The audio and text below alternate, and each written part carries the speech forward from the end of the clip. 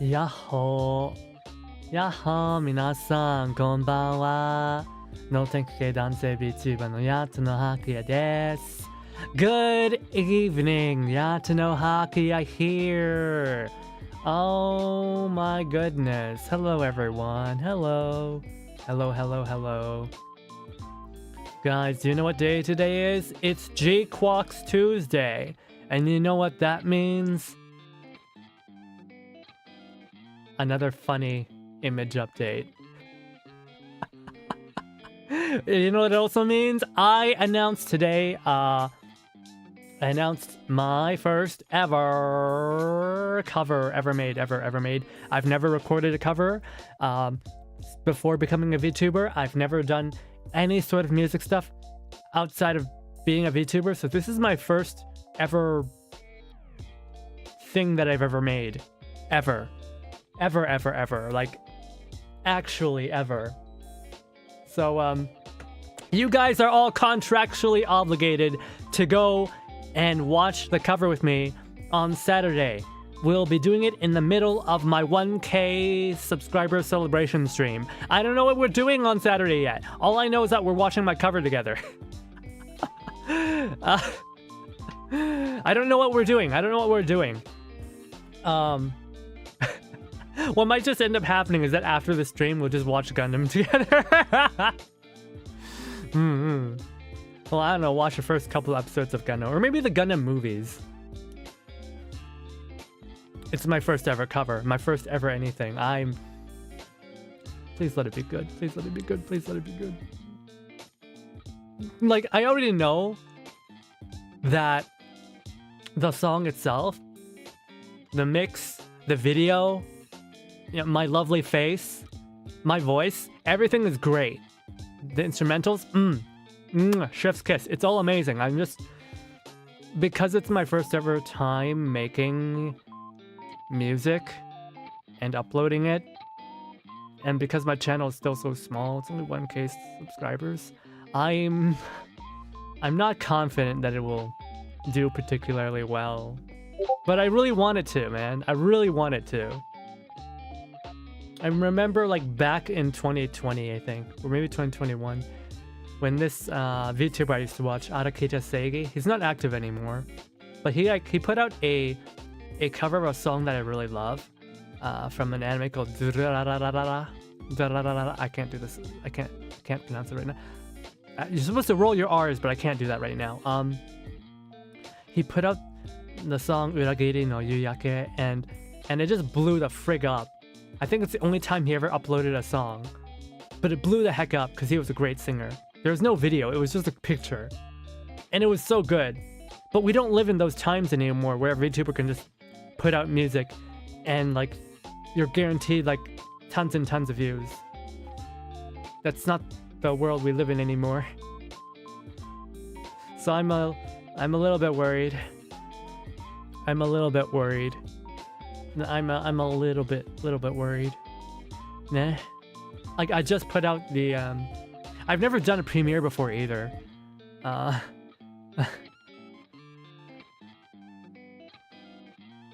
don't know, I'm just up with some ads. I can't put ads on it. I can't monetize it. Because it uses the melodies of Kenshi Yonezu's melodies for Plasma. Like, YouTube detects it, and as a result, I can't monetize it, so no ads. When I mean ads, I mean you promoting, not paid. Yeah. I mean, there isn't a lot of options for me to make ads. I would like to make shorts for it, but I don't have the ability to do that. I wanted to hire some artists to help me make some art for some shorts, but I don't know. I think maybe I'll ask some friends if they know how to make, like, shorts that are, like, to advertise it, but I'm not very good at it. I'll admit I'm not very good at it. All I have are my friends who I can network to and ask them to do it. Oh yeah, you can't ping on chat, but here it is. Yeah, I'll just pin that.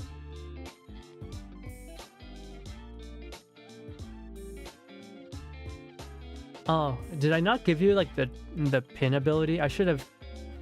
You're a mod though. How come you can't pin? That's weird. You should have the ability to pin things since you're a mod. Actually, let me see if I can fix that right now. Also, I guess I should greet everybody. Hello, Bellhound. Hello, Dank. Hello, Angel. Hello, Kimidaitoshi-san. Hello there, Rico. Hello, Jojo. Hey, hey, hey. First time for everything, yeah. Maybe we could see Macross. No, we're not watching Macross. Macross is depressing, man. Macross is so depressing. We're not watching that. It's like you're watching a slow-mo NTR doujin. I hate it so much. You just need the best 15 seconds to segue into your full video. Yeah. Hello there, Phantom. Hello. Good evening. Do you have a mother? So you have a mother. Oh my god. What is this game, man? What is this game? I'm so excited. I'm so excited for Saturday. I'm so excited to watch it. I want to see you guys' reaction to it. It's so good. I've been keeping it to myself for like a month or two, maybe. I don't know. I've been keeping the stream to myself for a while, or not stream, the cover, because it's been done for a little bit. I just wasn't sure how to make a teaser. I've never made a teaser before. I had some tips from another VTuber. She helped me a lot. I also had help from an editor, from an editor friend of mine. He gave me some tips as well. I'm not good at this social media game, man. I'm not good at it. I've been sending this to like everybody I know. I really want to do good. I want to do good. Cause like I like this show so much, man. Like it's not just like, you know, obviously I want to, you know, do it for me as a streamer, right? As a content creator, but also I think the song's really good, and I think the G-Quack's show is just really good. The episode that aired today was just like, oh, bombshell. Oh, I'm going to go crazy. Like, I don't want to spoil talk, but it was just so good. It was so good. If it's shared on good channels, I don't know if it's shared on good channels or not. I hope it. I really hope it does well, man. I really hope it does well. G-Quax is made with love. It's made with so much love.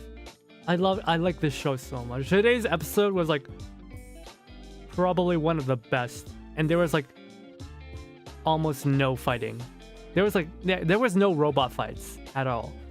There was like some mechanical action, but there was no robot fights. And it was so good. It was just, this whole episode was just pure aura.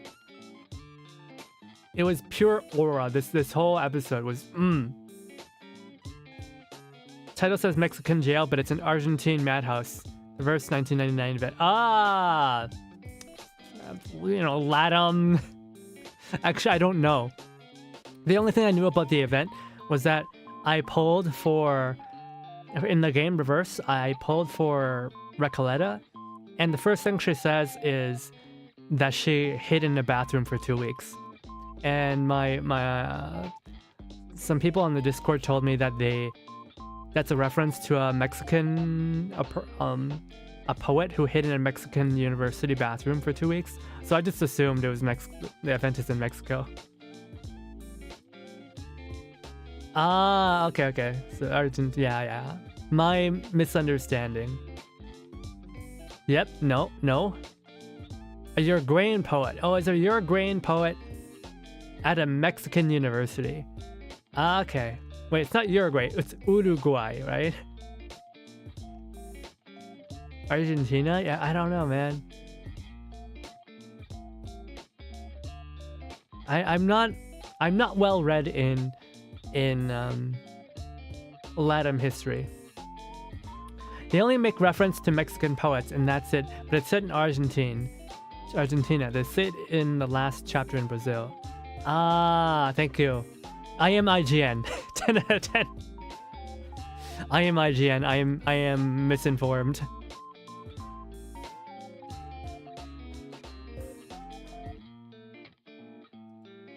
Oh my god.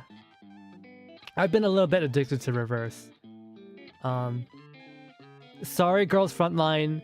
The story is great in Girls Frontline, but the past couple events have just not been voiced at all, and that destroys my enjoyment of the game. Especially when, like, I'm gonna be honest, the gameplay in Girls Frontline, I actually prefer the gameplay in Reverse. Like, it's really repetitive in Reverse, but it's so addictive for some reason.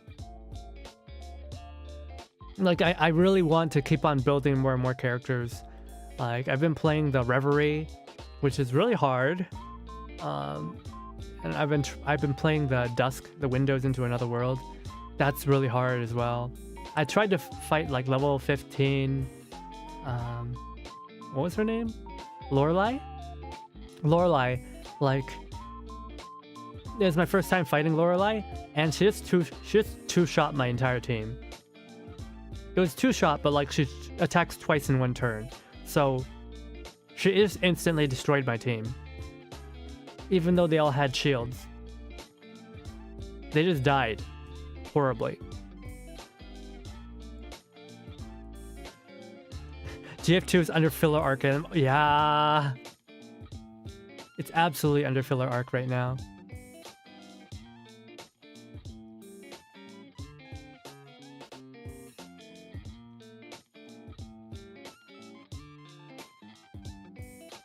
How's you? I am nervous. I've been a nervous wreck for like the past couple days because like the show's almost ending. I need to get this cover out. I was supposed to get the cover out at episode 6. It's now episode 9.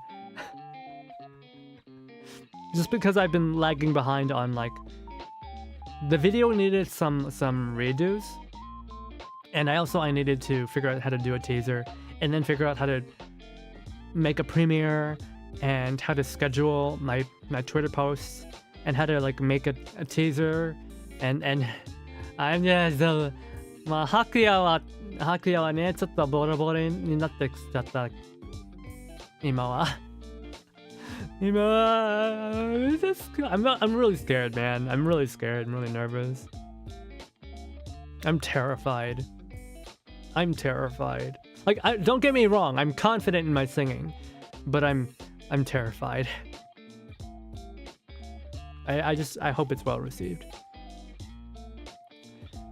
We have to follow Sofia to Tierra del Fuego, Ushuaia, Argentina, the last city on the American continent before the Arctic. Oh, are we gonna go to the Arctic next chapter? By the way, I didn't read chapters 1 through 8 or whatever. I only read chapter 1. We'll cycle back to chapter 2, 3, 4, 5, 6, 7 later. I'm just gonna dive right into this part, and hopefully I'll understand what's going on because I am very media literate, you know? I have very high media literacy, and that means that I'm better than you.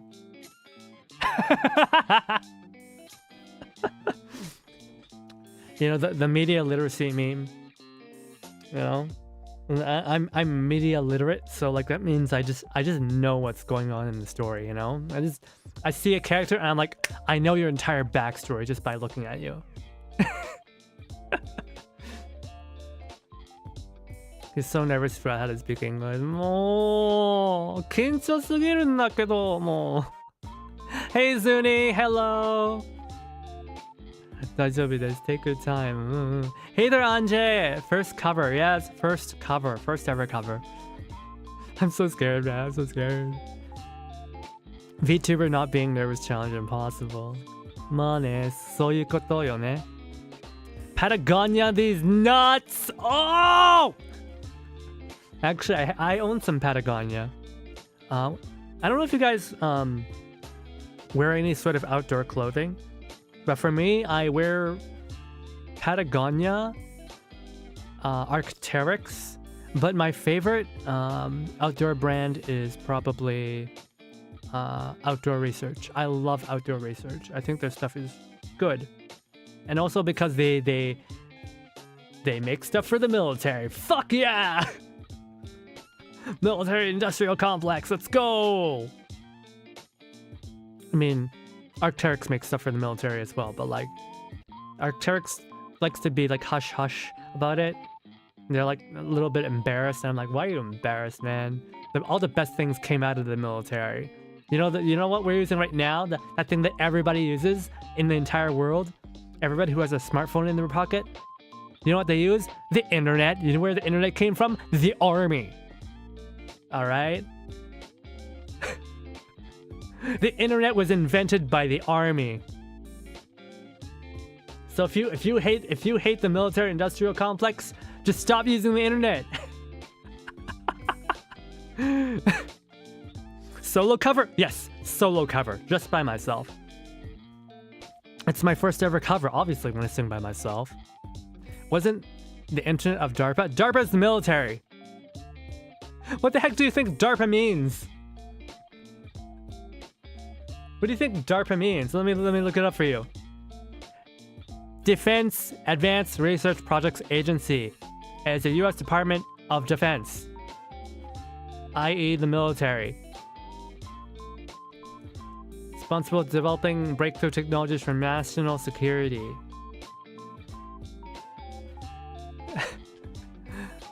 I don't think the story spoils anything until the end. I don't mind spoilers. So for me, like, I don't care about spoilers. I care about, like, the build-up and the execution to get to that point. In fact, I'm the type of person who reads ahead often in, like, all sorts of stories and, like, anime movies. I always read ahead to the spoilers.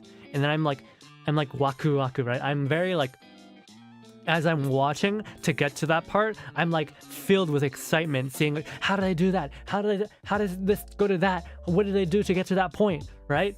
That's like what I enjoy. Now, obviously, if you spoil G-Quox for me, I'll fucking kill you. But in Minecraft, I'll kill you in a Mexican jail in Minecraft. I will kill you death by 1,000 slices.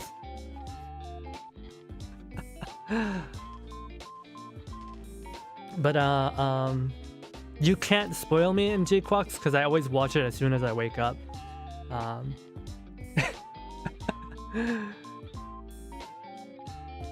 Yeah, I don't mind. I don't mind. Obviously, don't go out of your way to spoil me, please.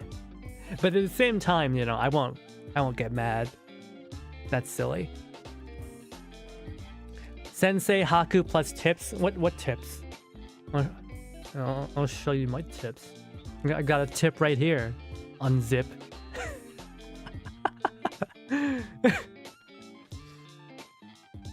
All right. I'm sorry. ごめんね。ちょっと you know, I just ちょっと汚い言葉を使っててごめんね。ちょっと汚くなってちょっと下品になってってごめんなさいね。本当にごめんなさい。I'm sorry I was being a bit too vulgar. All right, I'm say so. I'm very say so. I'm very tete. I'm a good boy.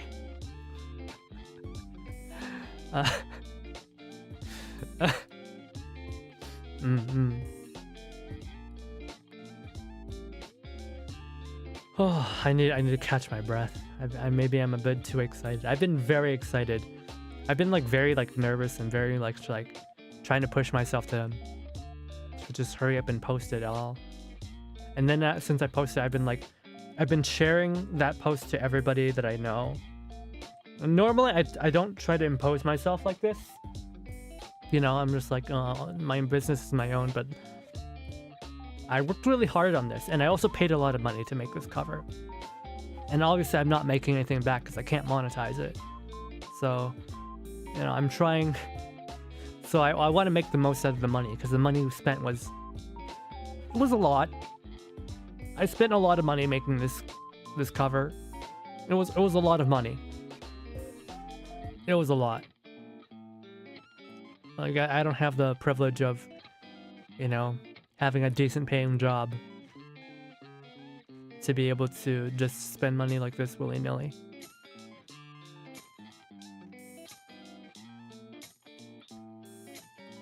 What's seiso? Seiso is like clean, you know, wholesome, appropriate, presentable. Just say so, I don't commit tax evasion. Oh, Doc, would you like to teach me how to evade taxes? Pure curiosities, Ushaya is called El Fin del Mundo. Mundo? You mean from League of Legends? The guy who throws cleavers at you? That Mundo? The purple guy? Since it's on the edge of the continent, the prison event is based on actual decommissioned prison on Ushaya. Ooh, that's very cool. That's very cool. Well, we'll find out soon enough. All right, we'll find out soon enough. Guys, watch G-Quox. It's good. It's good. Anyways, let's play the game. Let's play the game.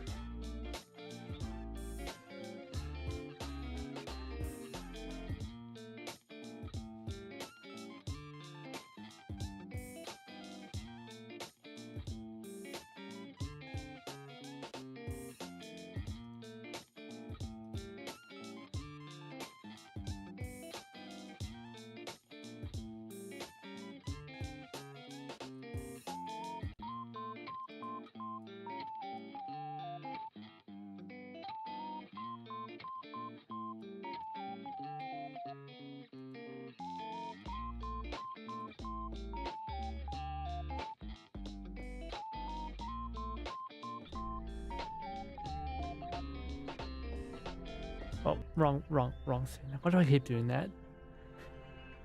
Why do I keep doing that?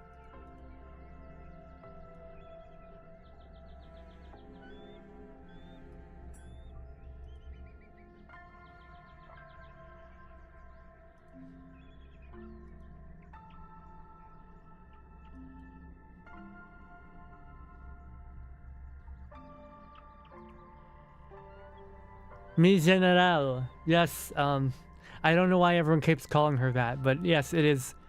It's her. She's her. Flashbang? What'd you get flashbang by? I think I might cry. Haki is paying close attention to the time and how much he's spending on Shotzatsu. That's crazy. That's crazy.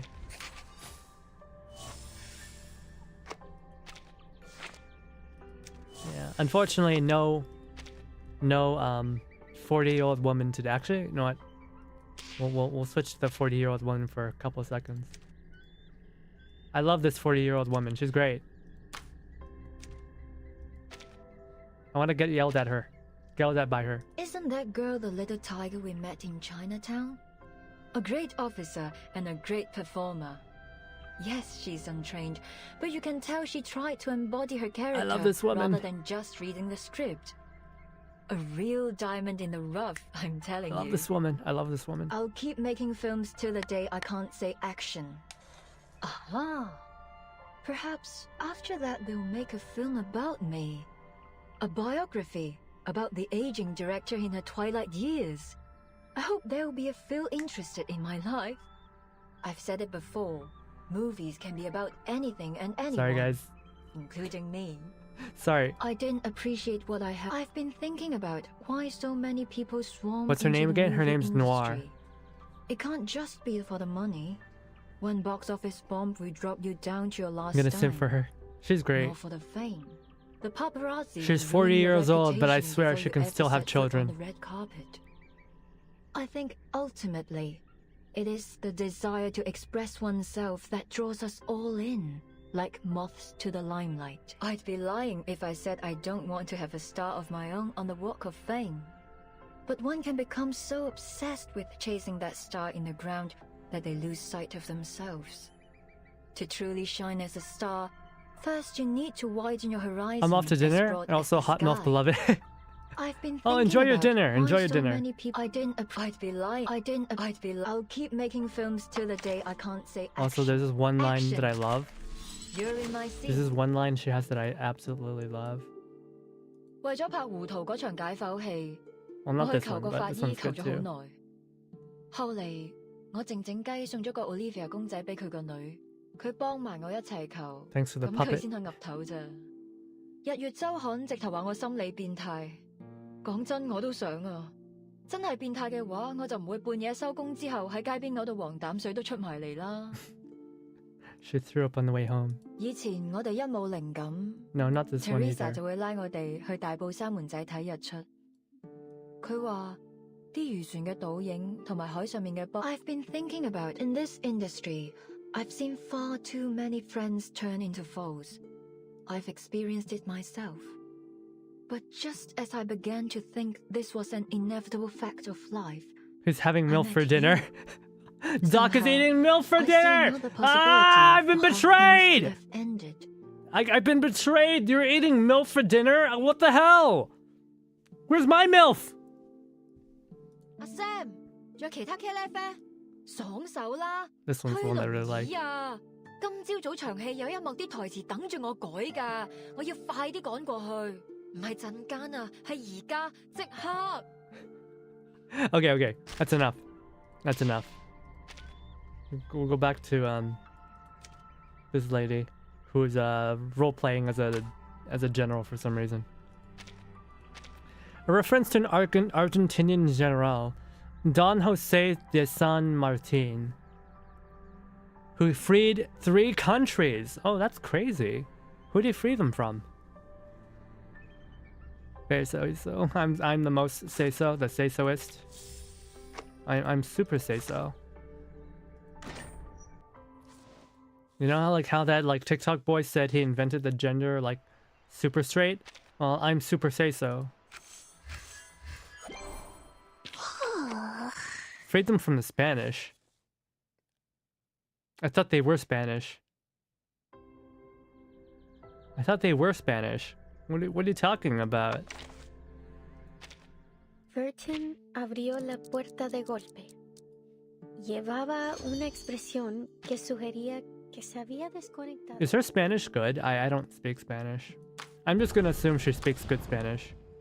This game so far has been really so far the game has been really good when it comes to accents and authentic language. Except for apparently one story where they were in Brazil and everybody spoke Spanish instead of Portuguese. I don't know why. Yes and no. Yes and no. Oh, Oh yeah, this is my team, by the way, guys. Hello, ma'am. I'm writing a report Portrait on the to Critter Liang World at Yue. Dodger Stadium. The first thing we learn as vigils The game is really to wanted always me stay to use alert her. and always stay She's been informed. carrying my game so hard. 30 pulls, 3 6 stars.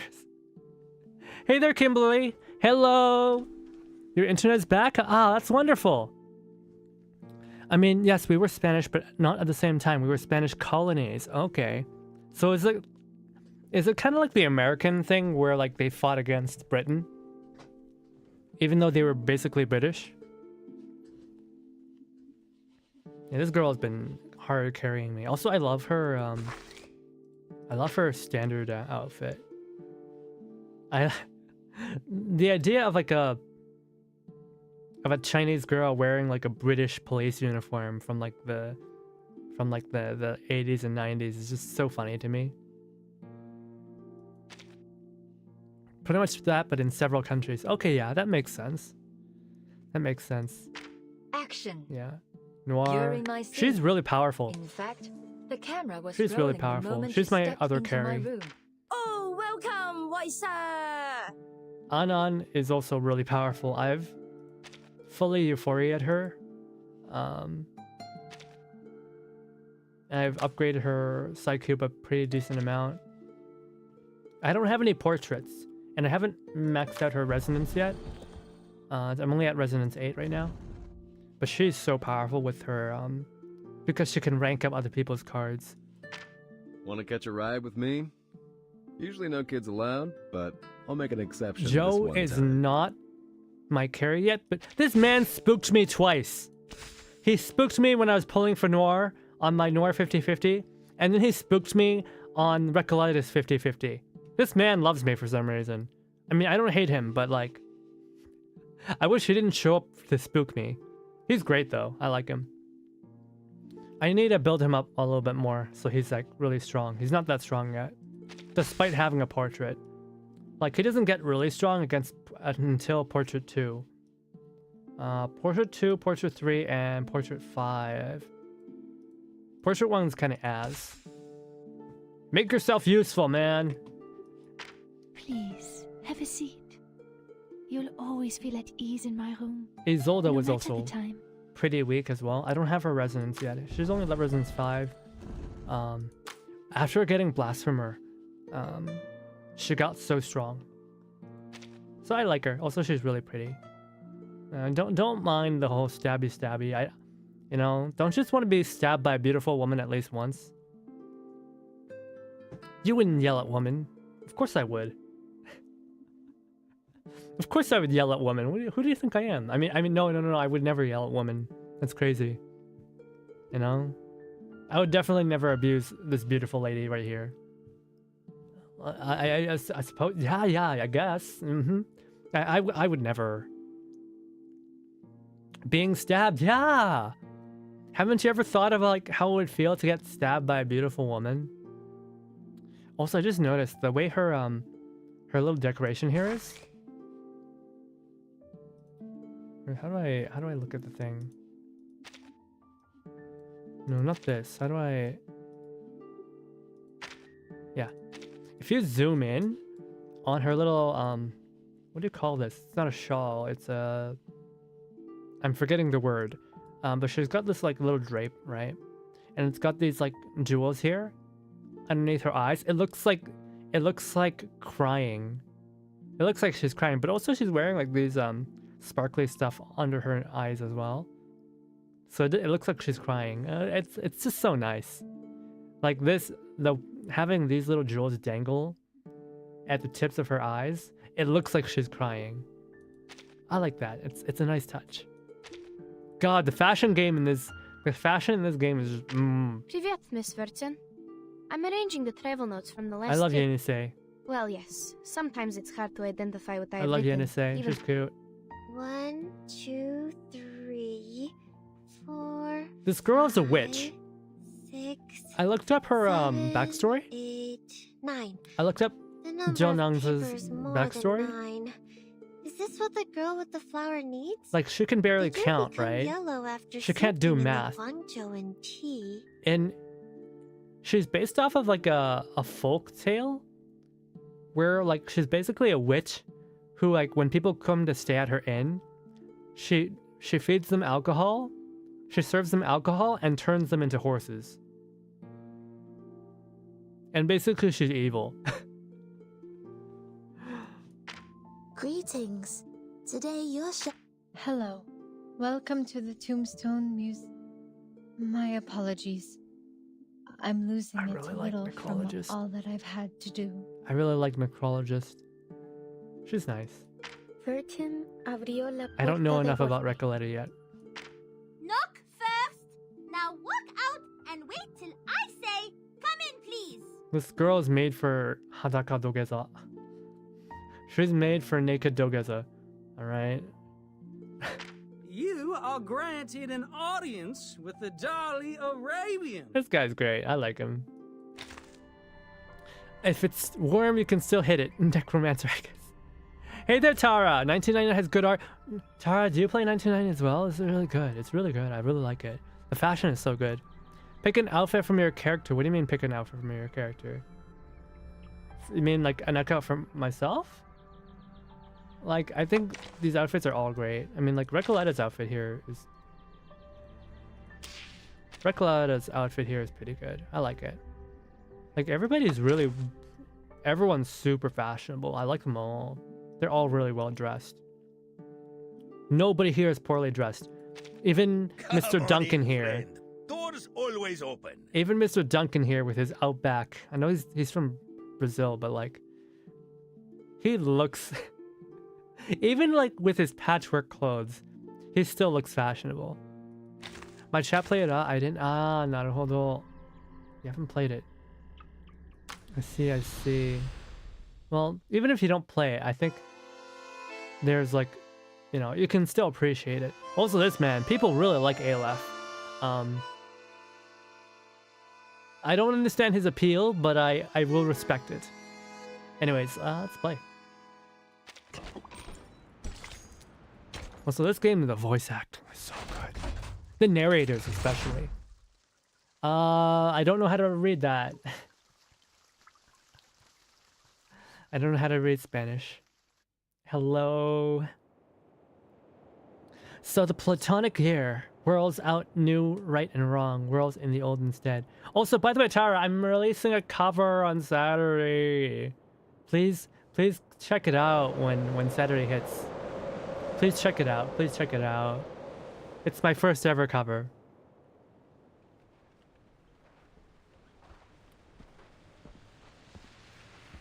It's the final days of March, and the daylight hours in Ushuaia are shrinking away. Past the busy season, the city is faded and quiet. At this moment, in a cafe at the end of the world, conversation and laughter are sealed within an airtight glass dome. Right, I forgot. Argentina gets snow, right? Because it's like so far south.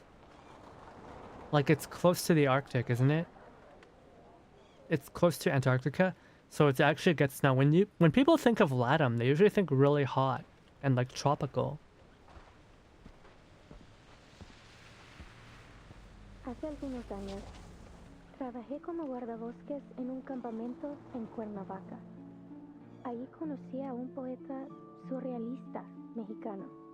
A few years ago, I worked as a forest ranger at a campsite in Cuernavaca. There, I met a Mexican surrealist poet. Estaba especialmente agradecido de que estuviera ahí.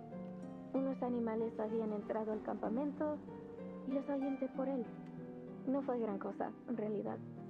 He was especially grateful that I was there. Some animals had wandered into the campground, and I drove them off for him. It wasn't a big deal, really. Como muestra de agradecimiento, me explicó esta extraña historia. Una que ocurrió en un pueblo del If winter switched up. Oh yeah, because it's southern hemisphere. So it's like, it's snowing right now then, isn't it? As a token of gratitude, he elucidated this strange story to me. One that happened in a Sonoran desert town called Amalfitano back in 1975. La gente ahí seguía una creencia muy poco ortodoxa, que giraba en torno al dado de Babilonia. The people there adhered to a most unorthodox belief, which centered on the die of Babylon. Un día, una investigadora con una maleta llegó al pueblo. Vino a estudiar sus costumbres locales. Una razón nada sorprendente para que una intelectual erudita apareciera en un remoto asentamiento del desierto.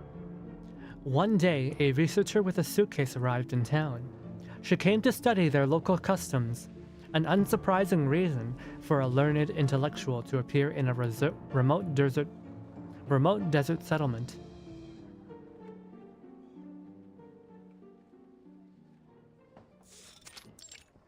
And I like how every cafe in the world looks the same. This dusty old town and its peculiar custom would lead her down an entirely unexpected path. I like her voice. It's very gentle, but it still sounds very young. Not quite innocent, but like it's innocent sounding, but like it hasn't been, what do you call it, crushed by the realities of the adult world yet. It sounds very idealistic. Just from like her you know, her physical design and her voice, you can tell she's a very idealistic person. Hold on. Sorry to interrupt, Recoleta. Does this researcher have a name? She could be Nora, Joanna, or Teresa. Any name, really. I feel like you want people focusing on this story, not keeping track of who's who. Oh, hello there, Fanta. Hello. Clearing the new chapter. Yeah, I've only read chapter 1. I've only read chapter 1 and 2.5. I have not read chapter 2, 3, 4, 5, 6, 7, 8. This is chapter 9, right? I haven't read anything up to this yet. But I'm sure I'll be okay. Also, Fanta, I just announced my first cover. It's premiering on Saturday. Please come check it out. You'll be lurking to not spoil myself, but hope it's good. Oh, thank you very much. You're very kind. Confusion and shock intertwined on the storyteller's face. Thank you for your advice. You've actually influenced me to play the game in English. Oh, what were you playing it in? Isn't English the default language in this game? Like, it was made for English, wasn't it? But she isn't a Nora, or a Joanna, or a Teresa. She's just herself. A paracausality researcher. A paracausality researcher? What does that mean? You see that look? She's halfway to eating you alive. Face it, Maria. She wouldn't be the loca we know if she listened to anyone. They just called her a freaking to her face. What the hell? Hidoi. Alright.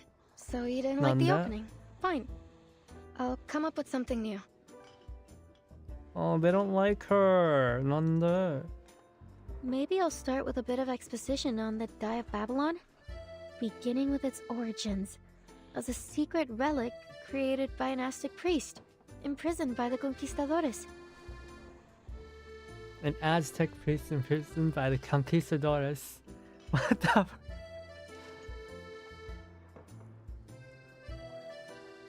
Offensive. It's way more engaging that way, with all the accents and languages mixed in English, right? That's what I'm talking about. That's the main appeal of this game. I usually default to JP in most games because I'm Nihongo Jozu. なるほど。まあ、それわかるけど。まあ、そういうことはわかるけど。まあ、このゲームはちょっと違うと思う。I think you lose a lot when you switch to JP in this game. Got you about the cover. Ah, yeah! You're so kind. You're so kind. Totally historically accurate? Yeah, very. The mysterious Dai's origins never get a continuation, as her story is interrupted a second time. I don't know if that's going to do much, hermana. I'm beginning to think we'll never figure out what you're trying to say with this novel.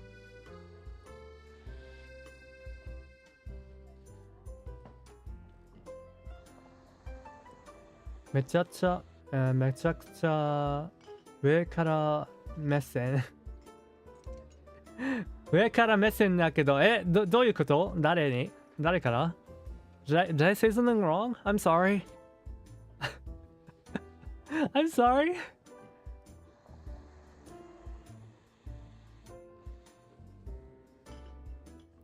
I don't know if that going too much in I'm gonna think we'll never figure out what you're trying to say with this novel. And well, and this isn't your fault. Oh, they're telling her she sucks.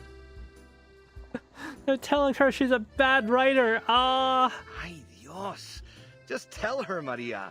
We're going back to Buenos Aires. ¿De vuelta a Buenos Aires? ¿De repente? ¿Así? ¿Sin más? Oh, they hate her story so much they're flying away. Pancho, Maria, what's going on? Did I do something wrong during our travels? They hate her so much they can't wait to get away from her. Referring to praising myself on my own Japanese. なるほど。いや、そんなにですか？いや、ないと思うよ。Oh, can we get some, like, pleading emojis? Can we get some piens in chat, please? Crying for this poor girl. The startled storyteller eyes her companions of the last 2 months, searching for reasons. See. I know what it is. I've bored you with my constant rambling over this novel. No, Recoleta. It's got nothing to do with your novel. He's trying to be so nice. Don't you get it? We're flat broke. Why do you think we're stuck here scrubbing tables? The man slams his washcloth on the table to emphasize his point, and then glass breaks. His voice breaks the illusion of silence in the cafe. Because we can't pay for all the mate we've been drinking. What's mate? Oh, it's the stuff that my sister was talking about last time. What Kuko was talking about. It's like highly caffeinated tea, right? It's like grass that's cut. It's basically tea. It's tea too. That wasn't a question, Regoleta. We've crossed the continent, crashed the readings of all those prestigious poets, and leave the way a real artist should. And I admit it, it's been just as amazing as you promised. Yes, and so what's the problem? But we can't go on living like this. Well, why not? You know that we both care about you, and we believe in your novel too. Man, just realized Recoleta's clothes are like patchworks. Her hat is patched up. Her cape is falling apart. Her vest is falling apart. She's broke. She probably stinks. She's probably smelly. I love the voice actor, absolutely. I think they're all doing a good job. I'd be lying if I said this journey meant nothing to me. Getting to ride around the continent on a motorcycle like Che Guevara himself? I never could have imagined I'd get the chance to go on an adventure like this. We got to live the dream. Okay, so this I don't really get. In Latin America, do people actually like Che Guevara? Cause like in America, he's kind of seen like as like, what do you call it? Fake communists like him. Champagne communists like him, but like, how do people in LATAM actually feel about this man? Isn't he like some kind of war criminal? A real dream. Except for those days when the motorcycle broke down. Though that was a real tribute to Che's journey too. Don't tease, Pancho. Recoleta, since you invited us to join the Visceral Realists, we've both found amazing new ways to channel our inner poetry. Even though I still don't understand what in the world you're trying to say with your novel, or for that matter, what visceral realism actually is.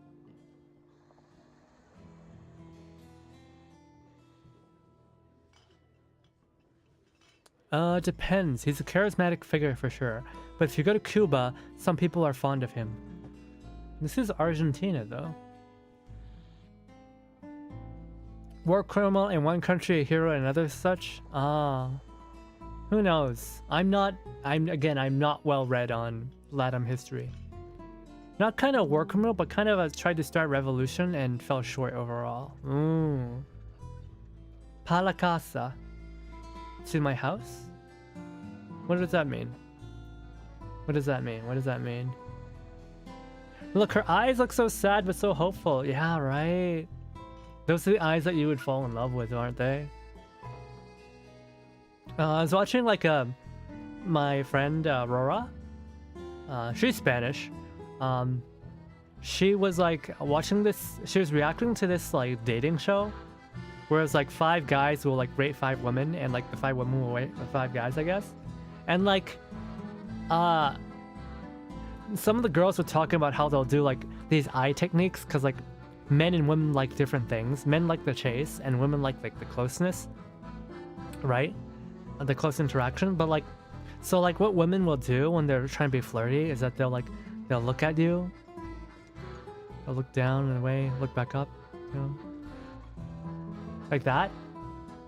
They'll just do this.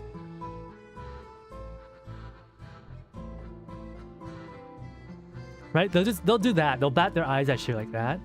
They'll look at you, they'll look away, they'll look back at you and look away again. Right? They'll like to get the guy's hopes up, right? They'll do that. And then Rora's like, wow, these girls are so powerful. They're so strong. I didn't know that. And I'm just like, how do you not know this? Even I know this. Even I know this. This is how you know that I actually touch grass, is because I know how women flirt. Sometimes, anyway. Sometimes I know how women flirt. Sometimes I'm really dense to it. But yeah. A woman can make a man fall in love with her just with her eyes. Stop, bro. You're seducing me. I'm sorry. I mean, it's okay if you fall in love with me. It's a classic "oh fuck you" face.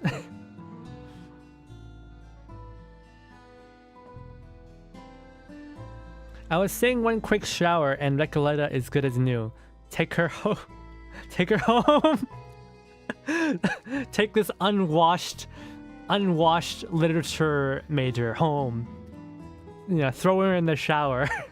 Hose her down. And she'll... that's like one of the worst things you could say to a woman is like, she cleans up well. There's a couple things you could say that'll piss off a woman. One's like, say her hair looks bad. Another is say she cleans up well. Reminds me of that guy who imitates male bird mating ritual dances on TikTok. Wow. All right. I'm sorry. I'm sorry. You know, I actually really like these old-fashioned, like, loose style button-ups that you'll see in LATAM style, or even like period pieces. What was it, like Cyber 7, I think it was? Yeah, Cyber 7, like the female superhero, like when she was in disguise and dressed as a man, right? She wore this, I remember she wore this like really loose dress shirt. And I always thought like those looked really nice. Like people don't wear those anymore, but I always thought they looked really nice. Maria. You seem to see them in Pancho. LATAM, I guess. LATAM characters tend to wear them, but I guess like Recoleta, she's like invoking an older image, right? You told us not to worry about the definitions, to feel and to live in our words. We did just as you said, and it felt great. But...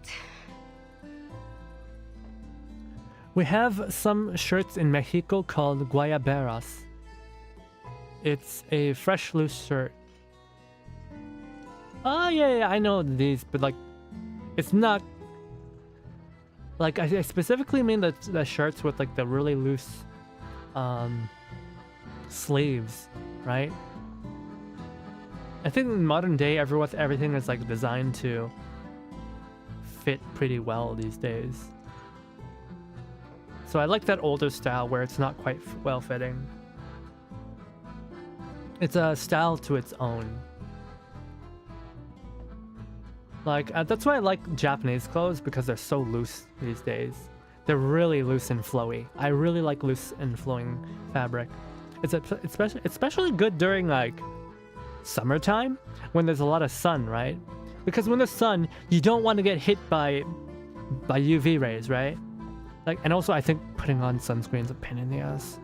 So it's easier to just wear long sleeves. But if you wear loose and like loose long sleeves with very thin fabric, you can get the best of both worlds, right?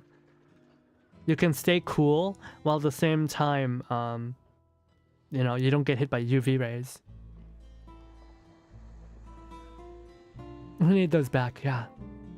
It feels like Reverse 1999 hires more minor VAs who are actually native to the region the story's at. They're not always native, but like, they do try.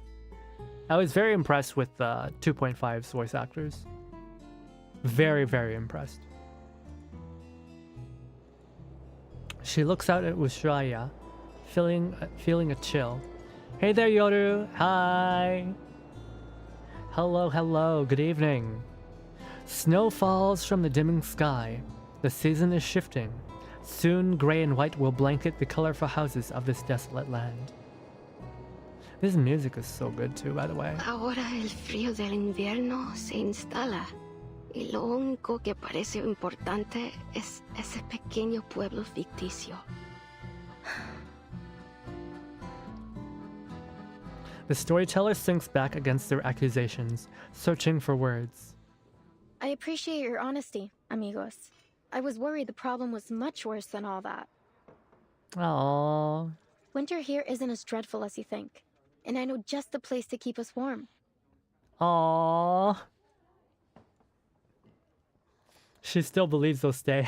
It was 1520. Arcanist Ferdinand Magellan sailed across unfamiliar waters under orders from the Spanish crown.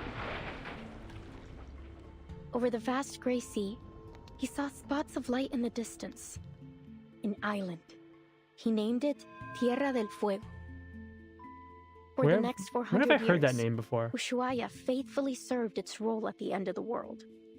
It became the continent's penal colony, and its largest building even served as a prison. Many arcanists were exiled there. By the turn of the century, the arcanist hunt had reached its peak, and the Comala Sanatorium was built. Well, as you may already know, at that time, most arcanists were believed to be victims of madness. The sanatorium was their ship of fools. However, as people began to realize that arcanist blood wasn't a guarantee of madness, fewer and fewer were imprisoned there. By 1947, it was officially closed.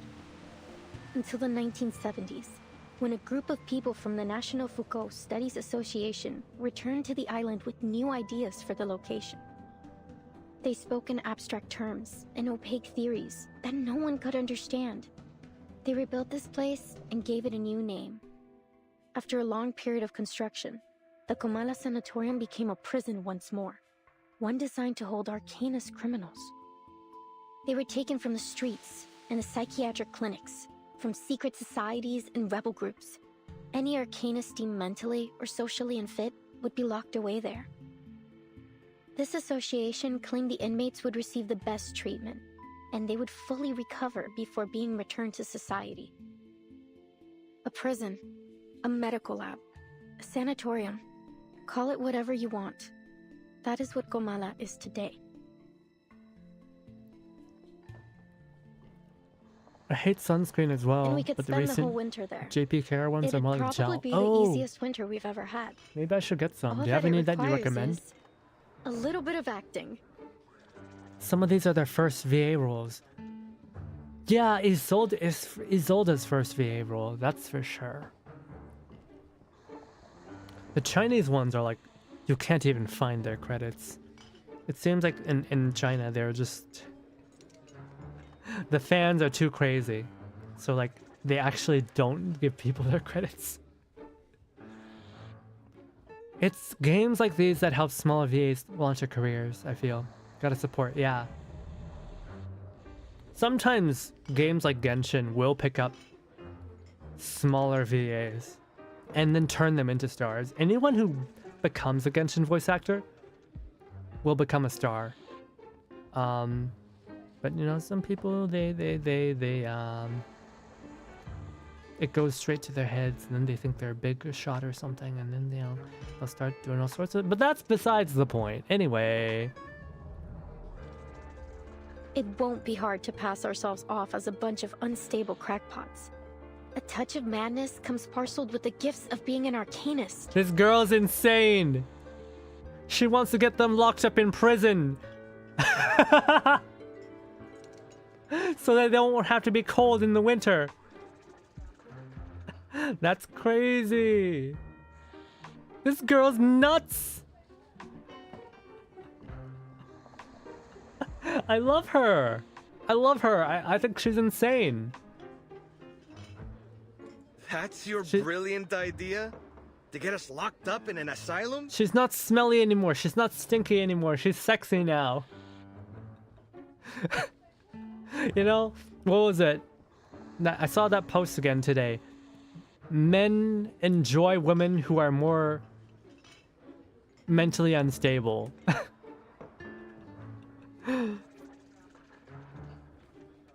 Was it true Haka used to voice act? No, it's not true at all. It's not true. I never voice acted before. It's a lie.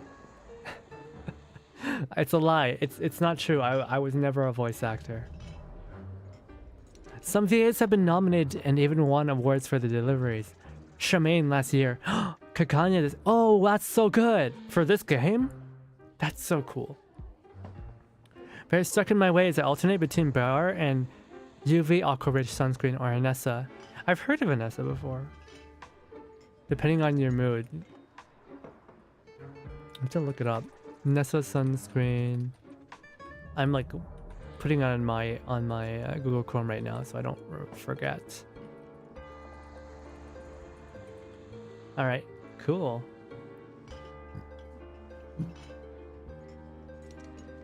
It might not be like totally economically viable for me to be buying import sunscreens all the time, but who knows? Maybe the price is right. You understand we'd be prisoners there, don't you? It's not like we get to put our feet up and relax by a fire. Her increasingly agitated companion turns his head aside, catching the faint outline of a patrolling gendarme through the frosted window. You want to go to jail? Well, see that man over there? Go greet him with a punch to the jaw, then you'll be set for the whole winter. It sounds like a good idea. I love this girl! Worst case scenario, there's banana boat. Just important to wear it every day. What's a banana boat? Kakanya's nominated, but she deserves it. Her Isolde. I really like Isolde's voice. I hate Kakanya's character. I hate her character. I think her character was awful. But I think her voice acting is good. Recoleta, please. We're not messing with the gendarmeria. Oh, that's how you... Wait, how do you... We're going to my Aunt Julia's. She said she could take us in at her vineyard up north near the capital. Well, it's harvest season. They could use all the help they can get. Recoleta, please. We're not messing with the gendarmeria.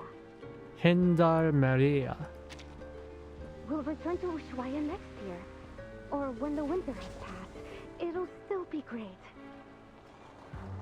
The budget sunscreen brand that you find at convenience stores. Big squeeze tubes mainly for beach trips, but they get the job done. Ah. I'm sure you'll change your mind once you play her chapter, but it's cool either way. No, I don't think I like Akanya at all.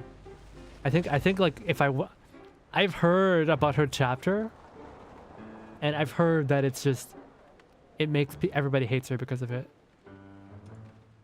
I don't think I'll change my mind. I might just hate her more. Recoleta's expression is as cold as the mate tea on the table. I hear you, amigos. But respectfully, I must turn down your offer. This has been more than just a road trip for me. I know sticking around here for the winter won't be easy. But this could be my last chance. What if things change again? I can't just wait for spring. What is she thinking about? What's gonna change? I did like Kakanya more after her chapter. Oh, interesting. Recoleta. What did I tell you, Maria? She never listens. Wasting your breath. Adios, Recoleta. I'm a sucker for healers. I only have one healer right now. I'm kind of, you know, Yseenia's doing all the work right now. Mierda! Those gendarmes are looking straight at us. What? The cafe door swings open. A gust of cold air and dampness sweeps through the room. Recoleta's hair stands on end with a chill as she turns to face the door. Stop right there! You three match the descriptions of some intruders at the poetry meeting in Casa Pionera. Oh, what happened? Recoleta plans a response, only to hear the scrambling sounds of her companions bolting out the back door. Just when I thought things couldn't get any worse. How's your LATAM experience? Well, we're going to jail! We're going to jail!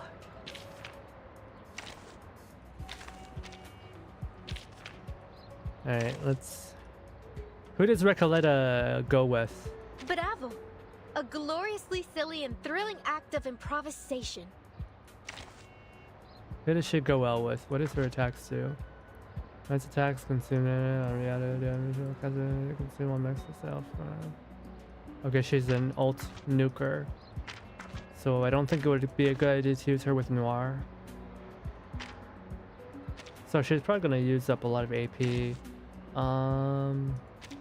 Neuroscience Exorcism Office! Action! You. Time for treatment. And... Пожалуйста, пропустите меня. Yippee, jail for being too say-so, yeah. I love jail! Ah, Bangala! It is here. Copy that!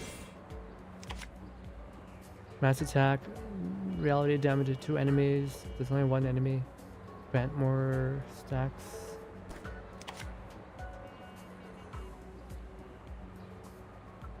Más allá del concepto mundano del tiempo. Lily! Huh, a truly villainous moment. Oh god, he doesn't do any damage. Hey, don't interrupt me. Oh god, she doesn't do any damage. Easy la. I can hear it. En todos los momentos. Lily!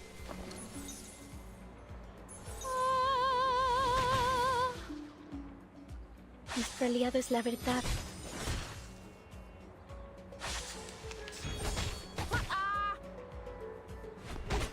It's a little bit too slow. Let's speed things up. This game is made to be on 2x speed, man. Otherwise, it's too slow.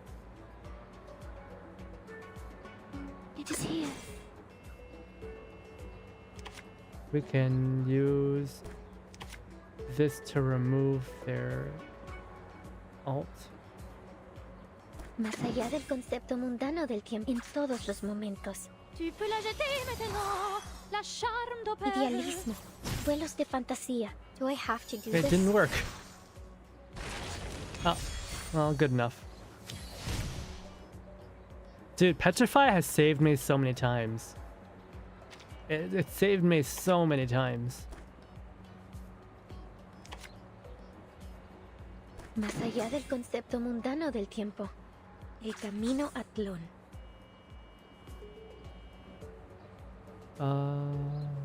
Copy that!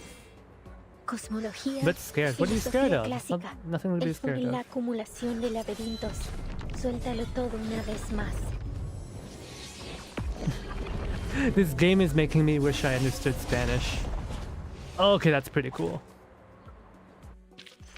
I haven't had a eureka moment like this in a while. The poem I just wrote is amazing. Huh? Wait. You weren't listening, were you?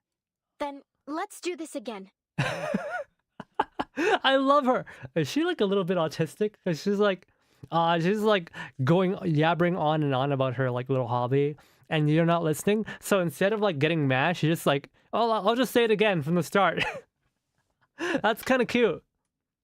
That's kind of really cute, actually. The gendarmes are left behind in the cold until she stumbles on a wet patch of wet and mushy snow. Oh, gracias a Dios. Creo que los perdimos. Didn't you want to go to prison? Isn't that what she wanted? Why are you running away? Are you alright? Oh. Ah, gracias. Better to kiss the ground than kiss the gendarme's boots, if one must choose. I forgot that version was a character, since it wasn't in 2.5 at all. Wait a second. Doris, is that you? Funny how life moves in circles and puts an old friend in my path. How have you been?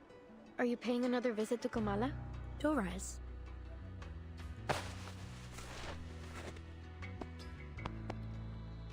A name falls from the sky, offered by a girl who has just face planted and cannot see the figure before her. Timekeeper, could she mean her Dr. Doris? Was I mistaken? She wanted to go to a specific prison. Ah. She wipes the snow from her face. Still dizzy, she makes out the stranger before her. As her vision clears, it becomes apparent that fate is not a perfect loop. At least the person holding the suitcase in front of her is not the same woman she met before. How strange. I've never seen two people so alike. But please, forgive me. It's been a long day. No need to apologize. In fact, the person you just mentioned sounds like someone we're looking for. Could you tell me where you last saw her? Sure, Excuse me. She's not very well dressed for winter. You're not from around here, are you? Your accents and those clothes give you away. Oh, golly gee. I wonder what gave that away. Ferdinand is extremely... She's extremely British. Come with me. I know a warmer place to talk. She's taking us to jail. We're going to jail. Girl, your eyes always distract me from Recoleta. Oh, distract me, Recoleta. Right? She's really pretty. She's really pretty. Oh, guys. The voice acting in this game is so good. It's so good. Let's give this a listen. The moment armies start to march, the world stands still. The narrators are so sexy in this game. They're so sexy. You fight or fall back, charge forward or run. Those are the only rules on the battlefield. I don't see a start time on this report, nor does it state the reason for or the demands of this war.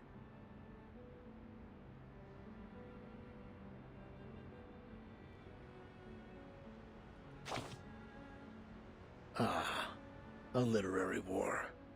Indeed, the violence acted upon words is often just as devastating as an order on a battlefield.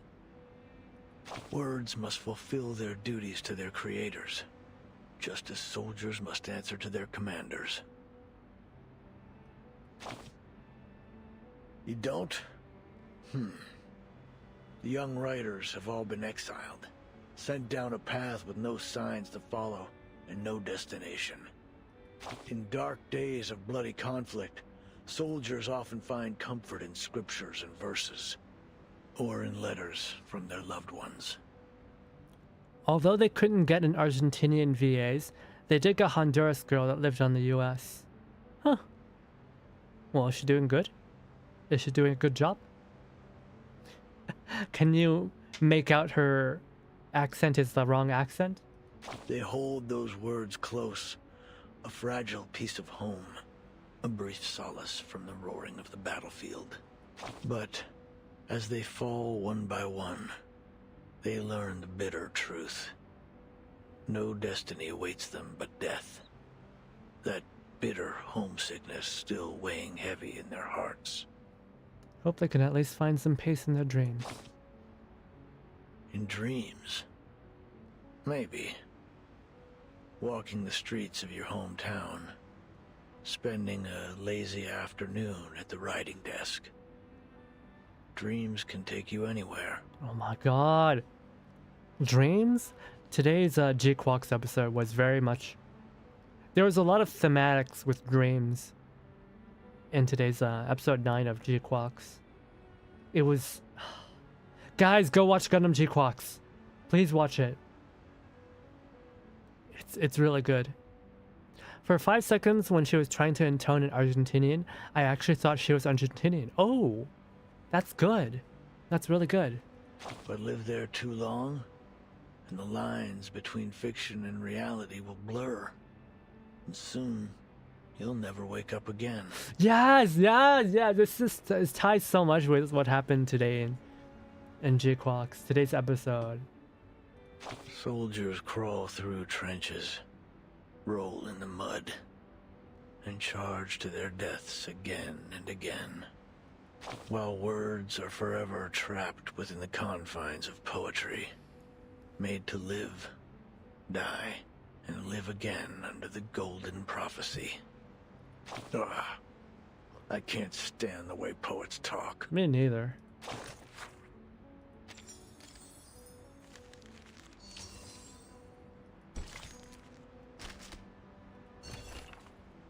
Authority. It's always so flexible. Buenos Aires Division Intake Report. The Buenos Aires Division has received members of the Storm Research Team, Ulrich and Regulus. Both are to be temporarily stationed at the division while undergoing basic health examinations. The timekeeper and her assistant received the message upon landing at Tierra del Fuego and have departed on a mission.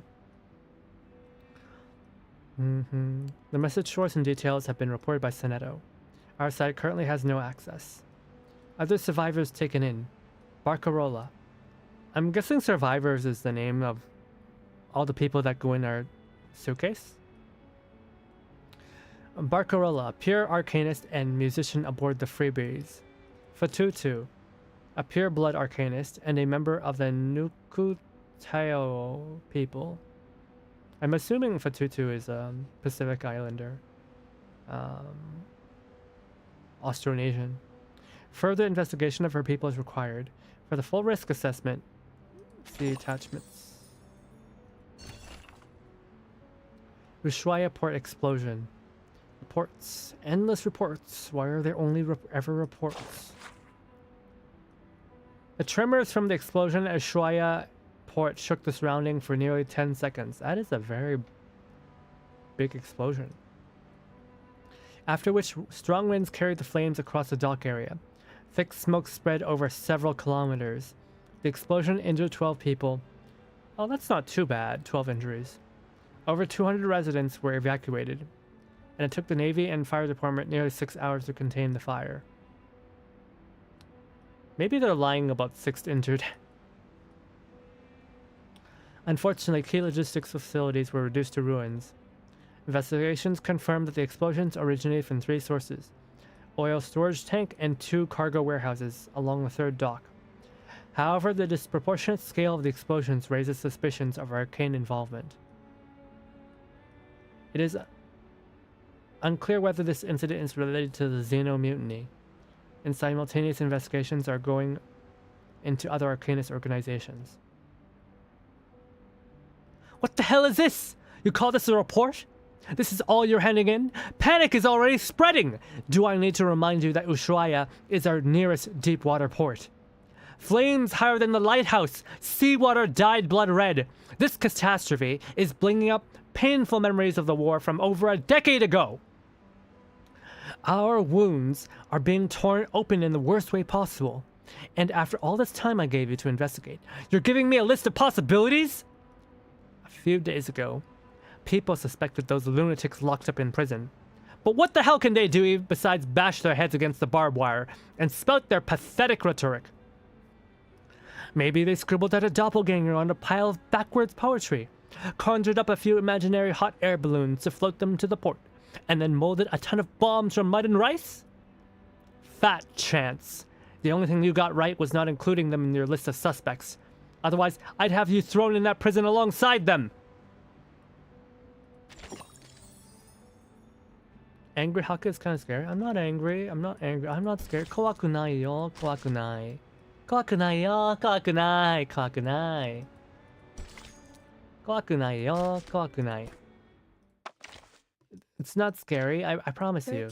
Abrió la puerta de golpe. You're just fine. Wait, I thought I got a Solidus. Frick. Oh, that's fine. I thought I got a Solidus. I guess that one got money. Man, the money and Soliduses look the same.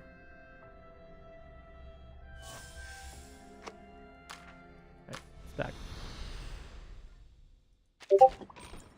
Oh, shoot. For some reason, Discord did not enter streamer mode. Let's go to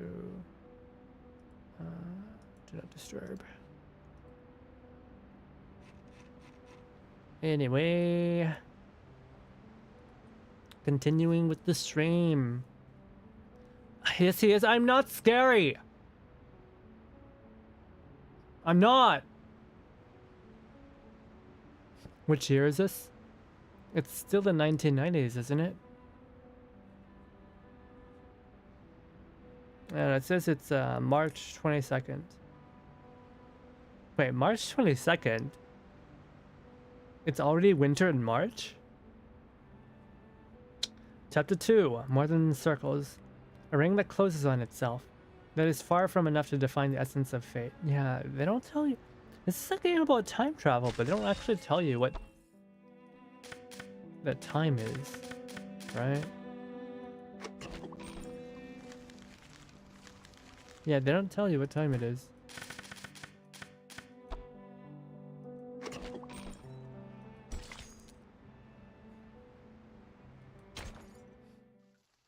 I'm totally not scary, right? I'm not scary at all. I'm not scary. You're scary. Hey, that's where I'm from. Wait, where are you from? Ushuaia, there was an arcane attack on the pier about a week ago. All the ships in the port were destroyed. Survivors of the previous chapter. From a ship. Oh. Recoleta wants to be a poet. It seems like... No, it seems like she wants to be a novelist. She wants to be a writer.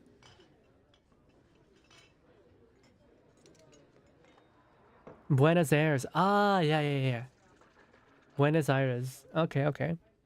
According to these news reports from Ushuaia, there was an arcane attack on the pier about a week ago. All the ships in the port were destroyed. Could Manus Vindictae be responsible for this? Or perhaps the Xeno rebels? Hard to say. But things have been suspiciously quiet these past few days. I had been hoping we'd find some clues here in Ushuaia, after we lost track of the Manus, in the Free Breeze shipwreck.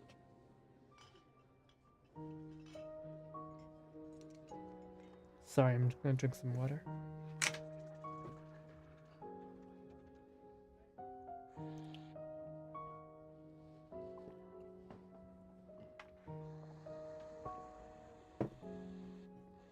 If it's the 90s, referencing the Falklands War. Ah! From the 80s. Oh yeah, that was a pretty devastating war for Argentina then.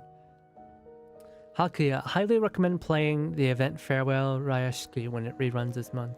What's that? I ended up not playing the previous, what was it, 1.6? The previous Chinese event. Apparently it was really not a stream-worthy content at all. Sorry if my rec is a bit out of nowhere. No, that's cool. I'm interested. They would have gone to ground somewhere remote and off the radar.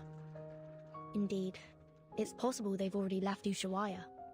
For whatever reason, it seems they haven't been pushing for the storm to happen quite as eagerly as before. I have a strange feeling about it all. They're definitely up to something. For now, it seems our new friend's story lines up with the intel from Moth. It seems the Xeno rebels really did bring Dr. Dorez here. We should see if there's anything more she can tell us. Timekeeper. The chief assistant hesitates. The Foundation doesn't have any intelligence on Tierra del Fuego. If the Manus really are here, then we'll be on our own. The closest Foundation branch is in Buenos Aires, 3,200 kilometers away. I know Sinendo is like one of the main characters. I think like she's like the main character. Something I don't like about her voice. It's a very pretty voice. But the way she reads, she's just so robotic for some reason. I don't like it. I know she's supposed to be a bit awkward, but like, I don't like it. She's just not to my taste. Where's my MILF? There's no MILFs in Tierra del Fuego.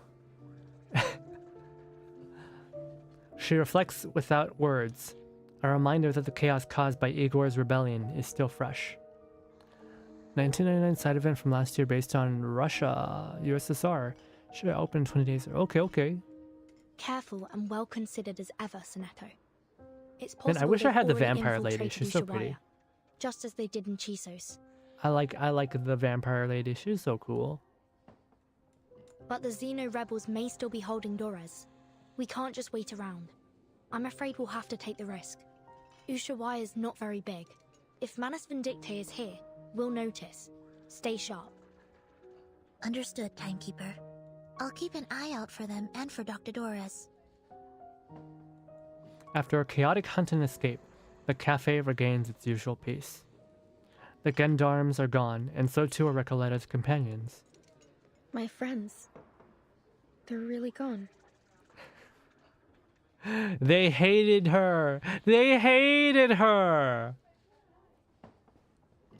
I love the fact that pronunciation of the names are not butchering like the Yanks usually do. I mean, I think the British are actually better about pronouncing words properly than Americans. Because if you look at old, like, you know, British romanizations of words, they don't make sense unless you read them with a British accent. And then all of a sudden, they work much better than American romanization. Adios, Recoleta. I don't think we'll meet again. So that's all I get? They hated her! We could have exchanged some farewell poems, read them out loud like we used to, and shed a few bitter tears over our heartfelt goodbyes. What is up with this girl? But you know what they say. Goodbyes are only a senseless feast of unhappiness. This girl. If you make her a mother, oh my lord, the children are gonna suffer so much for it. She's gonna lose track of the kids. They're gonna be like, Mom, I hate you! And she's gonna be like, what choice should I make next? Oh my goodness. She like, Mom, I hate you. You never listened to me. You never listened to anything I said. And she's like, what story would you like me to make this next time? Do you think this sounds good? Would you make her a mom? Nah, I'm only into sun ravens, but I don't know, man. She's pretty cute. She's pretty cute. You know, she's kind of messed up in the head in the way that I like, but I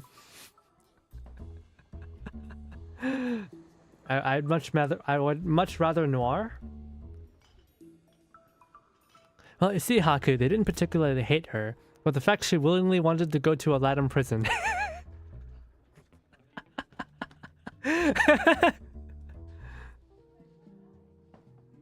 Pardon?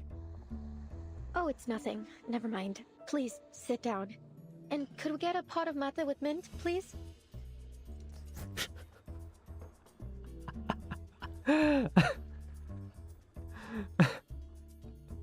Even Verton's like weirded out by her. Let's just say US prisons are more friendly. Thank you. I really want to try some mate. I'd like to try it someday. Recolette watches with interest as the two girls take the offered cups of tea. So you're looking for Doris? I can tell she's important to you from your look. I like how her shirt sleeves are unbuttoned. Correct. Is there anything more you could tell us about the day you met her? Go and steal from Kuriko. Go and what? Of course.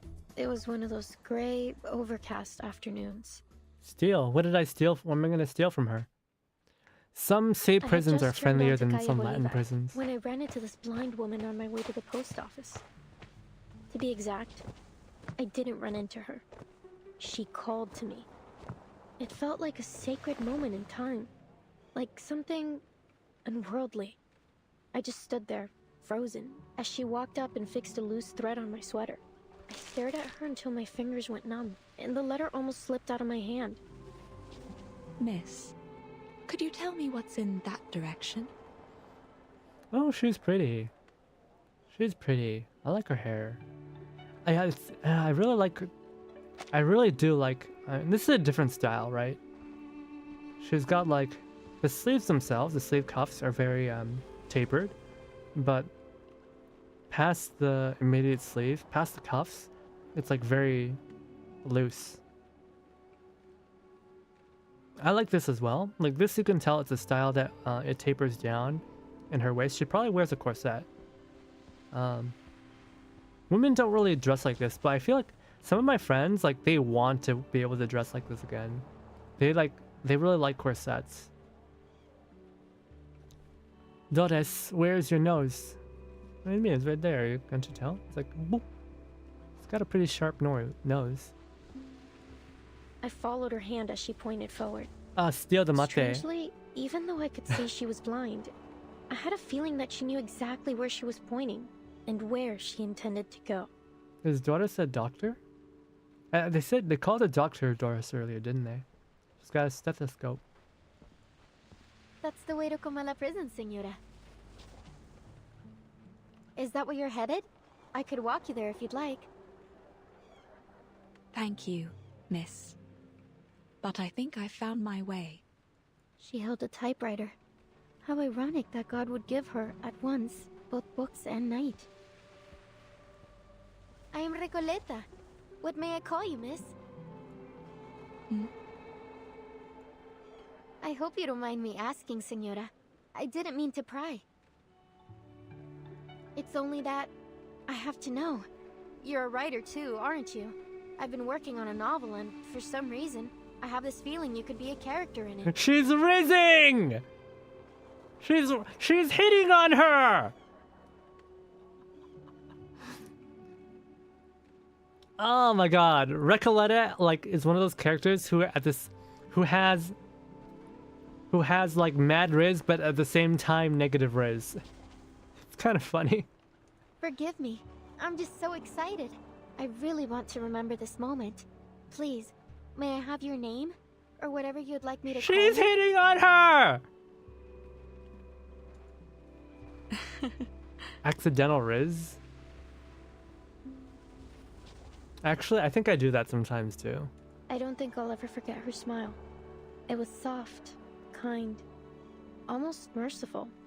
And oddly, it felt so ancient. Man, she just called her a fossil, never mind. No offense taken, Miss Recoleta. But first, I have a question Autistic for you. riz.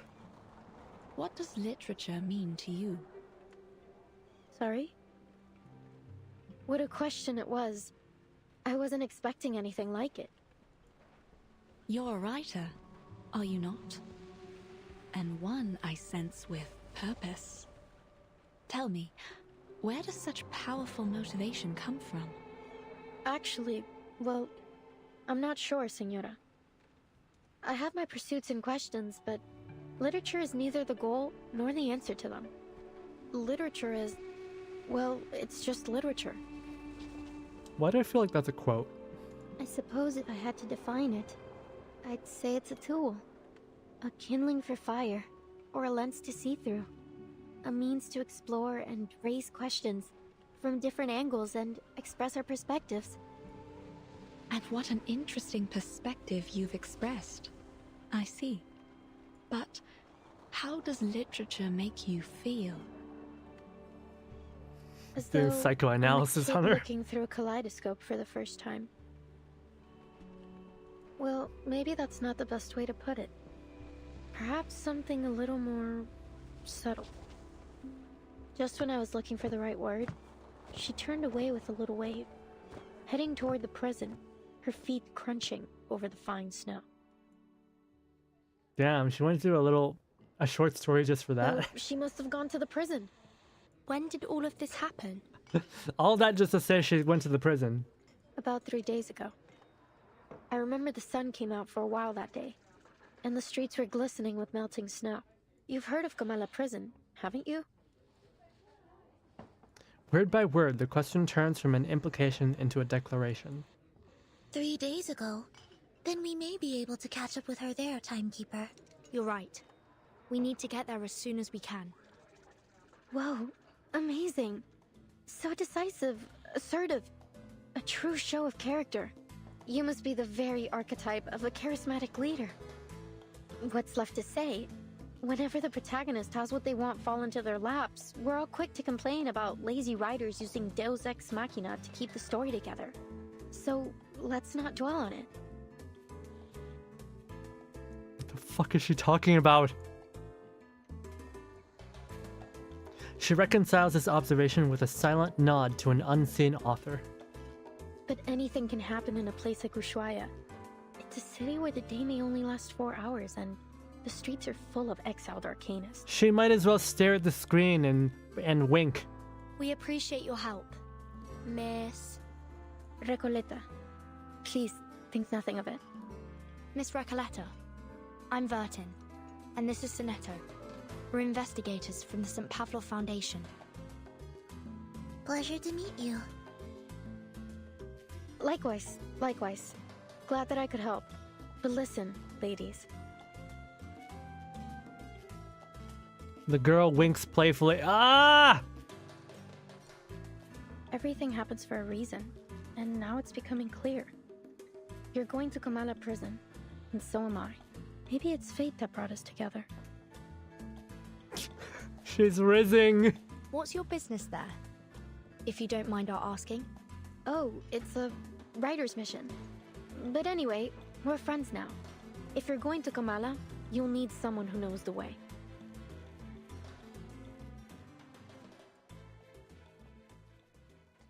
This girl's so weird.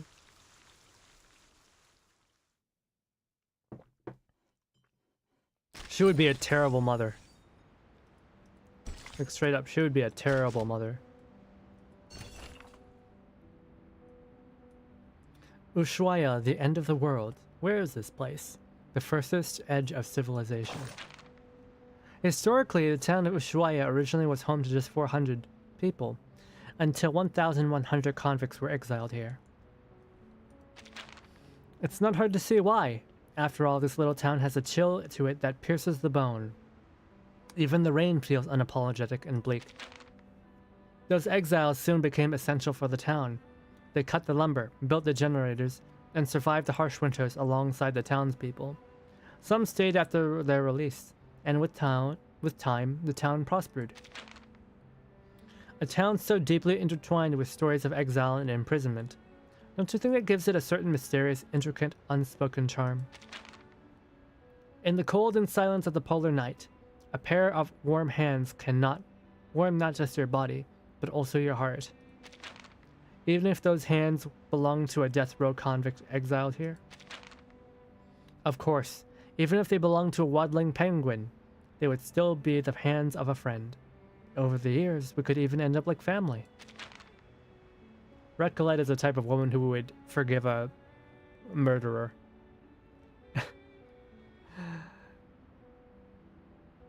Indeed, I think I understand how the residents and prisoners integrated. Surviving the harsh climate of polar regions like this isn't easy. Prisoners couldn't make it alone. The harsh nature of the surroundings taught them a simple truth. No person survives on their own. Could say the same about Canada.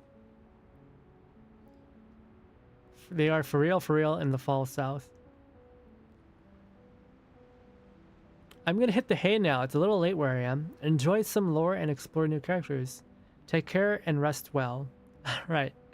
Thank you for dropping by, Stoshi-san. I hope you have a wonderful rest. I saw a penguin when I went to Ushuaia. Oh, you've gone before? Man, maybe I should go sometime. One day. Such poetic wording, Sonetto. You really ought to try your hand at poetry. It is an act of outpouring one's feelings and taking a journey through one's own mind. A journey through your mind. Thanks for the suggestion. Perhaps I'll consider it, giving it a try in the future. Small but lovely city. The place that time forgot. Excellent. Everything is going according to plan. Fate will not reveal its hand, at least for now.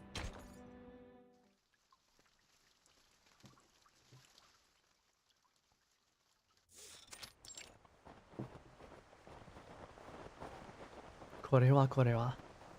The gray riverbed winds through the frostbitten earth, disappearing into the distant horizon. Prison doesn't look that big from the outside. I mean, it's big, but it's not that big. Could you really fit 1,100 convicts in there? A neat yet dilapidated circular complex stands alone beneath the snow-capped mountains, as if abandoned by God, humanity, and ghosts alike. I really like the design. You can tell they designed it in a way that you know, it was built for the Arctic conditions. a lot of Arctic buildings have to be built a certain way so that, for example, like you see these alcoves, right? They've designed it so that the doors are blocked away like a good amount, so that no matter how much it snows, the snow will not block the doors shut. Very interesting. I feel really bad for anyone who has to climb up the watchtower, though. Climbing up a frozen ladder seems extremely dangerous. The actual prison of where this is based is huge. Did you go to the prison? Also, you see this a lot in Arctic buildings.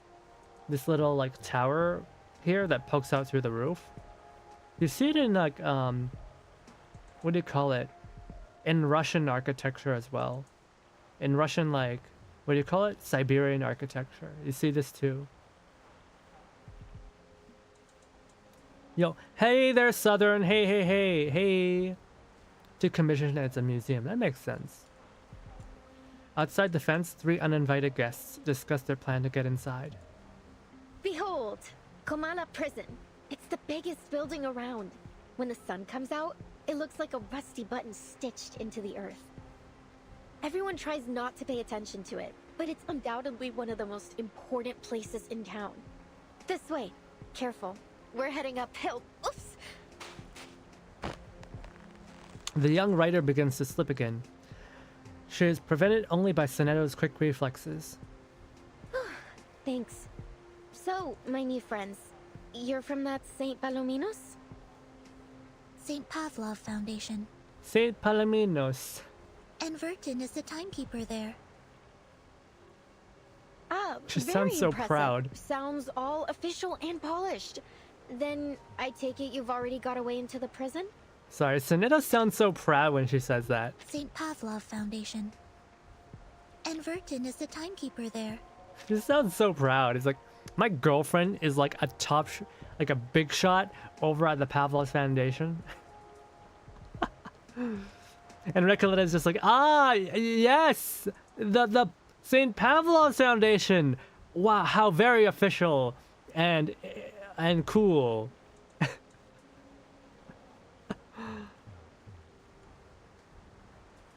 The gate presents an unwelcoming face to the world. I'll draft a letter to headquarters right away. Once they approve it, they'll notify the local branch in Buenos Aires. From there, they'll need to inform the Argentine government. This nerd is going to go through bureaucracy. Who will then issue us a permit. Excellent. Looks like our bureaucrats still have some worth. No offense intended, of course. Since we're pressed for time, I believe we can ask that headquarters give high priority to our request. If all goes well, we should have the permit in about a month. I was like guessing, like she's gonna say a month. And lo and behold, she says in a month. I'm dying. In my mind, I was like, she's gonna say a month, isn't she? LATAM bureaucracy, yeah. Pay the official duties, you know? Pay some fees to speed up the process. How expedient of them. But you know what? Maybe we shouldn't bother all those hard-working government officials with these trifling matters after all. It's a government from California. It's the government bureau from California and New York. Hey there, Poke. Maybe yours. Demand more funds. They're gonna go from Britain to Buenos Aires to Ushuaia.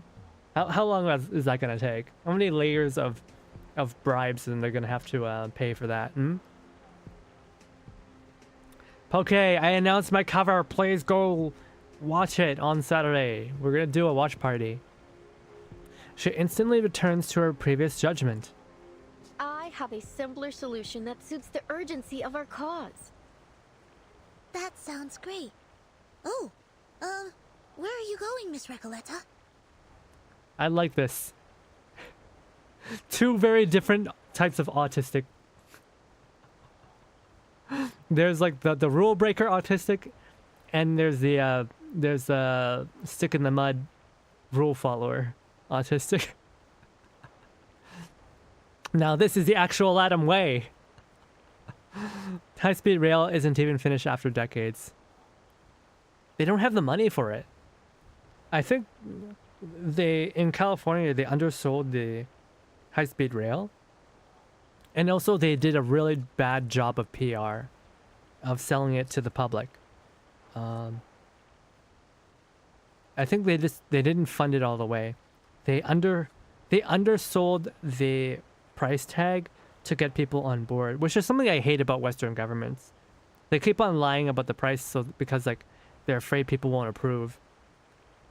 And then like when it turns out they don't have enough money, they'll get blamed for having cost overruns, even though the truth is that was always supposed to be how much it costed. In fact, they probably undervalued how much it was. Trillions and trillions? No, they didn't get trillions, for sure. But it just shows like a lack of foresight, you know? A lot of countries now, they buy the land where they're going to build railways like a decade or two in advance in preparation, because property is only going to get more expensive over time. So it just, you know, it requires an amount of foresight and consistency that does not change between administrations.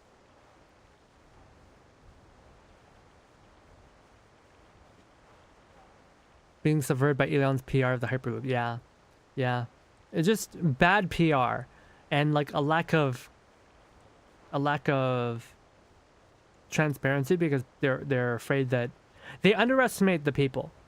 You know, the bar has been set to such a low point that they don't trust that people will be able to handle the truth, which is that railways are expensive. France made a high-speed rail, and you know what? It was like double over budget when they first made their first high-speed rail. But after the fact, everybody's like, we can't live without the high-speed rail. But during the fact, people were complaining and hee-hawing. Even in Japan, you know?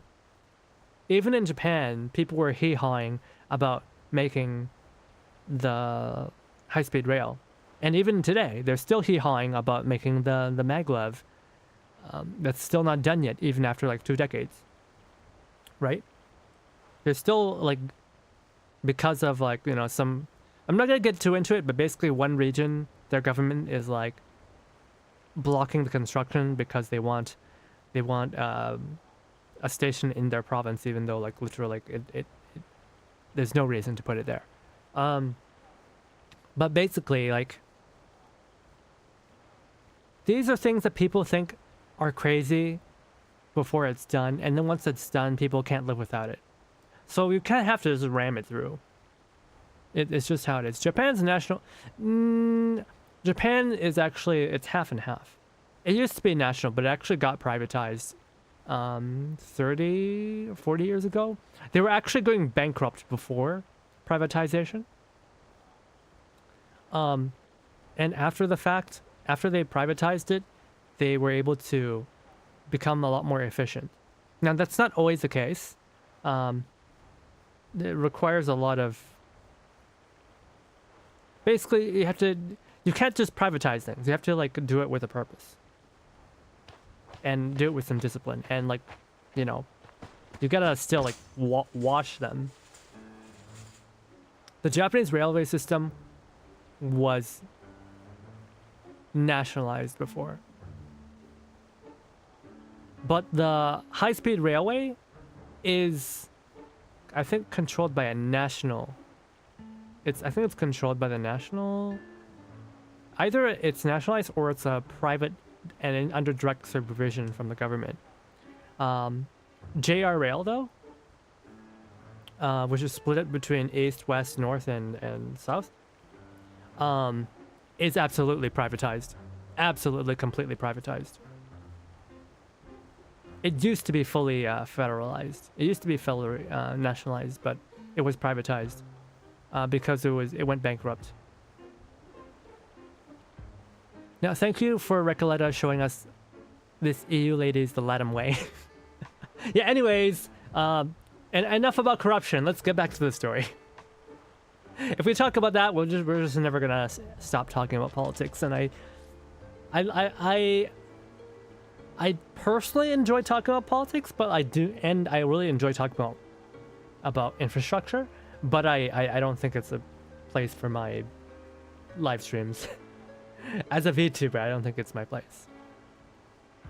Before anyone can stop her, the young writer hurls herself up the wall, scaling the side with a sort of skill that immediately suggests she's done this before. To the other side of the wall, of course. From Guadalajara to Ushuaia. There has yet to be a wall that could stop me. Come on, ladies of the Foundation. Soneto, take my hand. Soneto looks utterly flustered. Miss Recoleta, please. A reckless act like that could have serious consequences. Please come back down. Oh my god. Soneto's made for bullying. In fact, while the details of our mission are classified, I should warn you it may be dangerous, and we cannot guarantee your safety once we're inside. Perhaps it's in your best interest to return to town. What? That is definitely not in my best interest. What sort of pusillanimous coward would I be if I just abandoned my fated companions here? Of course I'm going in with you. Or rather, you're coming with me. The LATAM way always works. Please get down, Miss Recoleta. Someone's coming our way.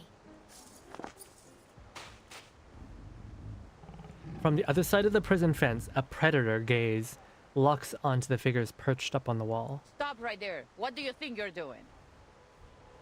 Caramba, it's her again. The jailer of Comala. Did she say jailer or jaguar?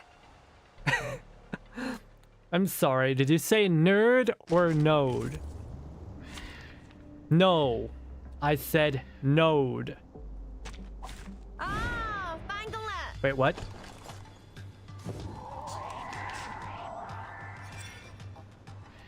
It's literally a jaguar with a cap. What? Huh? Huh? It's literally a no, you know what? Whatever. We have floating apples in this universe. Let's not think too hard about it. Copy that. Más allá en todos los momentos. Crackers and fireworks! Huh. A truly villainous moment. Nuestro aliado es la verdad.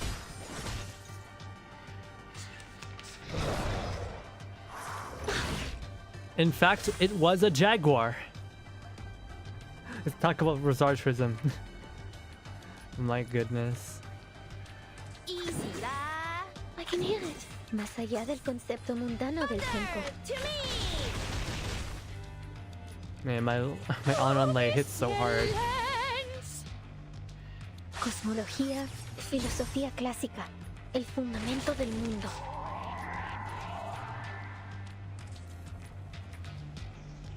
It is here. I can hear it in todos los momentos.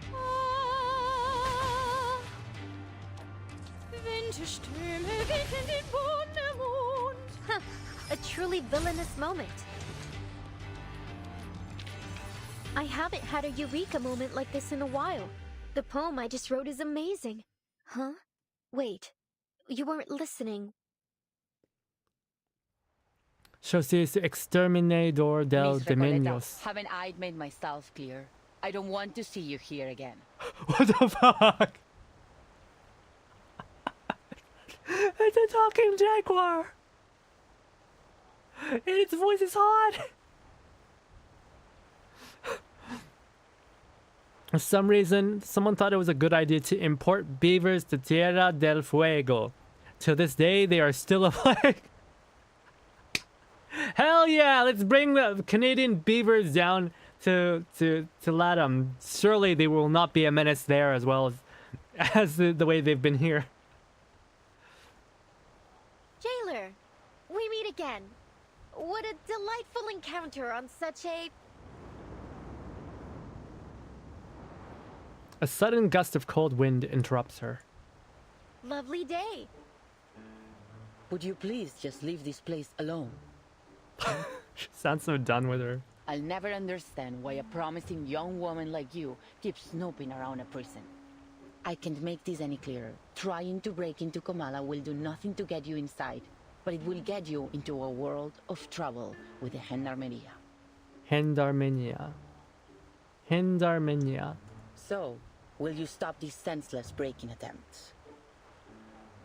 Kamala Prison is only accessible to academic researchers and journalists, and even they must have official credentials in order to enter. Did she say again? She said again. Isn't there any other way to pay a visit? I truly do need to get in there. She racks her brain for a plausible excuse. Sorry to interrupt, but did you just say official credentials? Yes, you heard me right. And you are? I'm the timekeeper of the St. Pavlov Foundation. My assistant and I are here to visit Kamala Prison on official orders from the Foundation. Here, this is my ID.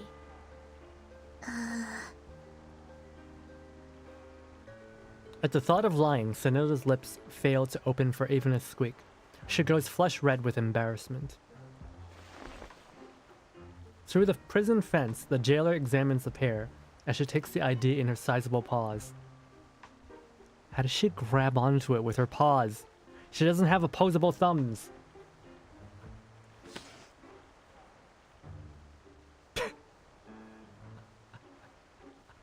Must be destroyed with animus light once lost.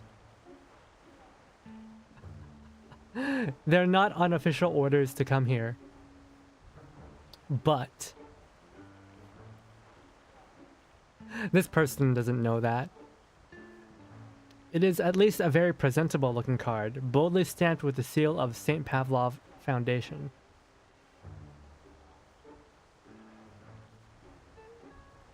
This is indeed legitimate. Guys, is it even a real ID?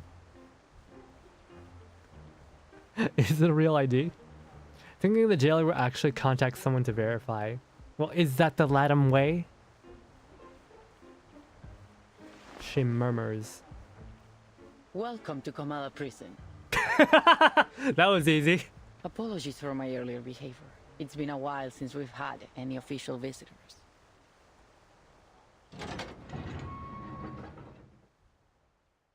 That was easy.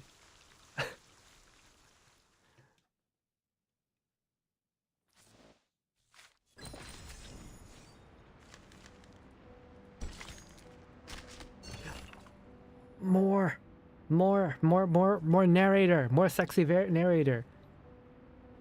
National Foucault Studies Association. They brandish philosophy to persecute all heretics. Oh, it's not the narrator. The National Foucault Studies Association was founded by scholars, alongside the junta, to support the study of Foucault's theories and further exploration of social structures. Thus, a regular column was established in this publication, where contributions from all perspectives are welcomed and encouraged. This newspaper is about as old as I am. Did you somehow manage to find a copy? Yes, the Panopticon of Kamala was founded by the National Foucault Studies Association as a site for experimental psychoanalysis. I've read about it. A single watcher could observe all prisoners, and since the prisoners never knew if they were being watched or not, the surveillance system infiltrated every detail of their lives. Ah, the Panopticon. Guys, if you don't know what a Panopticon is, it's basically a central tower from which you can observe every single prisoner. It's a design you see in a lot of fictional stories, as well as, like, you know, even in like sci-fi, like say Guardians of the Galaxy. You see how there's a central watchtower? That's a Panopticon. Panopticons are creepy, yeah. She's on the ass end of the world. No one verifies anything there. Exactly. It is smart, isn't it? The actual surveillance remains unseen, yet the prisoners nonetheless end up trapped in a closed, fragmented structure. Oh, those were my pen pal's words. He also said it is a significant experiment for the government at the time. So wait, does Kamala Prison have an actual Panopticon? But in that era, Foucault psychoanalysis seemed more like a means to an end. Yeah, the panopticon design for prisons is very... How do I say this? The people, the architects, and like, you know, the psychiatrists and whatnot, people at the time were very... We'll say they're interesting people. We'll leave it at that. Wait, so if I'd been born a few decades earlier, would I have needed to try so hard to get into this prison? Wouldn't the Gendarmes have locked me up just for writing or speaking out? I may not always understand you, but I sincerely hope you are joking now. That's so funny, having these people who are like polar opposites.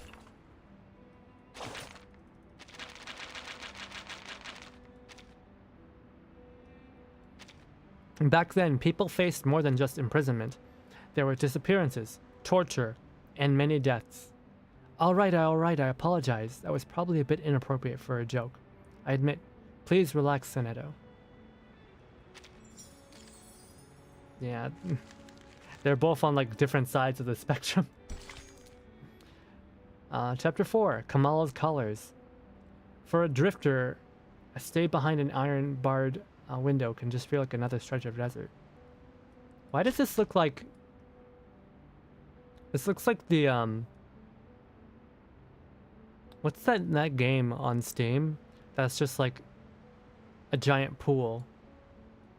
This looks like that. Seneto is right, yeah. Oh, what's this? Día tras día, la investigadora de paracausalidad se escondía en la naturaleza fuera del pueblo de Amalfitano, estudiando los datos que había recolectado. The day after day, the paracausality researcher hid away in the wilderness outside the town of Amalfitano, studying the data she had collected. Recolecta. Recolectado. Recolecta.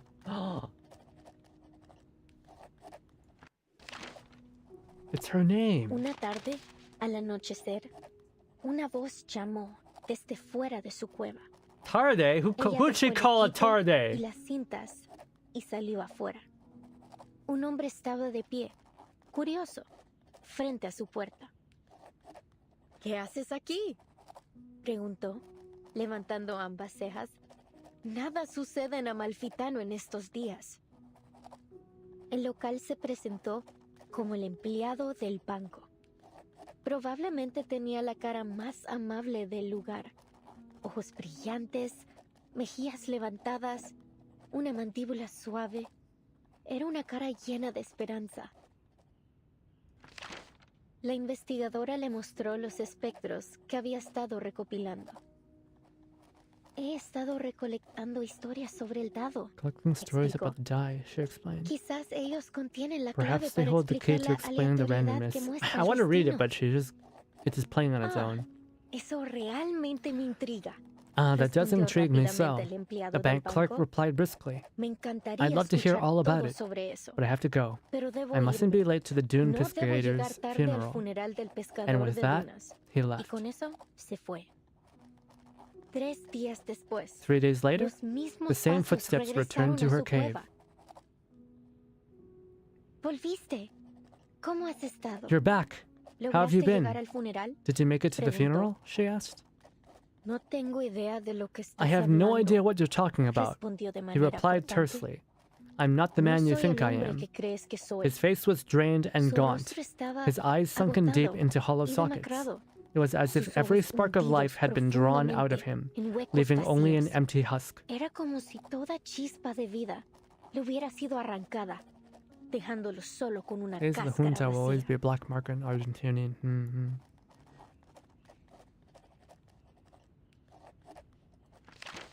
La investigadora insistió que no se había The researcher equivocado. insisted she wasn't Conozco a mistaken. las personas I por know su people by their naturaleza deeper más nature, profunda, down to the hasta la synchronicity of their sincronización de sus spectrums. espectros. I've never been wrong Nunca before. me he equivocado antes. Lo que tú digas, Whatever you el say, hombre murmuró de the man manera muttered áspera. roughly. I don't have an entiendo understand nada de anything tus ideas of your tan high-minded elevadas. ideas. Just let me go. It's been a long day out there fishing, and all I want to do is collapse to my rickety bed. It trudged off with footsteps that sounded exactly like those of the bank clerks.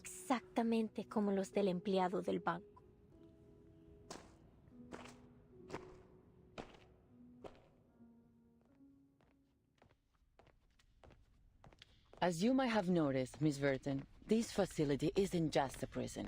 It's also a research center. Its full name is the Panopticon of Kamala. It was established by the Foucault Association in 1975. We've hosted workshops, academic sessions, and even lectures about the Panopticon. You may even have seen some reports about it. Experts of psychoanalysis and scholars from various fields have come here to exchange ideas and seek collaboration in their studies. In many ways, the Panopticon is unlike any other prison you've seen before. I see. No wonder Miss Recoleta has gone to such lengths to become a part of it. Actually, my assistant and I are here to inquire about a prisoner named Doris. Does that name sound familiar?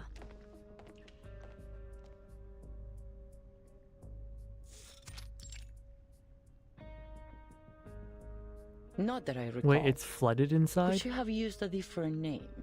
What does she look like? This does look like pools. She'd have arrived here about 3 days ago. It's also possible that she came as a visitor, not a prisoner. She's a blind woman who always carries an old typewriter.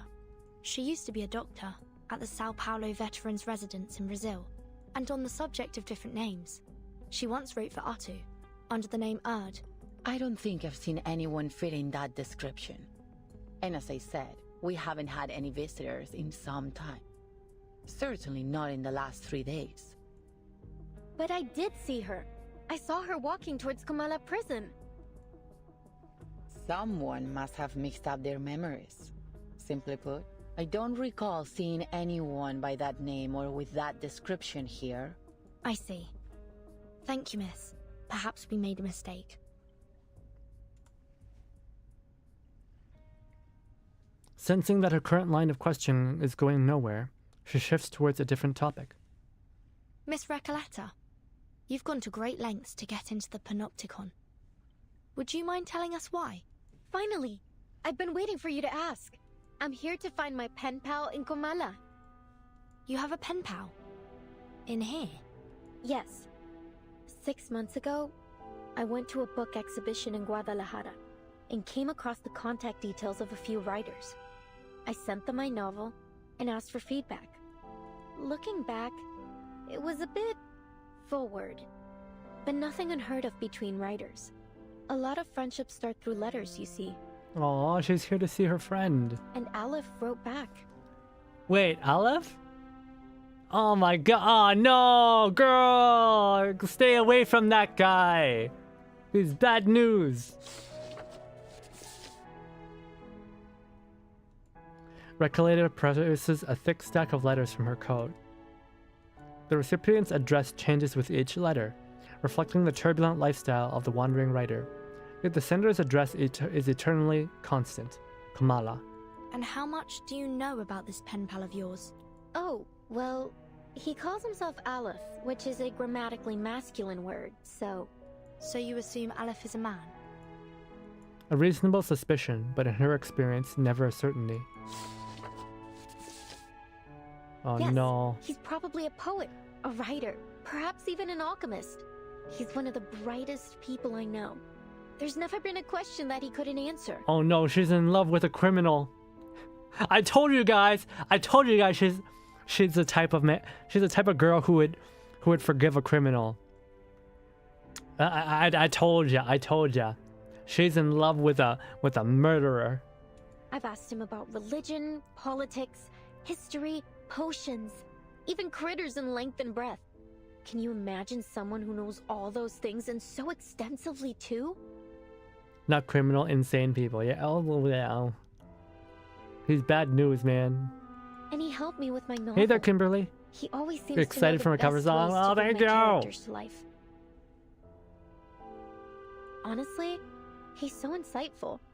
I've begun wondering if he's omniscient. Oh my god, she's like... She's worshipping this dude. With his help, my story grew richer and fuller, like a well-tended plant. Strangely, can't seem to take it any further now. It's as if the roots have been sapped of their strength. I couldn't understand why. So, I resolved that I would see him in person to find out. Again with this story about your uncanny pen pal?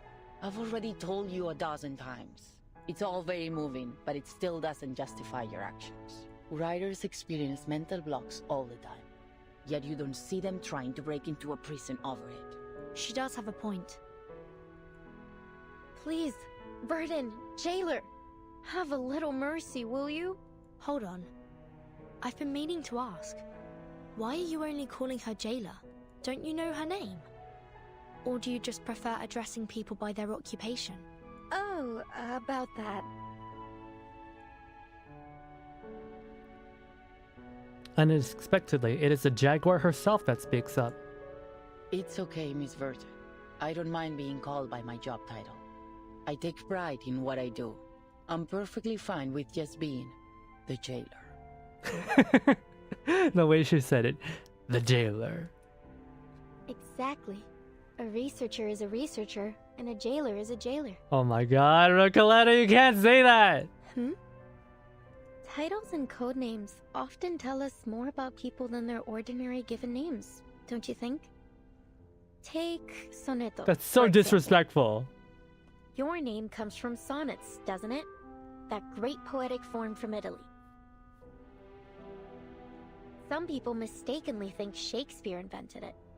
Some say it was Petrarca, though no one really knows when the first sonnet was written.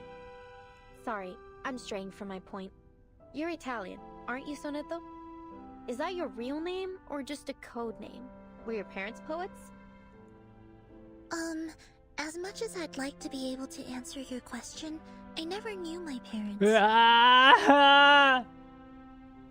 My earliest memories were of the School of Primary Defense of Mankind. I've lived there since I was a small child. My apologies. That was thoughtless of me. It's fine. You meant no ill intent, I'm sure. Timekeeper, if Miss Recoleta was right about Dr. Doris's whereabouts, perhaps the jailer is keeping things from us. Or perhaps Dr. Doris visited the Panopticon without her knowledge. Either way, we need to do some digging here. I agree. Let's see if we can talk to some of the inmates and find out what they know. As they chat, the corridors, until now endless, reaches a terminal point. Ladies, we're about to enter the main hall of the Panopticon. This is one of the places where the inmates spend their recreation time. At this hour, they are supposed to be in their cells. But what's all that noise? The jailer seems to be tense with the apparently unusual amount of noise. Miss Verton, could you keep an eye on Recoleta if anything happens? Recoleta tries her best to avoid the hard stare of the feline jailer by blending into the Foundation team. Certainly. What do you take me for? I'm not going to run away. That'd be a pretty cheesy way to start a story. Please, just stay close to me.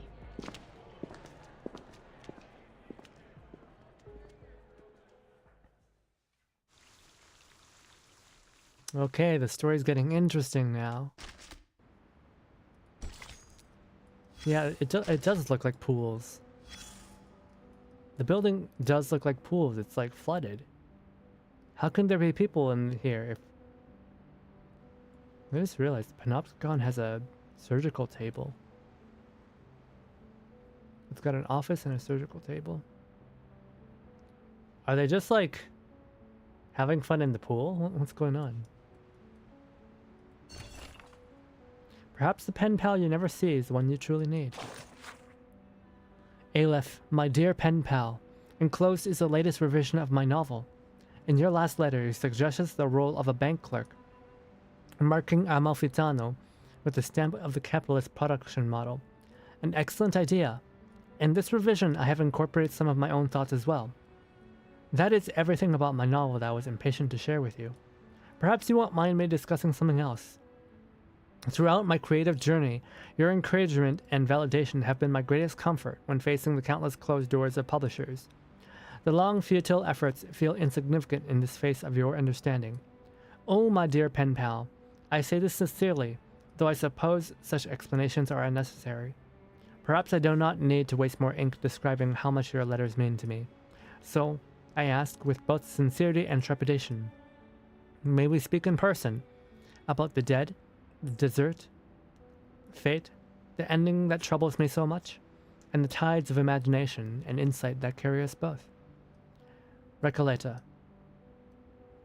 At the poetry gathering in Santa Fe de Bogota's Open Air Theater, Colombia. Miss Recoleta, as I have mentioned several times in my letters, and as you have may already surmised, I reside in a prison. This is why I have never met my pen pals in person. Due to its remote location and cold climate, Ushuaia is not a place people readily visit. People would rather sip hot drink in one of Buenos Aires' century-old cafes than travel to such a distance. Finally, I still wish you the best on the creative path. Aleph, at the Kamala prison in Ushuaia. Oh, he didn't tell her to come. In fact, he warned her. Weaving of Shadows, Volume 1. Darkness has no form. The ever-shifting gaze seeps into every crevice.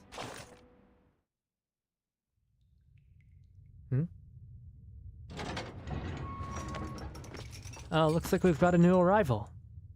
It's pitch black in here. Can't be sure she's new just yet. Hey there! Welcome to La Sociedad de Poetas de las Americas. Or maybe she's one of those who broke out and came back of her own accord. Keeping quiet, huh? I get it.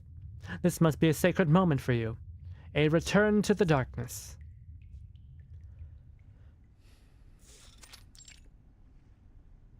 La Sociedad de Poetas de las Americas? The textures she felt on their way here do not match the words she just heard. Guided by her keen hearing, she pauses mid-step in what seems to be a reasonably open space. The room falls into silence, like the longest minute in human history. Are you still there? A faint cough, a heave of a sigh in the darkness. Pardon me, but we have met before. Have we met before? This is my first time in this prison, as far as I can recall. What a strange thing to say. Prison! When was the last time we heard someone say that? Back when The Narrator was published? Wait. You aren't some ancient ghost here in pursuit of realism, are you? There is a theatrical flair in her voice. Rusty gates, pitch-black cells, prison. Bars for exchanging letters, a peaceful and secluded place. Sociedad de Poetas. And no, we don't know you. The three of them are spaced just far enough apart to barely make out each other's faces in the dark. What a wonderful example, Garcia. Exactly. It all depends on how you choose to see the world, my new friend. She's wearing a straitjacket. Roberta, we don't have much time. This might be the most important gathering of the month. No, maybe even of the year. He's also wearing a straitjacket. You're right, Garcia. At this moment, nothing is more important than the salon the idealist has so carefully prepared. You should focus on sorting out those manuscripts first. Pardon the interruption, but might I ask? Why your organization is called La Sociedad de Poetas de las Americas? I assume it isn't simply due to geography. Now yes, normal Argentinian men do not recommend people go to an insane place, but the writer is the person in the prison. Don't worry, senora. We make it a point to introduce our sociedad to every new friend. But now isn't quite the time. After the salon ends, we'll ask the jailer about your accommodations. Wait a minute. Roberta, Your eyes are well adjusted to the dark. Use them. She's neither a newcomer nor a returnee. She's a blind woman. Ah, please forgive Garcia's rudeness, Senora. A sensory limitation can sometimes bring sharper intuition.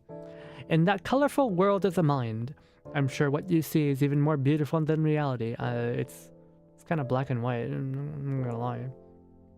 But if you weren't brought in by the physician, then why are you here? She tries to construct a fiction in her mind, something that could justify the surreal nature of her arrival.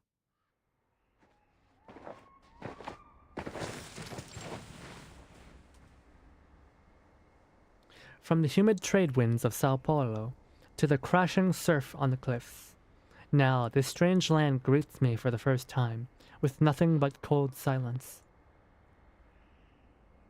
Miss Erd is to be placed in Ushuaia's Kamala prison. She is not to be treated as an ordinary inmate. In the words of the preacher, you are our honored guest, Miss Erd. I've come to learn the name of this land. Ushuaia. From that young lady's retelling, it lies at the southernmost tip of the vast continent of South America. As we walked, I could feel her gaze upon me. Steady, yet never intrusive. I could tell she meant me no harm. I've informed the administrator of Kamala Prison of your identity and special circumstances. He will ensure your safety. Good luck and farewell. I sensed I had been brought to a place most unusual. A building with a quiet peculiarity in the air. Two attendants followed close behind me, some form of liquid dripping from their faces. I suppose I must claim a little freedom for myself in this place. I thought the darkness was a blessing. It wasn't too difficult to shake them off. I'm sorry for your undue trouble, my diligent friends.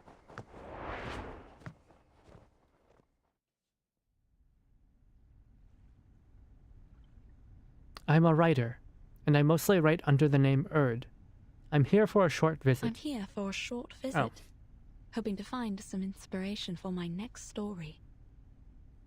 I'm afraid I don't know this physician you mentioned.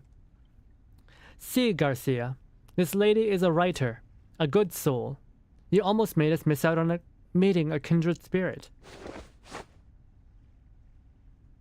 Come, I'm sure you'll fall in love with our salon.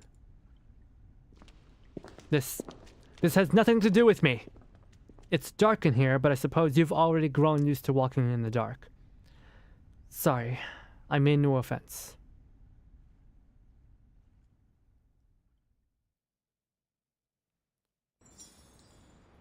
What is going on with this story?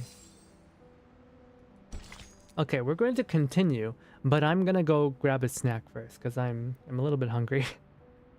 Alright, give me a moment. Maybe a couple minutes.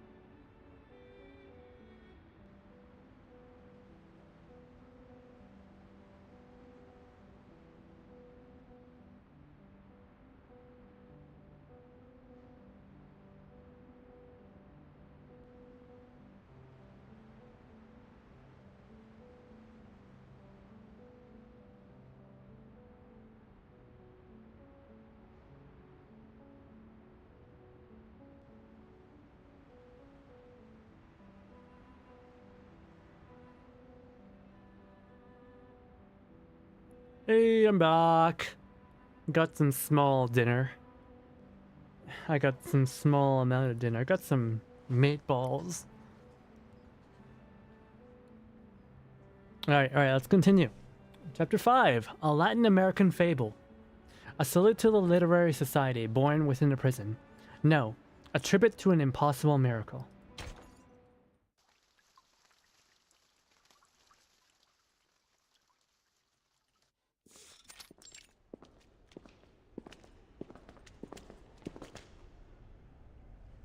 I didn't expect any of this from what we saw outside.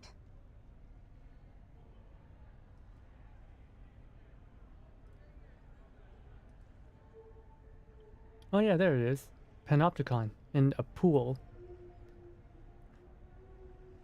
The mottled yet pristine walls, the still waters, the silent white tower standing within the labyrinth. Yeah, that's the Panopticon. So the central tower from which the entire prison can be viewed. Every single prisoner. Nearby, several prisoners form a circle. Some standing, some sitting, engaged in conversation. It's creepy, isn't it? Excuse me for a moment. I have duties that I must attend. With a sigh, the jailer steps into the gathering, causing a strangely subdued reaction from the prisoners. They don't seem intimidated by her at all. Yeah. They just look like a bunch of artists having a chat in the garden.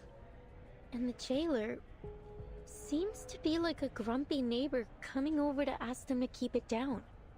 Aww, these insane people are so cute.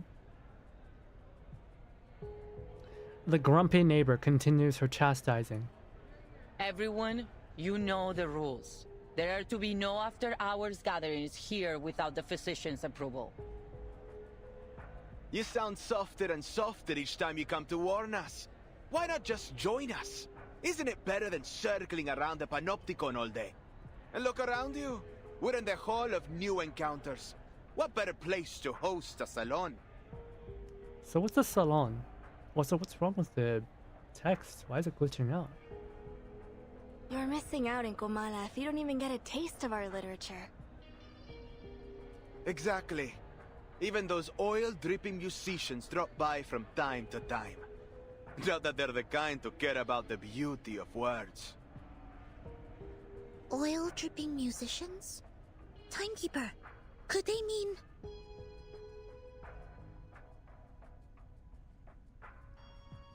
Before the jailer can say anything else, two of the prisoners simultaneously gesture for her to stay silent, pointing to the center of their gathering.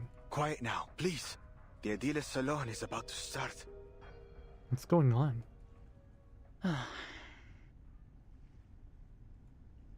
These people seem friendly enough. Why don't we see what this is about?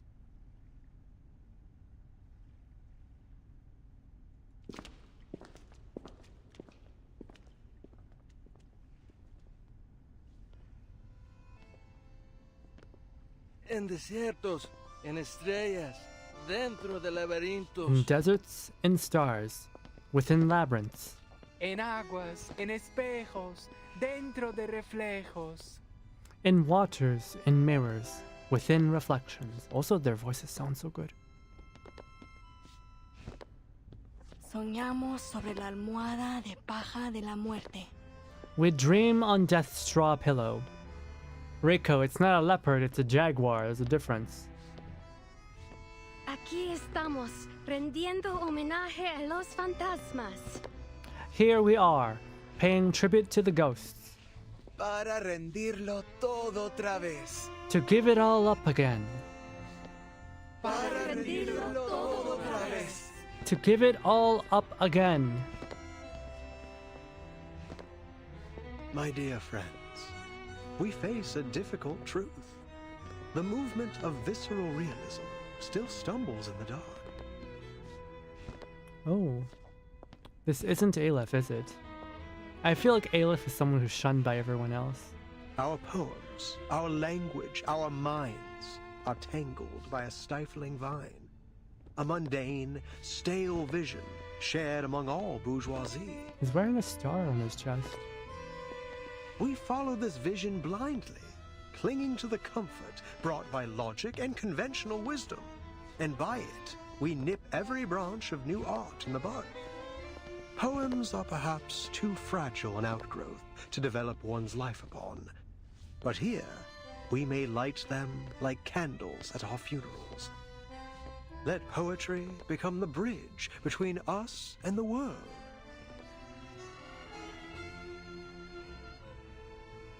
Oh, he's using a conductor's wand. A lone clap breaks the silence. It comes earlier than all the other cheers from the audience. As we come back and forth over the boundaries of life and death, the old obstacles begin to take on a new look. With the eyes of poets, we may see behind them. You're a visceral realist. I don't know what she's talking about. Homenage was meh. Don't know what all... But all but one was really good pronunciation. Native level speaking. Oh, that's good.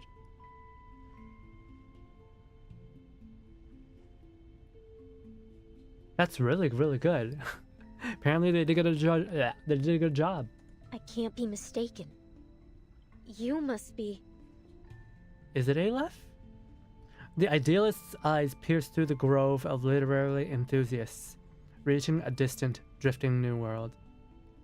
Hey there, Sayon. Why Mexican jail? Don't you know all of LATAM is Mexico? A lonely cowboy, finally home. Is this Aleph? What a wonder. Oh, he's nodding. I guess you're in time. The salon has just begun. And La Sociedad de Poetas de las Americas isn't like those salons that care more about who's invited than the art. All are welcome here. His restraining belt here looks almost like a tie. That's kind of cute. A literary salon in a prison? Though, so far it seems to have more dancing than poems. Did you understand what that man just said? No, sorry, Timekeeper. I need a moment to think it through. Don't worry, Sonato. I would guess we're not the only ones who are confused here. Oh yeah, Mexico. Everything south of America is Mexico. Miss Jailer, is this that peculiarity about Kamala you mentioned earlier?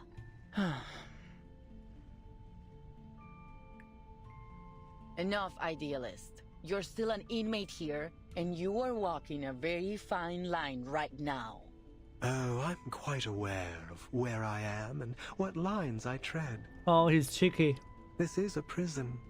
The safest place for poets in this part of the continent.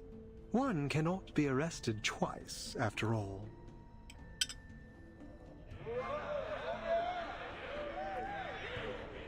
The man's words draw laughter from the other prisoners as they turn to discuss the speech. But please, don't trouble yourself with our little farce. What harm could a few poets possibly do?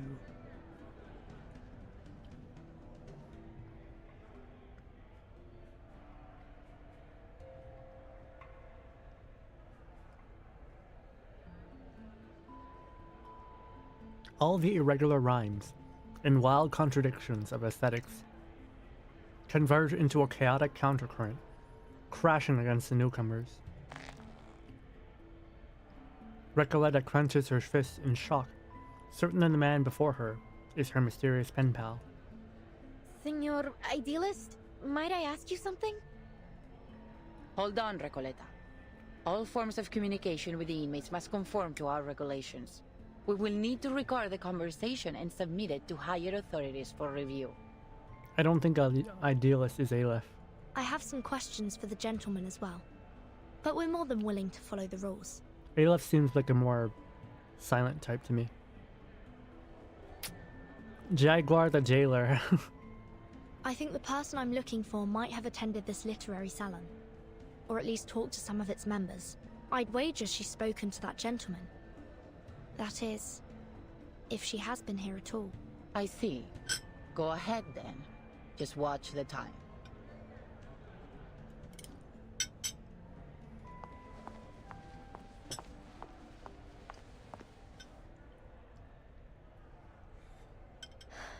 Are you Aleph?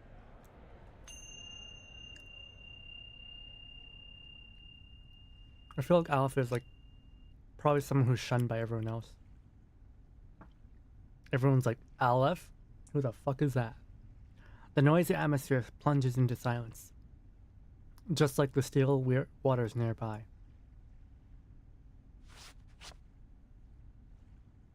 The idealist is evidently taken aback by the name. Oh, another visitor looking for Aleph. So you know him? He's probably in his cell. Naturally, but I'm not obliged to speak of him to one who does not, stranger. The salon host is non-committal, turning toward Recoletta's companions. And you, young lady in the hat, are you here for Aleph as well? What a lively day this is. Aleph, the first letter in the Aramaic.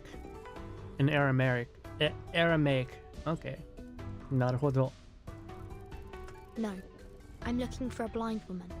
Her name is Doris. Ah, yes. I remember. Her writing was impeccable, like an exquisite crocodile skin handbag in a shop window.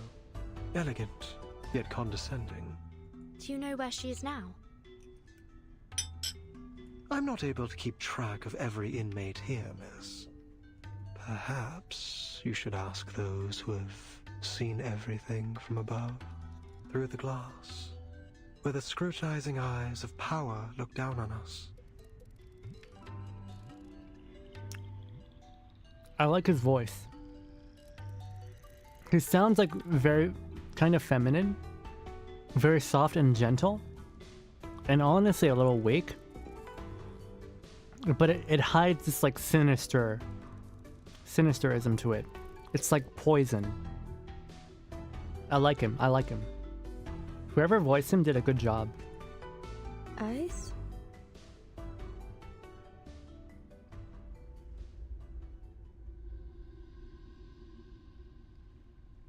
She scans the prison hall, the walls, the great tower, and the pool remain unchanged. Nothing appears amiss. Reminds me of you. What are you talking about?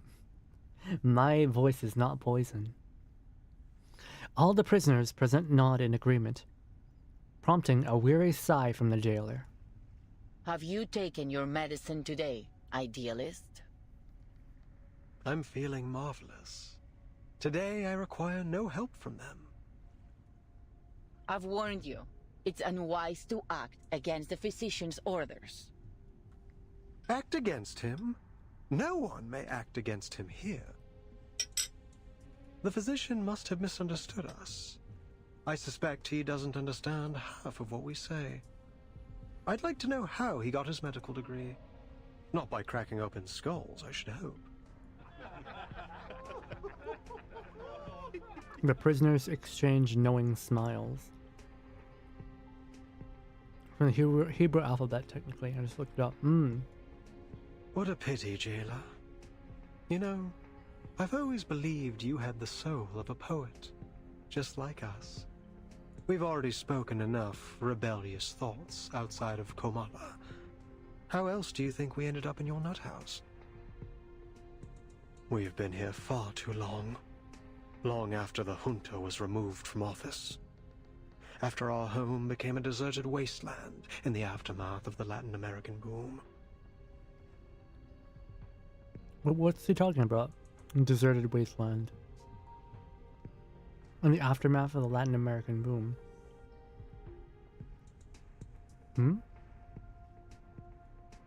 What are you getting at? Madhouse or jail? That power is boring, meaningless. Nothing holds on to power forever.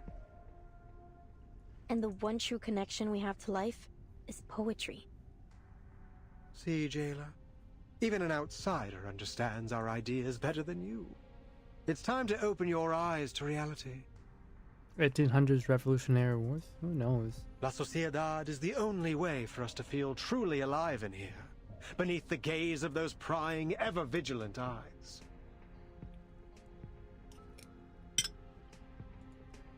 Idealist, last warning. Stop this now. Fine, fine. All right, compañeros. Sadly, the salon must come to an end, as our jailer insists. The crowd murmurs and grumbles as they begin to disperse. Dear friends, I do not mean to abuse the power of suspense. I sincerely invite you to come with me to the heart of La Sociedad de Poetas de las Americas. Perhaps you'll find the person you look for there. The man strikes a gesture, somehow equally comedic and solemn. We'd love to. Only if that's okay with you, Miss Jailer. I suppose that's all right. You're already here. We can call it part of your tour, but please, ladies, take none of their ramblings seriously. Thank you, Jailer. Please, follow me. I'm gonna assume he's the villain. He is the antagonist for this story. Wait, who are we fighting?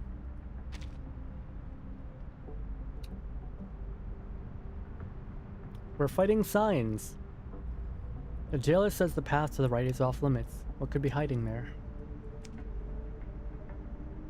Exit is just ahead, but should you trust a prison signpost?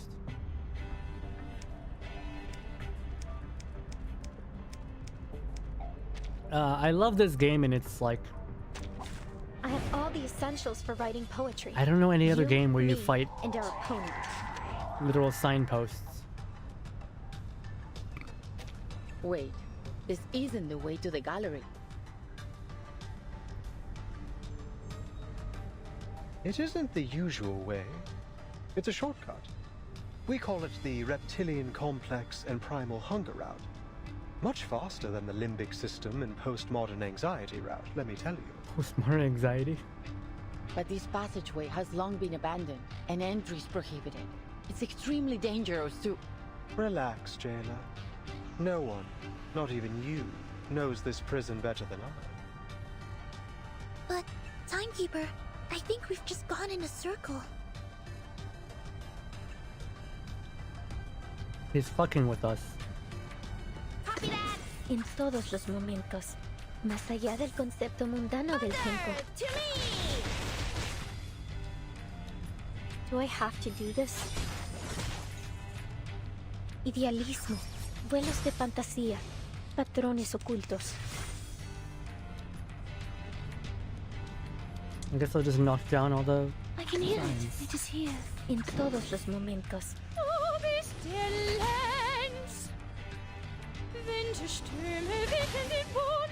You know, just brute force everything, you know? Huh, a truly villainous moment.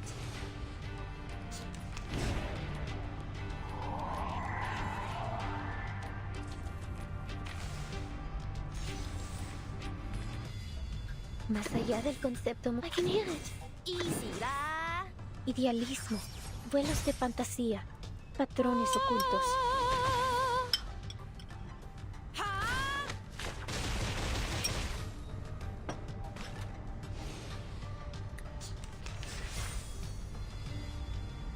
It is here.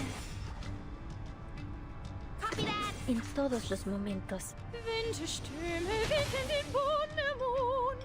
Thunder, to me. Nuestro adversario es el tiempo.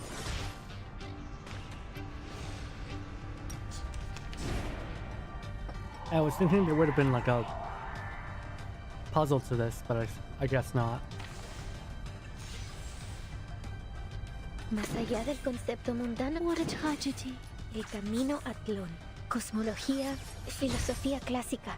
El fundamento del mundo. Soffoca il sangue. Soffoca il sangue.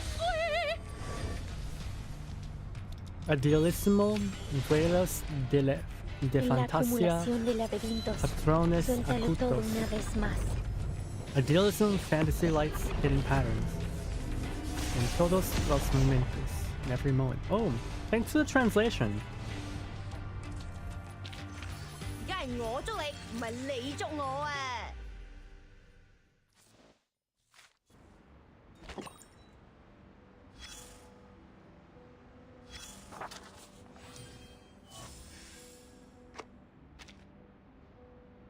Let's take a step back. Pull you out of that whirlwind of passion and dreams. I love the HK girl, though. Of course you do. She's my favorite character. If you want to make the best call, you need to zero in on what really matters. So what's your take on that big speech?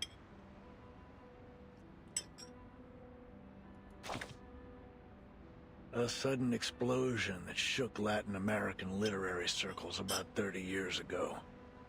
It was destructive, but also gave rise to new life. Oh. It was a literary boom. Lucky for us, we don't have to worry about shell shock in the literary world. You don't strike me as someone who knows about literature. It's not about knowing literature. Any soldier with little experience can deliver a status report. All right, eyes on the map. As we speak, ships are lined up on the Spanish coast. But this time, they're poised to make a new kind of discovery. If you can call it that. And here are our new Columbuses, heading to the docks to embark on their journey. Who are these new Columbuses?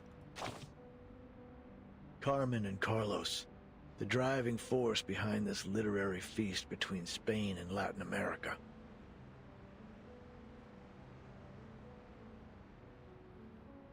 What are they talking about?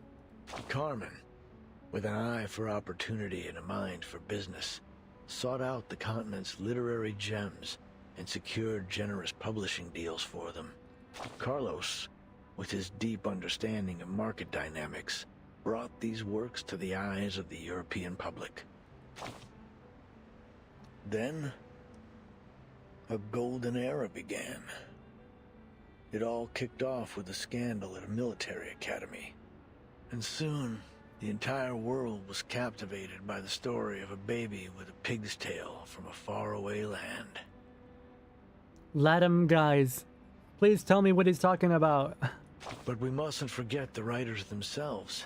Fuentes, a towering figure of the Spanish-speaking world, and Cortázar, the writer ever seeing through the eyes of a child. Fuentes and Cortázar. They're talking about realismo magico because it was popular in the 60s. And of course, Mario and Gabo, key players in this literary revolution, will forever be etched in the annals of history. They corresponded regularly, always expressing deep admiration for each other's work. In fact, one even wrote a doctoral thesis on the other. Ah, friendship. All of them are LATAM writers? Yeah, I suspect. Must have been a proud time for them. It was. But no matter how explosive the boom was, it couldn't escape its fleeting nature. With the second imprisonment and self-criticism of a Cuban poet, in came an inexplicable right hook, and bang! Silence. The military junta had gripped the poets' throats. The verse of the pioneers was cut off, their voices no longer heard. The bond between two generations was broken, and for the younger of the two, the silence was intolerable. They looked for a new theme, a new idea, a new voice, a new method to speak on their disappointment, their horror, and their anger. And they became the new guerrillas. They're not talking about, like, actual guerrilla soldiers, are they? They're talking about writers. Towering walls. Prisoners deep in the abyss paint pictures of the sky. Another flashback.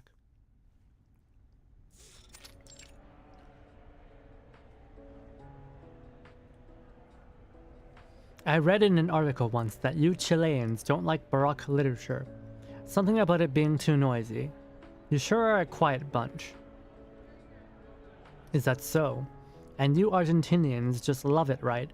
If you're any metric to go by, I'd say you're all loud and obnoxious. You...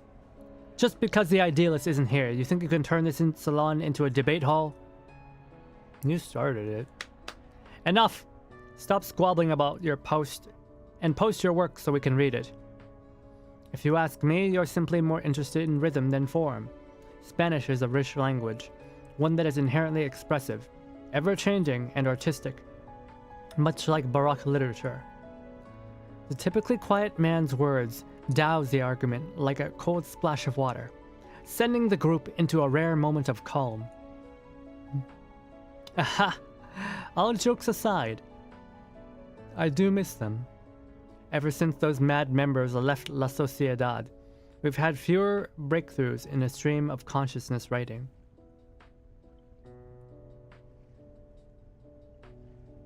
I, for one, would gladly discuss the aesthetic value of stream of consciousness composition. That indeed the concept flew by her head when she was here in Argentina. What concept? Huh, aeons was this cabron talking about? As this new topic surfaces, the inmates' voices begin to rise once again. It was a most unusual literary salon, full of emotionally charged statements and biased opinions. But I didn't mind it. In fact, my feeling was quite the opposite. The inmates gave me an incredible feeling. Not one of them saw themselves as a prisoner stripped of their freedom. A group of literature enthusiasts coming together in an abandoned prison and collaborating to build an ideal nation.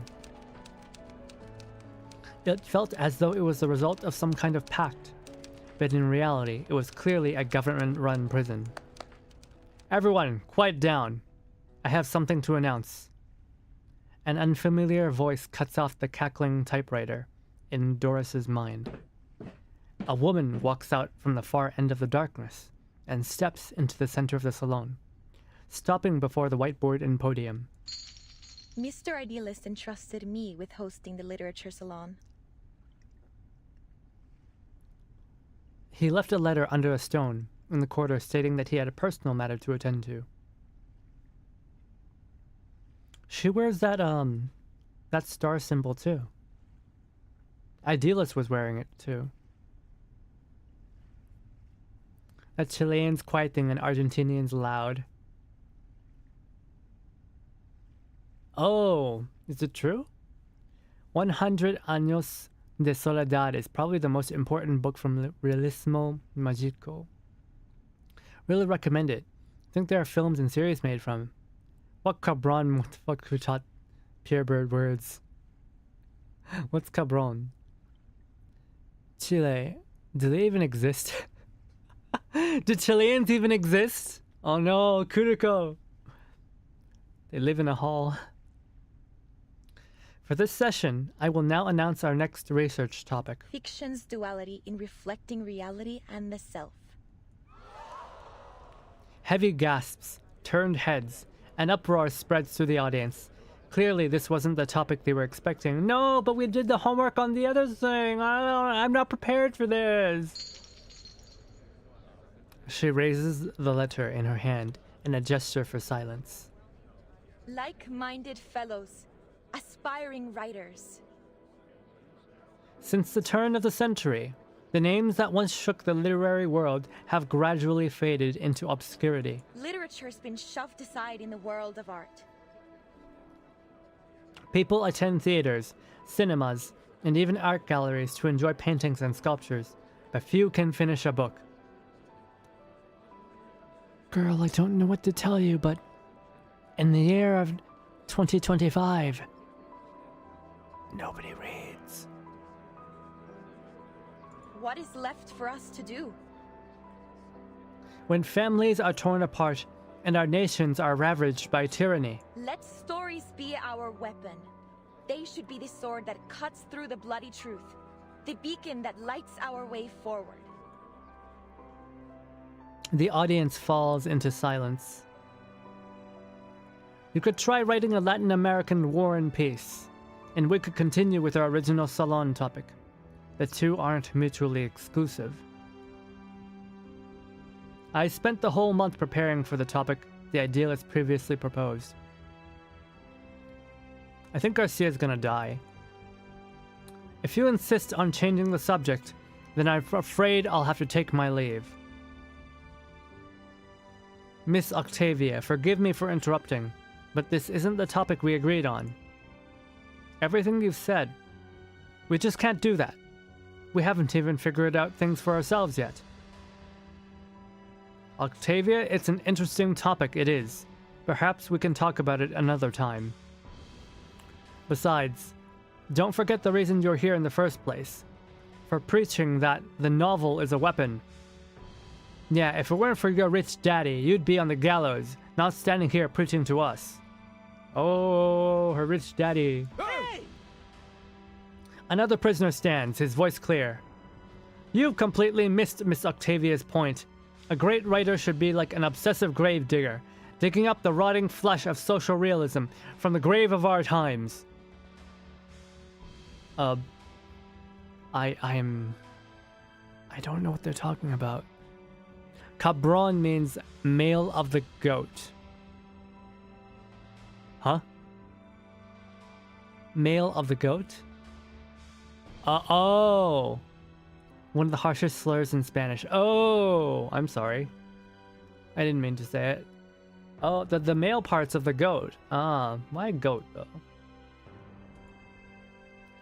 Only this vast crucible is worthy to be the host of our literature. At that time, Miss Garcia looked visibly resistant, as Mr. Julio issued stern reminders, and Miss Roberta attempted to mediate. More and more members joined the debate, and voices both for and against Miss Octavia's proposal emerged. It didn't take long for La Sociedad to split into two camps. That was when I realized I needed to do something, to get this derailed literary salon back on its tracks. I'm a writer, and I mostly write under the name Erd. Please allow me to introduce myself. I'm Doris, from Sao Paulo. I'm a writer, and I mostly write under the name Erd. Erd? That name sounds familiar. Have you written for Atu?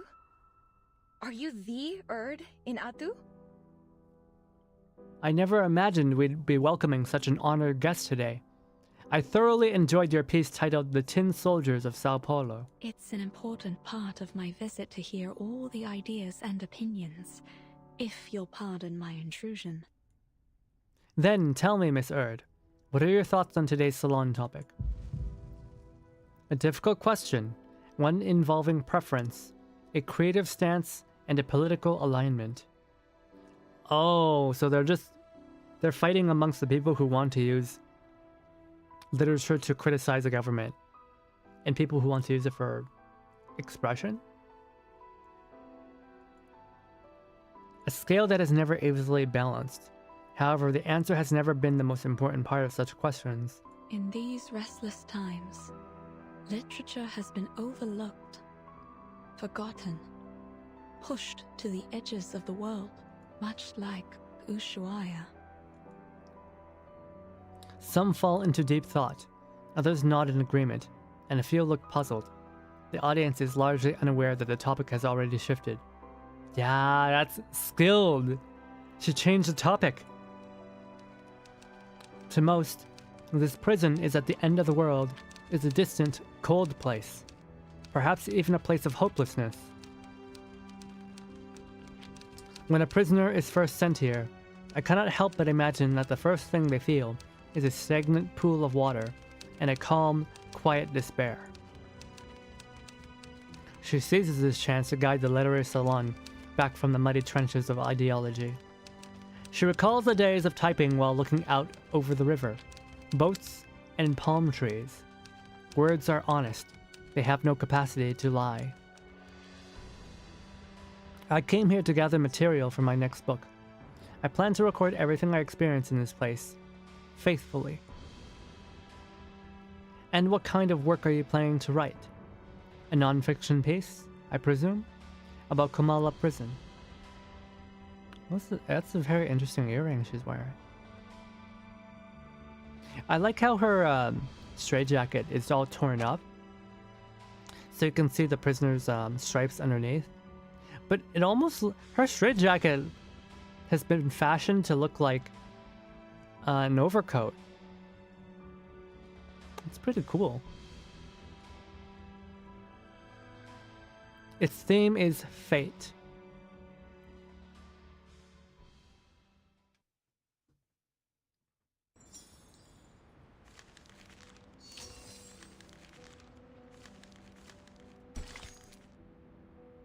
Shadows of the living. Metallic sheen, rippling water, and shadows that peer back from within the dim reflection.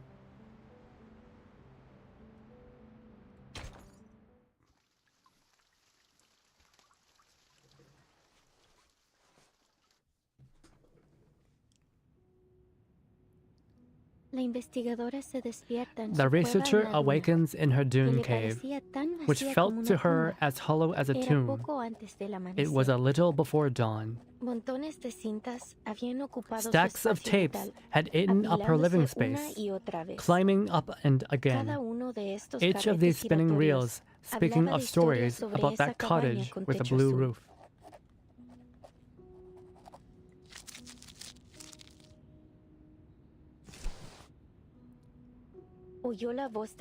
She heard the voice of the murdered donkey driver behind her. I hear them all, the laughter and voices of generations past, like dry leaves caught in the cracks of old walls, rustling only when the wind blows through. I wouldn't set foot in that house if I were you. The door-side beggar spoke too. I sleep on the porch every night. Each morning, a dim light glows through the window, but no one ever leaves through that door, and no one has ever entered. Then, the blank clerk's voice. It's the story of the alter ego. That house must have been filled with debts no one would return to claim. The sick old lady, struggling in her bed, whispered. The house remembers those old days, when people vanished in the darkness of night, and children were stolen by the storms. The paracausality researcher had heard enough, and drifted back to sleep again. There was only the rattling of the die of Babylon, echoing in her hollow cave.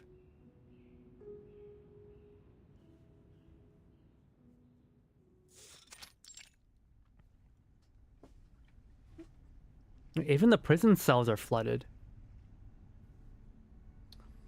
In a deteriorating activity hall, thousands of floating slips of paper form a blurred, colossal face.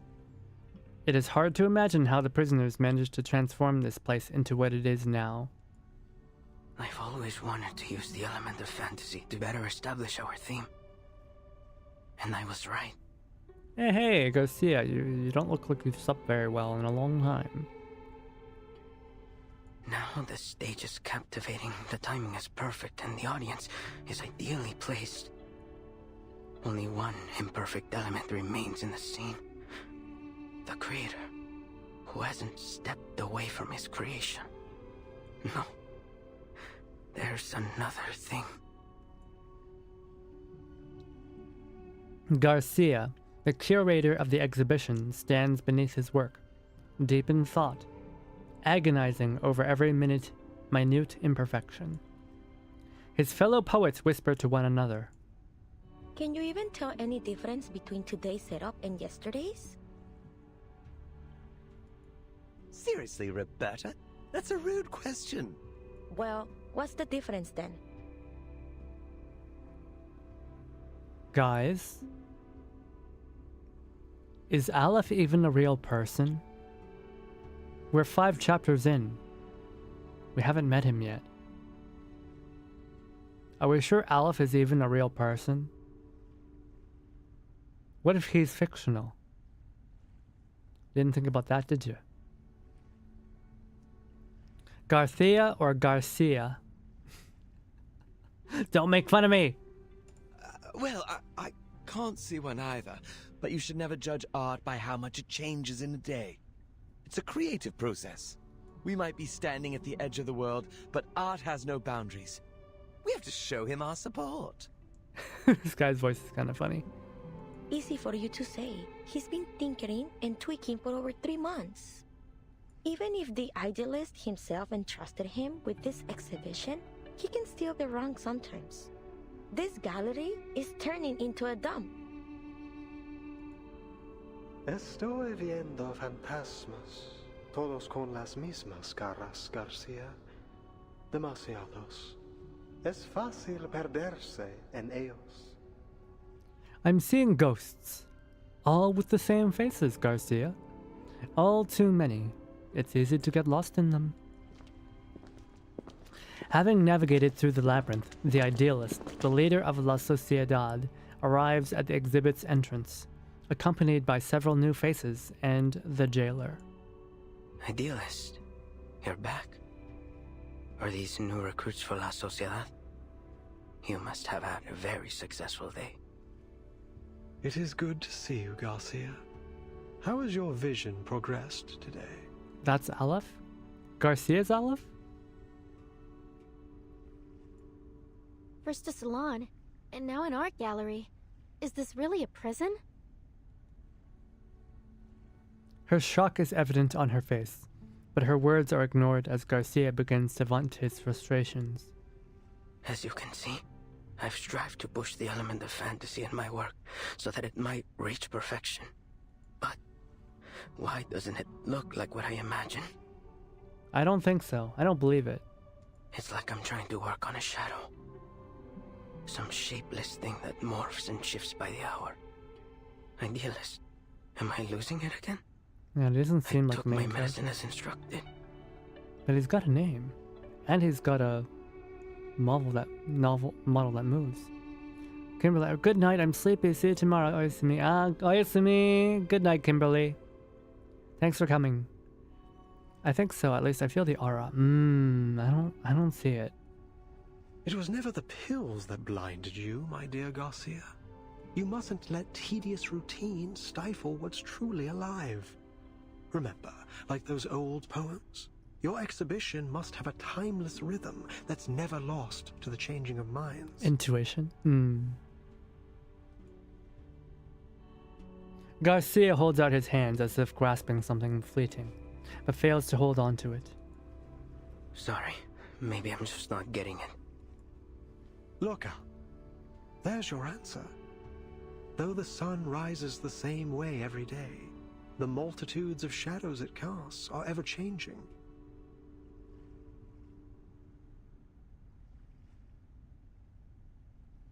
Isn't that the only constant in life? Change?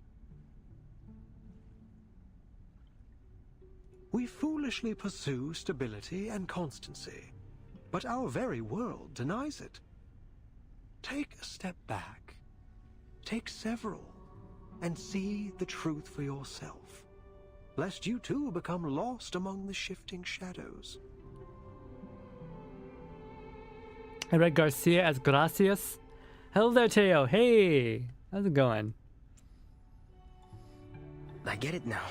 It's the changing light that makes the exhibit seem different from what I expected. No, Garcia cannot be Aleph. As I see it now, the idealist is the villain. He's probably the bad guy here. Or not the bad guy, but like he's the antagonist. Aleph either hasn't shown himself, or he just straight up isn't real. I shouldn't waste my time on freezing things in one perfect moment. Instead, I need to embrace change as it comes. Garcia cannot be Aleph. Because Aleph seems like a very... The way he's described, he seems like a very wise and but also someone who has a very strong sense of who they are. Garcia, just like that, has had he's been changed by the idealist just now. The idealist has power over him, so he couldn't possibly be Aleph. I don't know how to thank you. I won't let you down. I must complete this exhibition. See, that's my media literacy speaking right here. Complete my alter ego. The choice of word widens the writer's eyes. Did you say alter ego? And he called you Garcia. Is that your name? Garcia, where did you learn about this alter ego? Do you happen to write under the name... Oh. Now that could be interesting. Split personalities, maybe? But the curator has already returned to his work, uninterested or oblivious to his visitors. Please, Recoleta, give our artist some space. Can't you see? He's already returned to his own time and space. He can't hear a thing you say. He's right. Garcia is deep in his own head now. He won't hear a thing until he's done with whatever he has to do. Even if the floor were to collapse out under us, I think he will be left standing in the air without even noticing. Pardon me then. She takes a step back out of respect. All right, my dear guests. Oh. Please forgive my late introduction. Welcome to the Gallery of Bewilderment. The text is becoming more glitchy. Yeah, something's definitely not right. Thank you for inviting me here, Mr. Idealist. Remember, this is an insane asylum. Everyone here is cuckoo. They seem nice and such right now, but remember, this is the loony bin. Foundation's investigators have been carefully observing each prisoner's movements since they arrived, but unfortunately, there's no sign of Miss Doris. I imagine you're curious about what we do here in the heart of Rip La Sociedad Vargas de Llosa. Poetas de las Americas. I don't know who that is. We're putting together a magazine, a collection of poems But from I do hope they rest in peace. our very own Casa de las Americas. Casa de las Americas? Casa de las Americas. The idealist nods with a smile. Exactly. Named after its great predecessor. You're a fine mind indeed. At this very moment, all our compañeros are working on it. Garcia's exhibition, Alter Ego, is centered around the birth of this magazine. And here, you can see the signatures from all the poets involved, along with a few words they've written for it. Reading it is like looking into the soul of our society. All these signatures. Don't tell me they all say Aleph. Soneto steps forward to examine the perplexing artwork. In the dim lighting, the enormous face appears to be looming watchfully over the entire room. A floating slip of paper catches her attention. Timekeeper, here. It's Dr. Doris' pseudonym, Erd. Then Oh. she was here. Soneto pockets the slip of paper dutifully. Precisely. She used to be one of us, and still is, if I may correct myself. That's not good. She's only been there for 3 days. You can ask around here. Maybe some of our members know where she went. Don't we all miss the familiar faces of old friends? I'm sure they'll do everything they can to help you find yours. As he finishes speaking, several enthusiastic prisoners come forward to greet the idealist. Mr. Idealist, I finished my short story. It's called Weightlessness. It drifts around the subject like a sheep floating in space. The readers can start anywhere in the story, or read it in any order they like. And please take a look at my piece off limits. Every word that has been forbidden is either erased or replaced with symbols. It's a one-of-a-kind jarring experience. Vargas Llosa Literature Nobel Prize. Ooh. Oh. Do they stop giving out the prize or something? Man. They all seem kind of... And I finished a new paragraph. Just wrote it today. A prisoner wrapped in several meters of manuscript like a strange sort of mummy, squeezes into the crowd. Oh, new faces. Welcome. Without any warning, he calmly tears the manuscript to shreds. The fluttering fragments fall like trailing sparks from a fireworks show. The abrupt welcome ceremony leaves the newcomers stunned, while the natives share knowing smiles. Idealist, did he just... This is the writer for the prologue of our magazine. The leader of La Sociedad, either misunderstanding or evading the question, responds with enthusiasm. Is Aleph a boy confirmed? Maybe it's a girl. We were wrong. Maybe it is a girl. The prologue consists of a 2,000-line poem and an introduction that is written in 86 languages to avoid misinterpretation.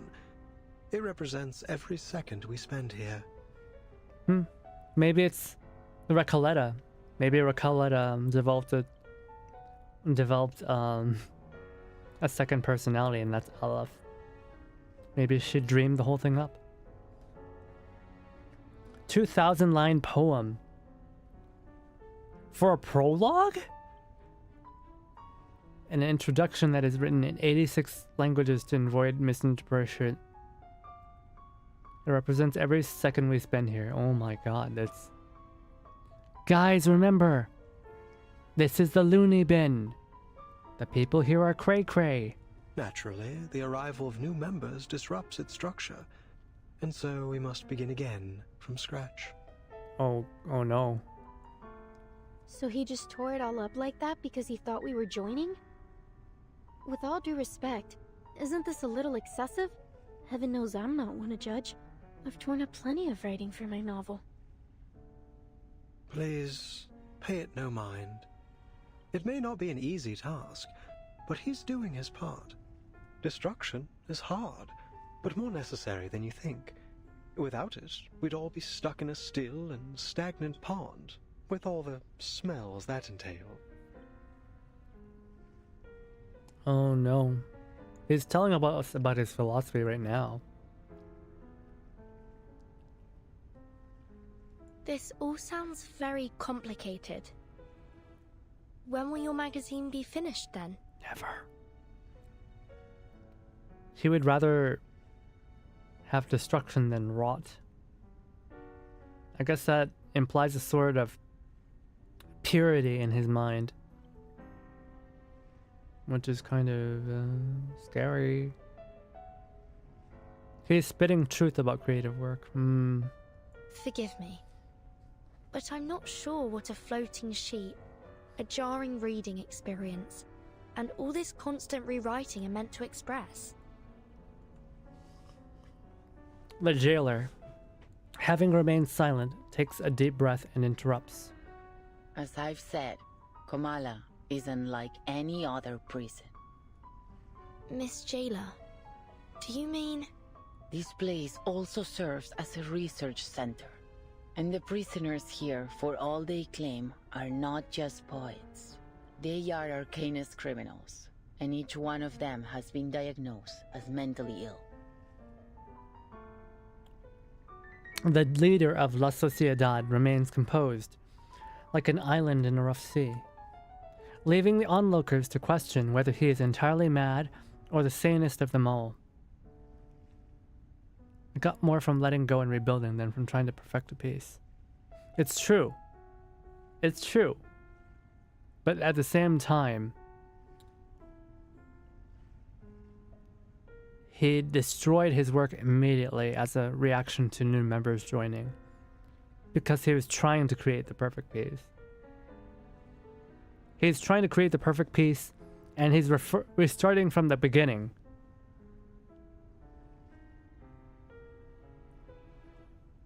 You're quite right, Jailer.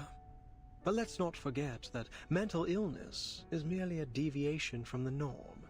And who decides the norm? You, the physician, or the ones outside these walls? He's talking psychiatry now. We've been exiled here by the standards of our time, deprived of our roles in the outside world. So please, as we agreed before, I ask you not to interfere with the affairs of La Sociedad.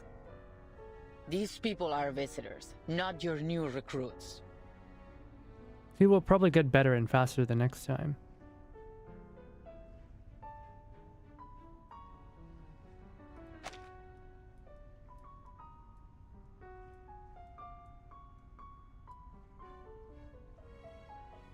The prologue consists of a 2,000-line poem and an introduction that is written in 86 languages to avoid misinterpretation. It represents every second we spend here. Yeah.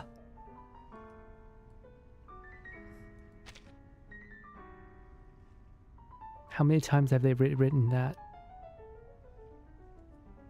But should we not hear their thoughts first? The idealist turns towards those visitors with an urgent plea. My friends, no one escapes the eye of power. We must resist. Stand with us. Pick up your pen and take poetry as your shield before it is too late. Totally normal artist. Is that so? Maybe I'm the one that's not normal. Maybe I'm the one that's not normal. In the first place, am I even an artist? Idealist, I admire your fight, but I came here with a different goal. The leader of La Sociedad, caught in his fervor, ignores her words and carries on. We're the last true owners of an old legend, words now only remembered as myth. We must stay on the path of literature until I find that transcendental solution. To invent an idiom that is generic, all-encompassing, yet precise. My poem will be written in this language, leaving no room for doubt or misinterpretation.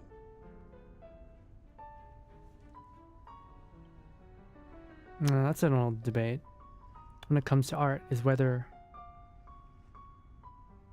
art is something to be interpreted or art is something to convey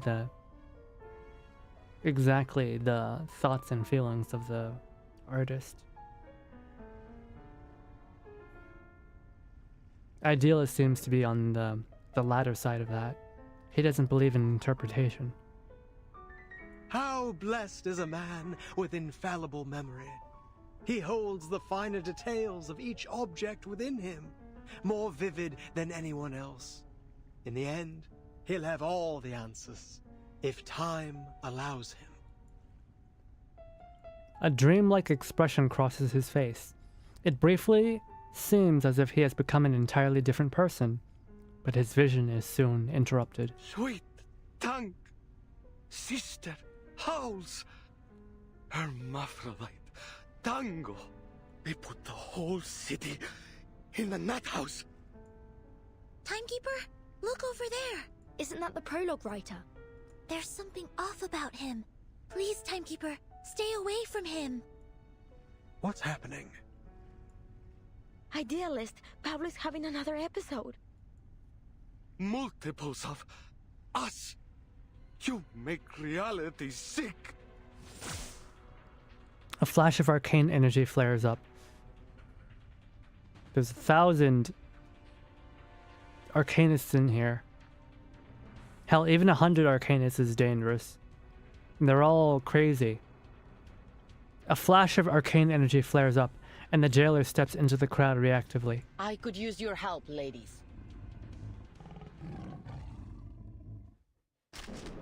What if they all went crazy? There isn't enough guards to deal with all of this. Kamala Prisoner, a prisoner of Kamala Prison, a zany member of the Poetry Society. Torn manuscripts, deranged screams, a nauseating reality. The city we live in is a madhouse.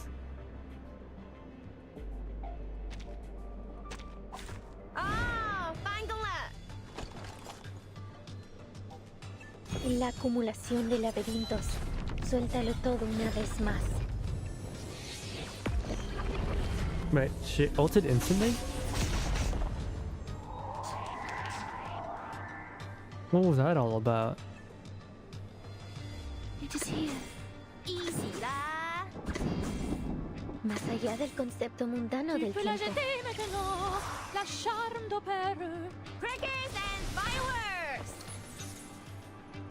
强梁既出，王有不为。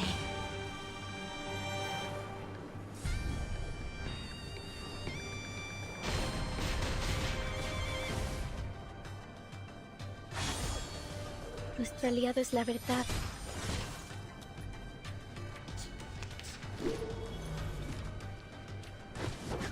Oh no! The newspaper. Ow. En todos los momentos, más allá del concepto mundano del tiempo. Very, very painful. Please stay behind me.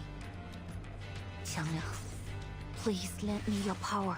Idealismo, vuelos de fantasía, patrón, cosmología, filosofía clásica, el fundamento del mundo. My responsibility.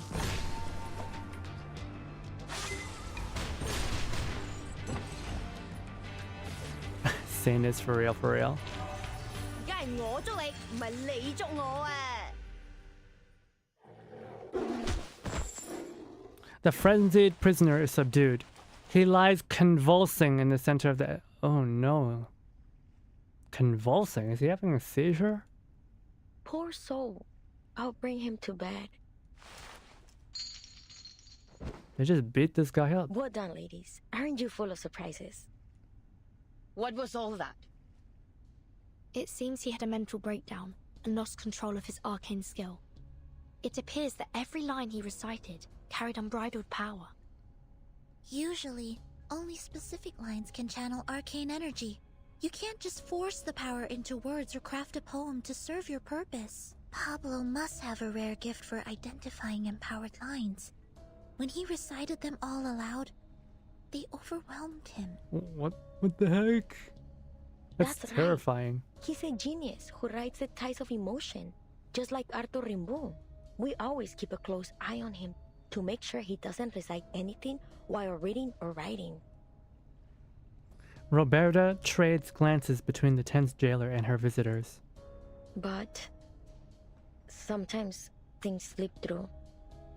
You must understand how difficult it is for a poet to never taste the words on his own lips. So then, this isn't the first time, and you're all fully aware of it. Do I understand you right? Did you just admit that you've been hiding an inmate with a dangerous condition from us? According to the safety regulations for the Panopticon of Kamala, he must be sent to the physician for immediate treatment. The jailer's command causes a dramatic shift in the room. No, wait, we can explain. He's doing fine. We know how to help him. This was just an accident. We got distracted by the new members. Oh no. We won't be handing him over to the physician. No true writer would allow their mind, the most sacred palace of their thoughts, to be opened up to that cold-hearted, ignorant butcher. Even one who believes their inspiration flows from a source beyond the mere substance of a brain would refuse it. The jailer furrows her brow and pulls out her weapon. The air tightens into an invisible thread. Ooh.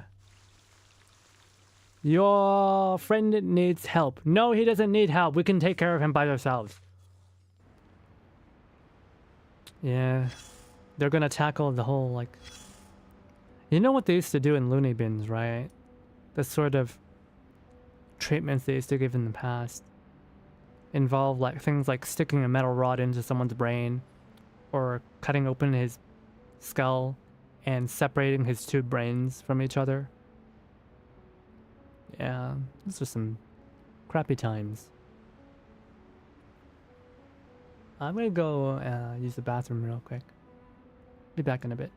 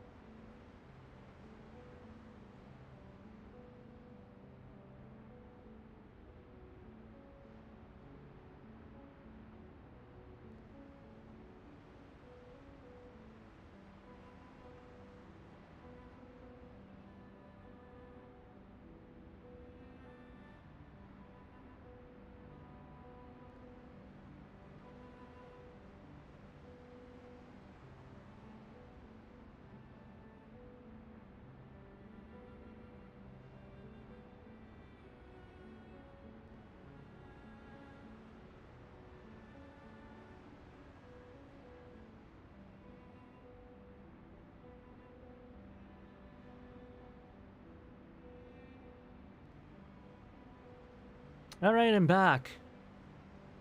I'm back. Okay. Let's keep reading. Almost 4 hours into this, so maybe I'll read to chapter 7 or 8.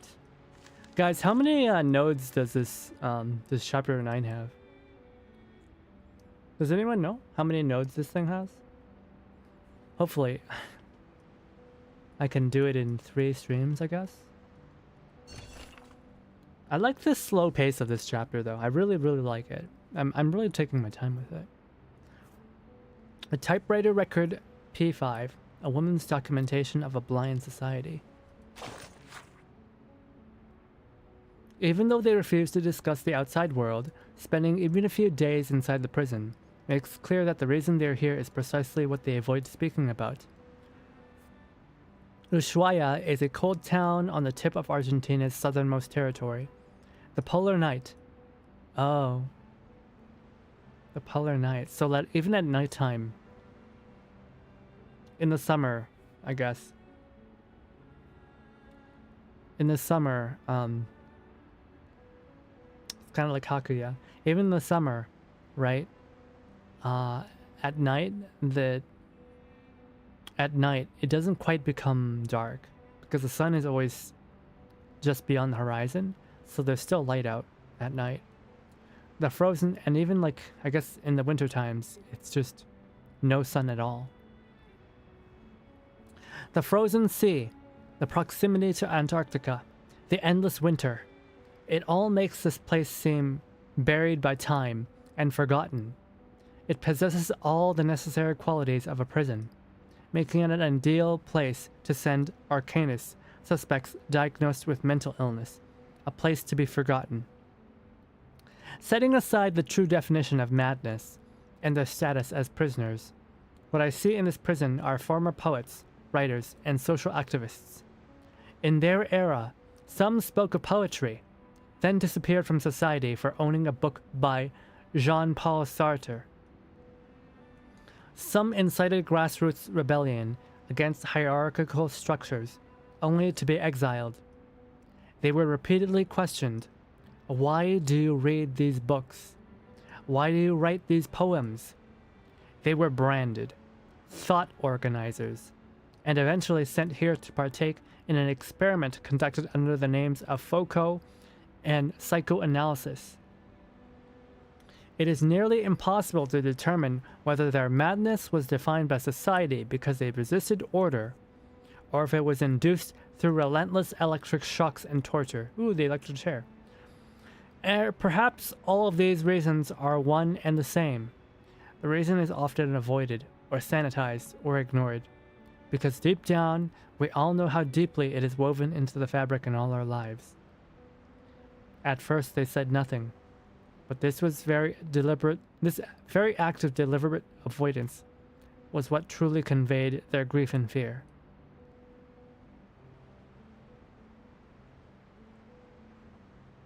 Oh. Yeah, the electric shocks. Not necessarily chairs, but electrotherapy. I've had electrotherapy, but like, obviously, the electrotherapy that they prescribe these days is like very low dose compared to like back then when it could easily stop your heart. A rust fills the air, and an exiled bird has found a branch to rest upon. I like how we're getting all these flashbacks to the point where fate. Yes.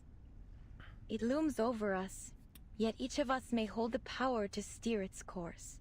To the point where Erd, or Doris, is like a secondary protagonist in this story. I really like it.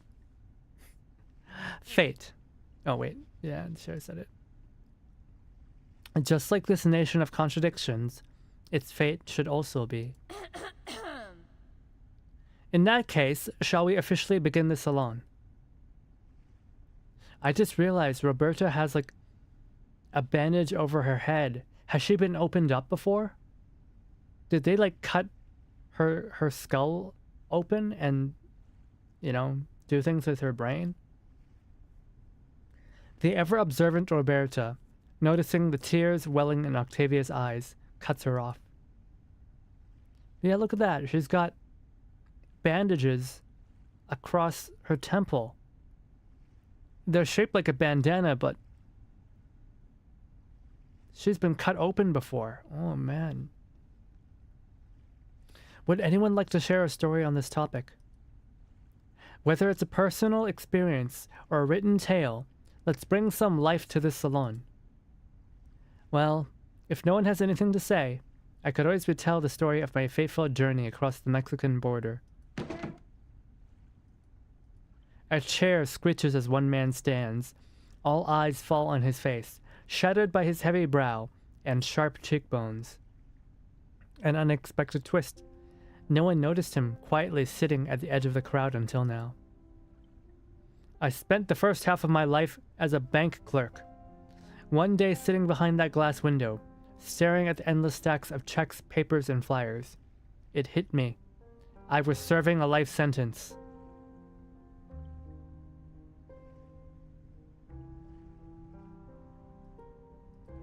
So I quit, went home, and decided to write something. My wife threw a fit at first, but when I wouldn't budge, a cold war broke up between us. And then finally, she issued a unilateral eviction notice. Aw, this guy was having a midlife crisis. I got drunk, punched a bastard officer who was beating a beggar in the street. And everything after that's a blur. When I came to, I was already here. A place that feels more like home than any other place ever did. The idealist gave me some water and suggested I write to Aleph. So I did. I wrote a letter and asked a question. 2 weeks later, I got a reply. Just one line. I'm still trying to figure out what it means. In the short span of life, there exists an infinitely extending staircase, and at its end lies nothing but a silent body of water. Julio, I had no idea you had such a story. Why haven't you mentioned it before? I didn't know you've written to Aleph too. Octavia, maybe you did choose the right topic. Young, passionate writers like you should carry the dream of changing society. Don't end up like me, waiting until this age to finally pick up the pen. Oh. The hostess, fully engrossed in the story, has almost forgotten about the topic. Great. I suppose it's my turn then. So here's my tale of crossing the Mexican border. For heaven's sake, spare us! I've heard at least 7 or 8 versions of that story already, not to mention the 5 short stories in your collection. 5 stories, Roberta! 5! And the only difference between them is a narrative perspective. Repetitive narrative is indeed an important topic in literary criticism. The remainder of the salon is spent in noisy chatter as storytelling quickly spirals out of control. Only Dr. Doris quietly repeats that name to herself. Aleph.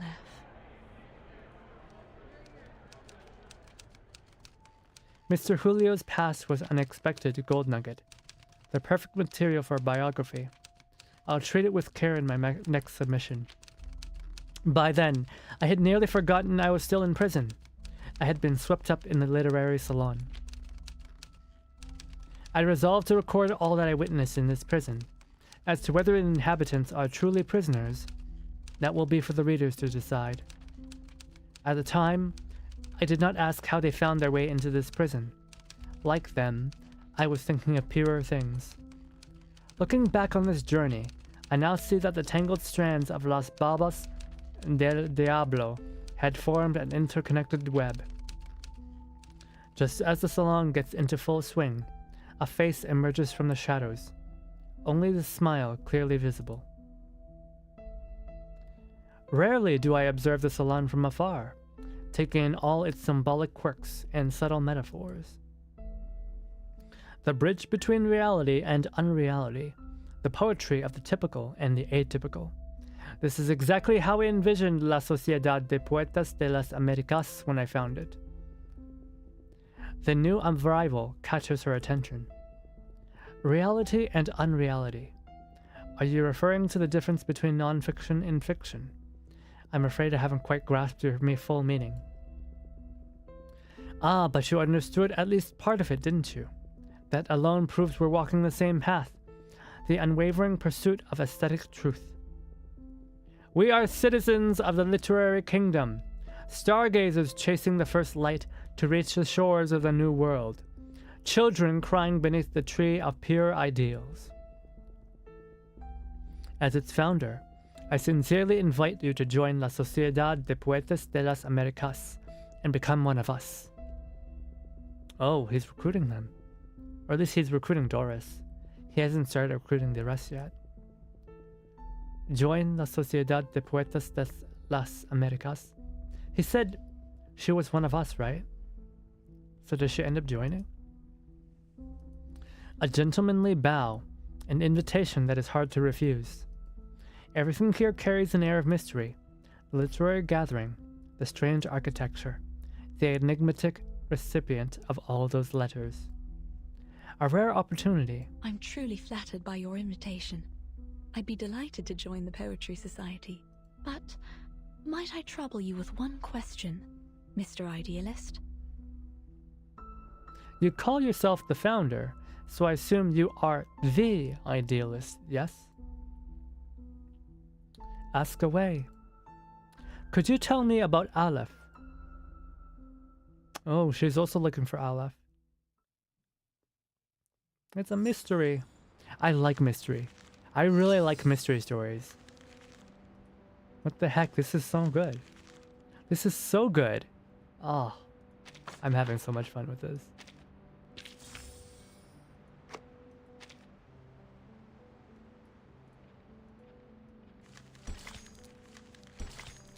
They're still in the same room.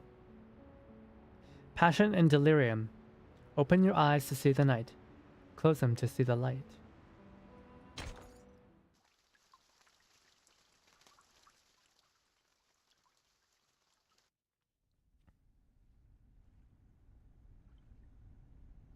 This is a serious violation of the rules. I'll have to report this to the physician, and all of your treatments will need to be reassessed.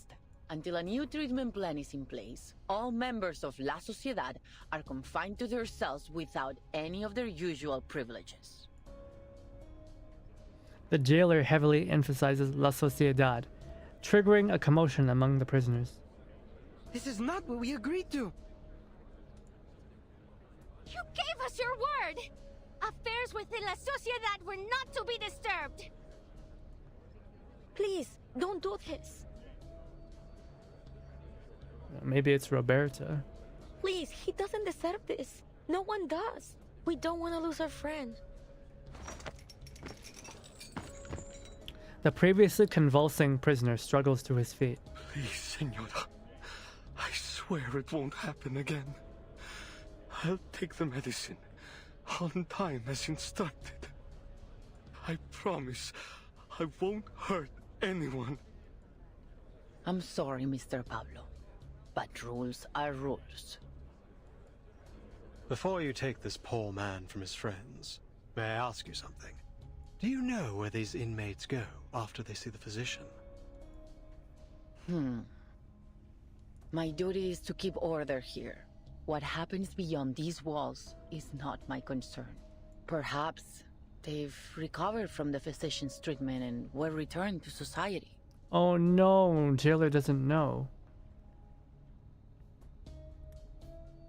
I'm gonna assume they were... you know. The jailer's expression relaxes. Within these walls, the only truth we know is this. No one returns from the clinic of the physician of Kamala. Are you certain this treatment they received is really a cure? Pablo is harmless. He's just a writer who has a talent for finding words and poems. That's all. Please, let him stay. We'll look after him. He can have our share of the medicine. We'll keep him in check. But this doesn't conform to our regulations. Still as arrogant as ever, Idealist. The best way to avoid criminal liability in LATAM. Don't know, do I ask? Yeah. One day, you'll get us all killed. A stranger enters the exhibition hall.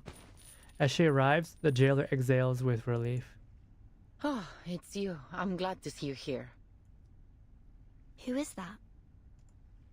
That's Octavia, one of our model inmates. She's been a great help in the past. If you're interested in prison literature, I'd suggest talking to her instead of the idealist. So, she's a writer too? Who would have thought? This place has got writers coming out of the woodwork. I thought it would be easy to find my writer friend in a prison. But what are the odds that I'd break into a place absolutely lousy with them? She used to be in their gatherings, until she got tired of their nonsense and started her own faction. Oh. The new arrival brings out a change in the idealist. He clicks his tongue imperceptibly. Ah. See? The idealist is now like... The crack is showing. He's been fully in control this whole time. But now... his facade's been broken. What are you doing here, Octavia? Haven't you heard? The era of chieftains, ghosts, and plantation stories is over. Visceral realism is the future. And has this brilliant visceral realism helped you finish any of these poems? What a waste of time. I'm not interested in your movement or arguing with you. I just walked by and happened to witness another episode of your brutal arrogance. And I'm not about to just stand aside and watch you repeat your mistakes. I'm taking Pablo to the physician. Care to lend a hand, Miss Jailer? We agreed to mind our own business. Are you breaking our agreement? No one will be allowed to erase a word from our poems.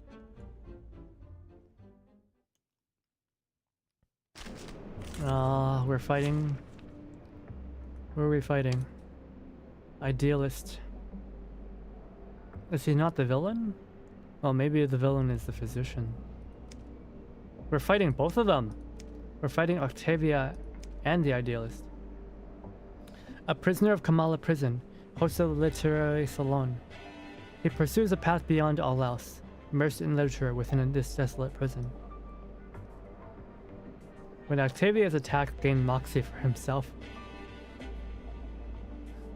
That's funny. Prisoner of Kamala prison. A member of a rival poetry society. She cherishes the freedom to discuss literature and dedicates herself wholly to it within this remote prison. Okay, Aleph is clearly neither of them, I guess. When the idealist is being attacked, gained moxie for herself. Rewriting? Not quite. Not yet, anyway. Not quite yet.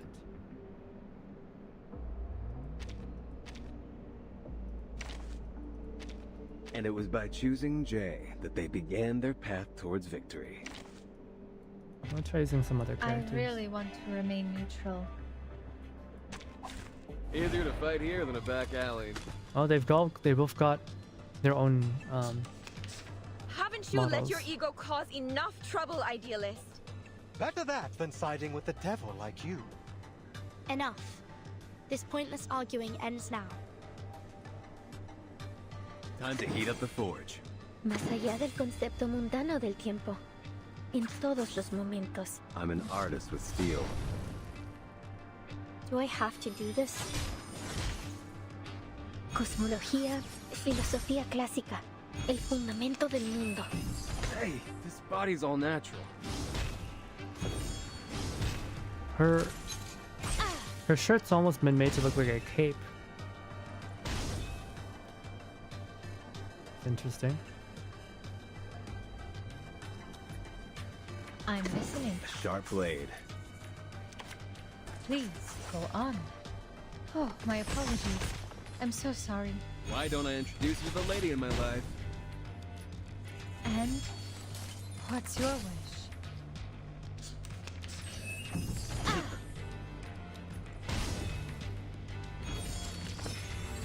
Not a fan of my work, I take it?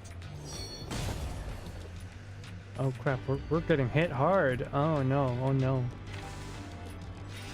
ダメじゃないかこれは。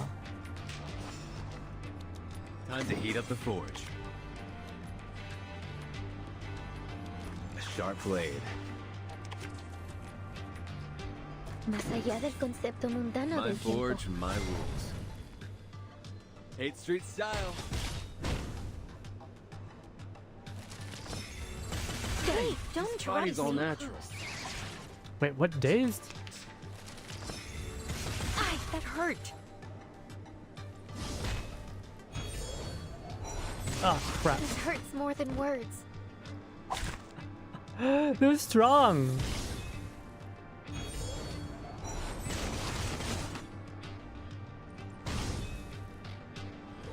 Oh no. Hey, this body's all natural. Bro, how many times are gonna ultimate me? Oh my god. May Frig the off. Take their souls to the sea in the... How much HP does he have left? Now we can finish him. I'm listening. Please, go on. Everyone has the same destination. Okay. That was close. I haven't had a eureka moment like this in a while.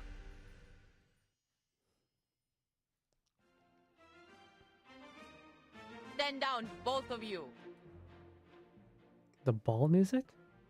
Their heated debate continues without any concern for the jailer's warning. You've never listened. I pity your followers. To be led by such a reckless megalomaniac. Do you even think about the consequences of your actions? We fought hard to earn the freedom to discuss literature under their watch. Your impulsive ego threatens to destroy everything we've built here. Spare me the lecture, Octavia. We don't need permission to do as we please. You're just another puppet of power, kneeling to the eyes behind those glass walls. They've trained you to believe it was your own decision, to be good and conform. Who could have done a better job? When I look at you, all I see is a sheep, docile and obedient, just the way the tower wants. What kind of work could someone like you create? Oh my god, these Literature personal isn't attacks. defended by those lounging in cozy rooms, scribbling to soothing music. Have you looked in a mirror, idealist? What is going on? You've become a pathetic windmill-tilting fool. A monster tearing down everything around you. A beast of prey, you mean? Naturally, a sheep would be appalled by the mere thought of such a creature. He thinks of himself as a predator. He thinks of himself as an alpha male. Oh my god, this is so. What is this? A fearful sheep caught in a vine, confusing the blade that would set it free with the jaws of a lion. He's calling her sheeple. Such a master of metaphor. But I beg you, learn to distinguish right from wrong. All right, good night, Fantasy from Rick. reality. Oh wait, not Rico. Only then can you truly Good night, lead our good night, people Doc. to what's right. Hope you enjoy your adventures on South America. I will. Thanks for dropping by.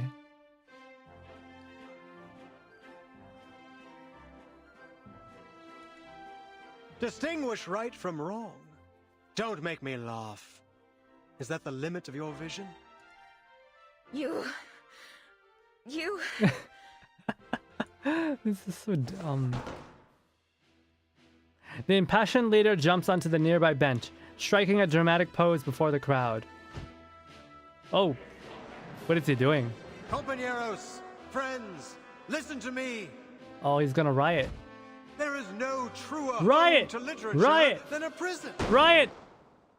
A blast of deafening sound and all words fall from the air.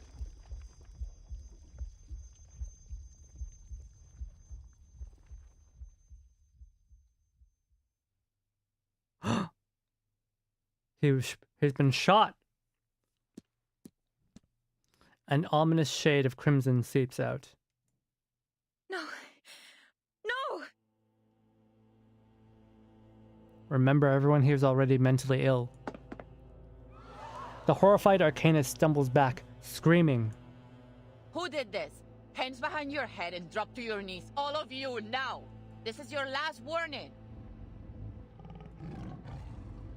The prisoners showed no reaction to the jailer's final ultimatum.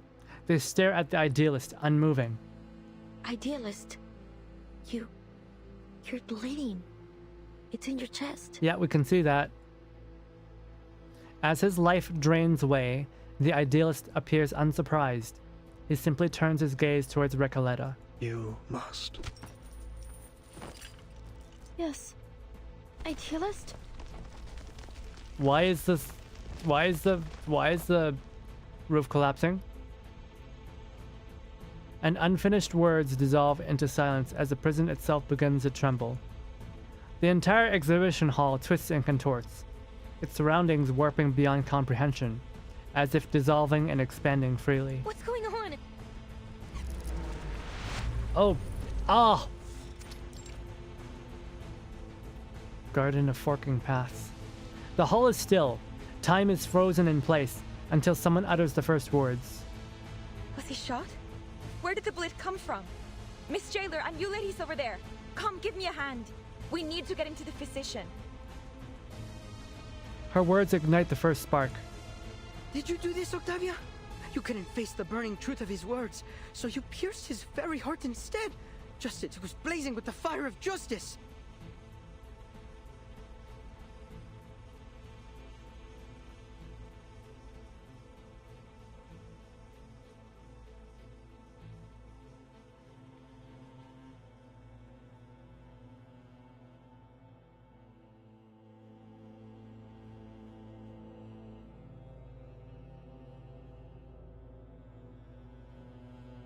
It sounded like a gun, but like, I'm sure there are arcanum abilities that mimic a gun. And there's hundreds, if not thousands, of prisoners here. Is this a setup? Did he allow himself to be shot? Maybe he commanded someone to shoot him. Oh God. Or was it you, Jailer? Did you intend to crush the voice of poetry beneath your wheel of power? It has to be one of you devils in disguise, beasts in human skin. Well, Jailer is straight up not even human. Jailer is a cat. Can't you see? I had nothing to do with this. I'm as innocent as any of you. I've been trying to keep order here, to protect everyone. And now you blame me? Don't listen to her! The idealist made it very clear! She's trying to get us punished for her own gain! You're a murderer, Octavia! The prisoner's fury erupts. In the chaos, Seneta blocks an arcane skill that pierces the air. This is mad. You're accusing me without proof. It wasn't me. This is getting out of hand. I suggest you ladies leave now. No, wait! It all happened too fast. What happened to the idealist? Is he alright? I didn't even get a chance to ask about Aleph. As the tide of people surges around them, the line between life and death blurs beyond recognition. Lady, now is not the time to talk about your boy crush, okay? People are going to war in this prison. I agree with the jailer. Timekeeper, Miss Recoleta, let's get out of here.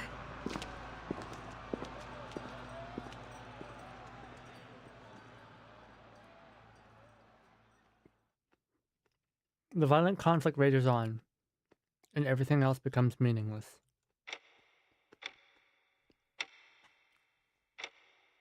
The illusion of time dissolves, its flow unknown. Under the Guardian's influence, the frenzy of prisoners begins to resemble an unreadable chaotic epic. At this moment, an unidentifiable figure enters the midst, though no one takes notice. The newcomer scrutinizes the motionless corpse. His vitals are gone. At last, some peace and quiet. Wait, who is that? That sounds like the same voice actor as, the idealist. Well, for a liar and a thief like him, there's hardly a better end than this. Is that Aleph? He reaches into the idealist's coat pocket and pulls out a die. Why does this die look kind of icky? It is an artifact marked by patterns, veiled in smoke, an object seemingly not meant to exist in this world. A 20-sided die known only through an omniscient perspective. And now it is stained in an utterly corrupted blackness. Just as I thought. You had it all along. Ooh, spooky.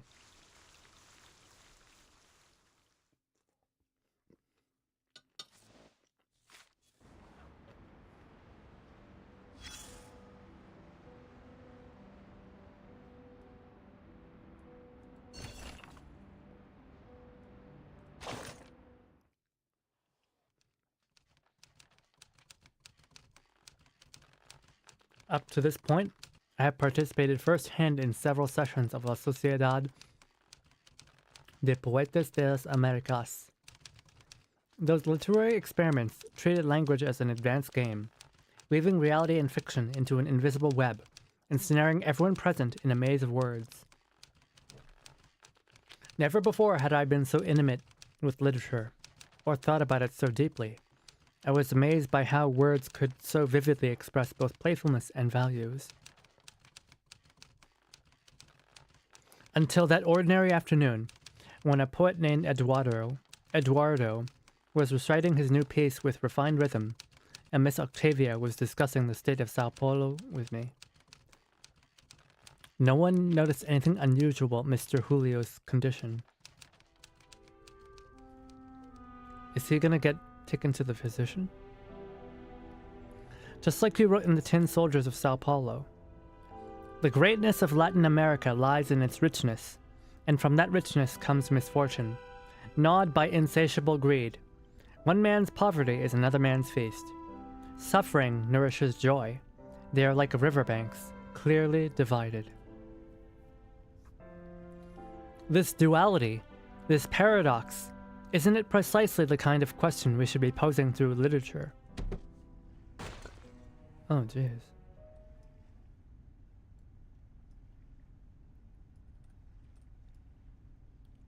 Not enough! Not enough! Not like this. You can't grasp space and time. I'm still missing some essential language frameworks and thought patterns. With our current language system, I cannot catch the ghost of time. I can only let it slip away from the tip of my pen. Mr. Julio, what's wrong with you? Unlike the panicked Octavia, the other inmates around Julio seem unfazed. That wall is unscalable, Julio. I told you already. I can lend you some of my bandages from last week if you need them. For a permanently silent object, any form of narration is futile.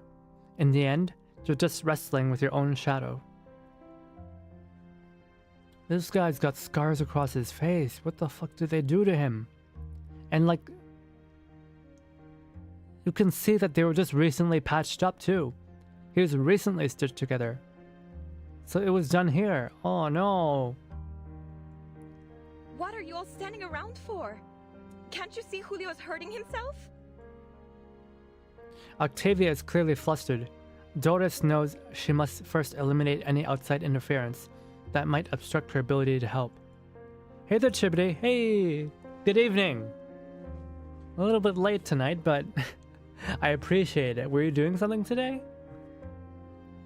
Chibity, I announced my my cover. It's coming out on Saturday. I'm really excited. It's Mr. Julio. He's hurt. Bleeding. He tried to break through the mirror of language with his head, but it was actually a wall. I'm sorry, I know this is supposed to be a serious scene, but like, this just conjures up the... This just seems like a really crazy thing to say. He tried to break through the mirror of language with his head, but it was actually a wall. It sounds like he was smashing his head against a wall. By now, Doris has learned how to filter out the surreal embellishments typical of La Sociedad members in order to correctly assess the situation. Mirror or wall, it doesn't matter. Please take a closer look and describe what you see, clearly and without embellishment. What is Mr. Julio's condition? His muscles are spasming uncontrollably, as if jolted by cold electric current. His face is tightening, twisting, like he's struggling against a silent force. His fingers are curling into unnatural shapes. This looks like he's having a seizure. His expression keeps changing. First pain, then panic, and finally, blankness. Sounds like he's having an epileptic seizure. Perhaps I could offer some help. Guided by the sound of Julio's whimpers, Doris approaches. His head is bloodied. Please, Miss Octavia, help me so I can help him. Could you lay him down flat on his side? We have to stop him from hurting himself. I can use my arcane skill. Flashing lights could worsen an epileptic seizure. Does your arcane skill emit intense light? If so, I must ask you to refrain from using it. Octavia hurriedly retracts her incantation. She presses down on Julio's shoulder and lowers him onto the cold hard floor. Does she not know what an epileptic seizure is? It's like the 80s, it's like the 90s, isn't it? I was having a nap, not sure I rested it up, and I'm waking now anyway. It's pretty late right now though, isn't it? If I'm not wrong, you're in like Texas area, right? So it's like 1 a.m. isn't it? That's not a nap. That's just like sleep time, isn't it? That's just bedtime. Congrats on the cover coming. Thank you. It was a lot of hard work because it's my first ever cover, so a lot of things I didn't know about how to do. Now I'm starting to feel like, oh, so this is how other people feel when they have to release things. The doctor kneels quickly and gently turns the man onto his side, preventing him from injuring himself any further. Alright, Doris is a doctor. As time passed, Mr. Julio's convulsions began to subside, but his body remained stiff. His jaw clenched tight. I took a disposable bite pad from the first aid kit and carefully placed it in his mouth to prevent him from biting himself. Yeah, I don't know if you guys have ever been in this sort of thing. I've had some stuff done before that caused me to have a uncontrollable clench. And unfortunately, I didn't have any muscle relaxants at the time. Nor did I have a bite pad. But I did get myself like a towel, and I bit down on that instead. Because like, if you're clenching that hard, you can actually shatter your own teeth. Eventually, the situation came under control, and Mr. Julio's breathing stabilized.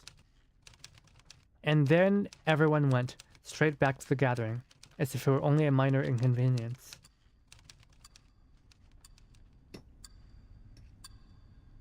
Thank you for your help, Miss Erd. The doctor responds with a silent smile. You seem experienced. Was it a major part of your responsibilities in Sao Paulo? Yes, saving others is my profession. Writing is my hobby. In my home, I am first and foremost a doctor. Miss Erd, you have my utmost admiration. As a doctor and a writer, and even more as a person beyond any social categorization. You, a doctor who actually lived in the favelas, pointed the barrel at yourself before wielding the words as your weapon. Compared to you, I've achieved nothing of substance. All I do is wave ideals around, as if that's enough. Miss Octavia, I am simply a writer who follows her curiosity. I'm afraid I'm not qualified to provide you with any concrete advice, nor am I as great as you say. You're well prepared for your vision and ambition, for modesty is such an essential part of writing, and you've just demonstrated a skillful use of introspection. Thank you for your kind words. But I'd like to return to my room and think for a while. See you tomorrow.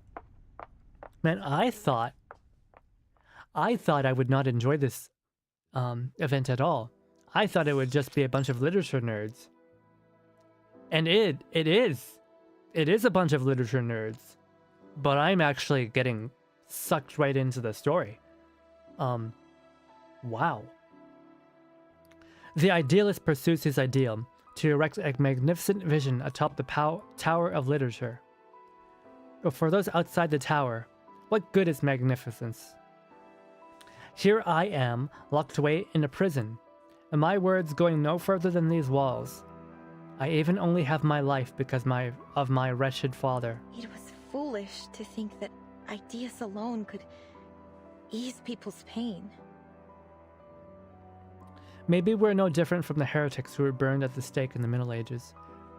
Right. Because she didn't know how to heal the guy. Right? The guy's having a seizure and she's like, what do I do? What do I do? Words won't help him. Perhaps only professionals like Miss Erd, doctors with real experience, can truly save a person. Ah! Maybe this is why she's like siding with the physician. But wait. This prison does have a doctor meant to handle every kind of issue, whose specialty is precisely in the mental field. Epileptic seizure is not... I don't think that's mental at all. He's not just a doctor, he's the overseer of this prison. I once asked the idealist why the prison in charge wasn't a regular jailer or a police chief, but a physician. As expected, he brushed me off with some grandiose, idealist rhetoric. But why does the idealist always seem so opposed to the physician? Why? Why can't patients like Mr. Julio, who are clearly suffering, be sent to him? Puzzles on top of puzzles. Questions after questions. My head. She's also mentally ill, so... I'm not in Texas, and Texas isn't in that time zone. Ah, crap. I always get it wrong. I always think Texas is in Eastern time zone. I guess it's like... It's not central, is it? Yeah, it's central, isn't it? So it's like 2 hours? After... 2 hours ahead of Pacific? I don't know. I'm just shooting words out. Why do I always get the feeling you're from Texas? I think it's because you talk about Texas a lot. I can't do this anymore.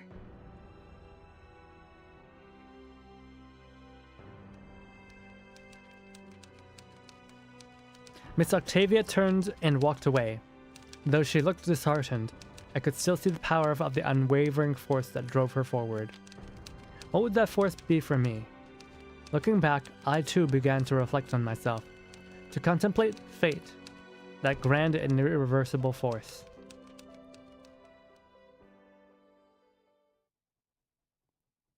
Alright, we can do like one more story. But then we really gotta end it. This game is... It's sucking me in. It is drawing me in, even though I thought I would hate it. Maybe deep down, I'm a literature nerd. Maybe. The Spider's Web. Open it, reread it. Witness firsthand the events that transpired within the desert. Even just getting here, this event does feel way more written than the new Lunar New Year one. Yeah. I mean, that one was written like a police procedural. Ladies, I must apologize for what happened back there. We were caught off guard. There has never been a commotion of that scale before. I must report this to the physician. Don't worry, Miss Jailer. We made it out in one piece. Thank you for your understanding. Ordinarily, I would arrange to escort you to a safer location, but I'm afraid at this hour you'll have missed the last train. And the roads are icy at night. Yay, we're staying the night in a jail. Hearing this, Recoleta exchanges a quick but meaningful expression with her companions. Verdun, we can't leave like this. We appreciate your kind consideration, Miss Jailer. But we still have some unfinished business here. I see. I'll arrange a clean room in a safer section for you. We'll do our best to ensure your safety tonight.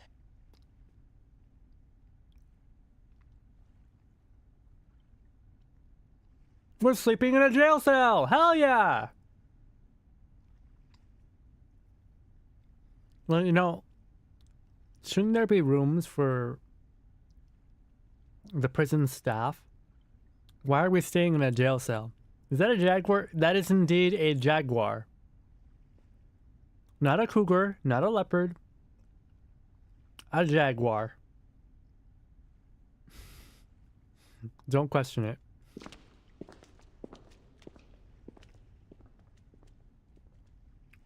Don't think too hard. I'm going to jail!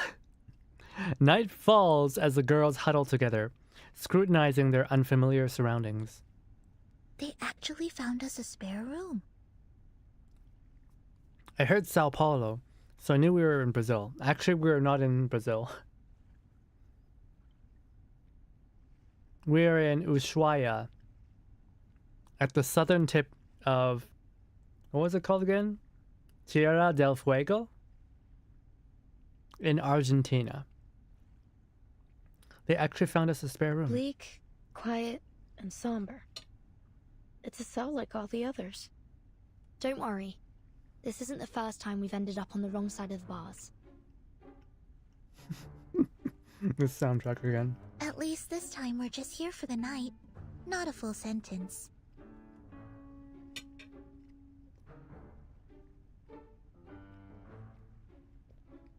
Sonetto lets out a whisper-thin protest. Though, this cell is quite different from the ones we've been in before. Not just the cell. The whole prison is unlike anything I've seen. And the society they've been running here isn't some mere pastime. They're having real discussions about meaningful topics, even though the rest of the world has been cut off from them. But we're still in an Arcanist prison. A place where conflicts and violence can erupt at any moment. Let's not forget that. Miss Jailer warned us from the start. These prisoners are mentally unstable and potentially dangerous. Miss Recoleta, with all due respect, we can't afford to see this place through rose-colored glasses. We'd be overlooking the risks, as we did earlier. And with all due respect, Sonetto, we didn't overlook any danger. At least I didn't. A writer must be observant if she is to accurately reflect the world in her writing. Yeah, this Recoleta girl is nuts. Well, I know a lot of Vtuber viewers would appreciate this level of craziness, this level of insanity. But you... We came here with different goals. And still, none of them have been accomplished. I suggest we focus on our respective missions, instead of fighting with one another. Apologies, Timekeeper. Miss Recoleta, I take back everything I said. Tierra del Fuego got you in trouble in Spanish? Why? Don't apologize, Sonetto. I'm at fault too. Sometimes I forget that words can be as sharp as swords. You were only thinking about our safety. I shouldn't have been so rude. I actually really admire how you fought back there. If you'd allow me, I'd like to write a poem for you, once my novel's finished. That's terribly kind of you. But honestly, I think we've had enough poetry today to last a lifetime. Let me know if you change your mind. By the way, did either of you see what happened to the idealist? I was translating a paragraph from Spanish. I didn't translate Tierra del Fuego into Island of Fire. I didn't think that was right because it was a place name. Right?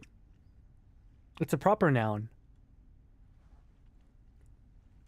Recalling their recent conflict, the indomitable girl finally hesitates. The jailer told me she went back to the gallery once everything calmed down.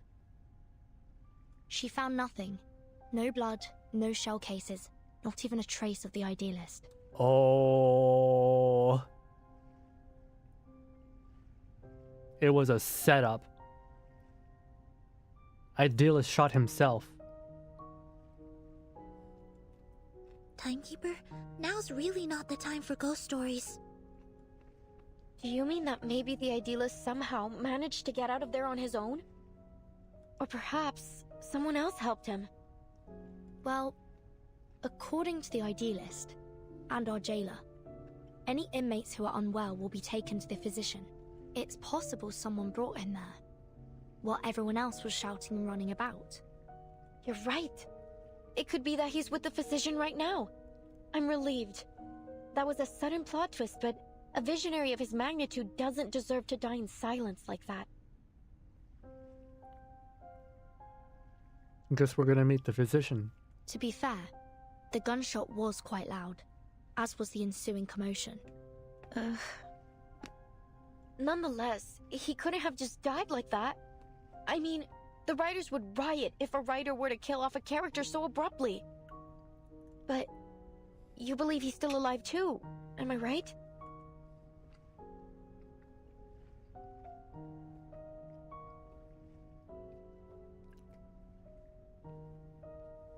She knows her words are merely a cover. She needs an answer. A real, undeniable answer. There's nothing that we can be certain of for now. But on a brighter note, we didn't come back empty-handed from our mission either, Sonetto. We found Dr. Dorez's signature in the gallery. You were right all along, Recoleta. She was here. But we didn't see her at the gathering. Could something have happened to her, like with the idealist? Do you think she was also sent to the physician and never made it back? This is all just speculation. If we want to find the idealist, or Dr. Dorez, we need to speak to this physician first. Miss Recoleta, do you believe that the idealist could be your pen pal, Aleph? Whether he is or not, he's still my best lead. That name touches the nerve once again. Amigas, I've had this strange feeling in my gut since we got here. Something is slowing us down. Now to figure out what it is. A silent fear grips her, like ripples suddenly appearing on a once still lake, unsettling in its quiet disturbance. Look, it's a wild guess, but just wait till I finish. It feels like everything happening in this prison is somehow connected to my novel. El auge y la caída de la cordura. The rise and fall of sanity. We're no strangers to wild guesses, and sometimes they're closer to the truth than you'd think. So this, the rise and fall of sanity. Sorry. What exactly is your story about? The question scatters the midnight gloom. Outside, moonlight spills over gray-white snow. Huh. Nunca pensé que te interesaría. I never thought you'd be interested. It starts... Sorry, it's been a while since I told it from the beginning. A few years ago, I worked as a forest ranger. It happened in a desert town called Amalfitano, in Sonora back in 1975. I worked as a forest ranger in a desert town. What the fuck? A forest is not a desert. The two patient listeners watching the stammering girl, waiting for the next part of her story. You know what? Most people say the beginning's a bit hard to get into, except for Aleph. I'm thinking of rewriting it, but if you like the sound of it so far, maybe I could read you the latest part I just finished?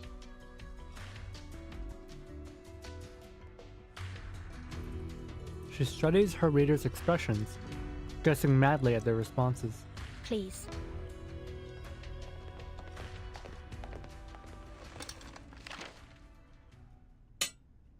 Todo empezó con los datos de frecuencia de las cintas.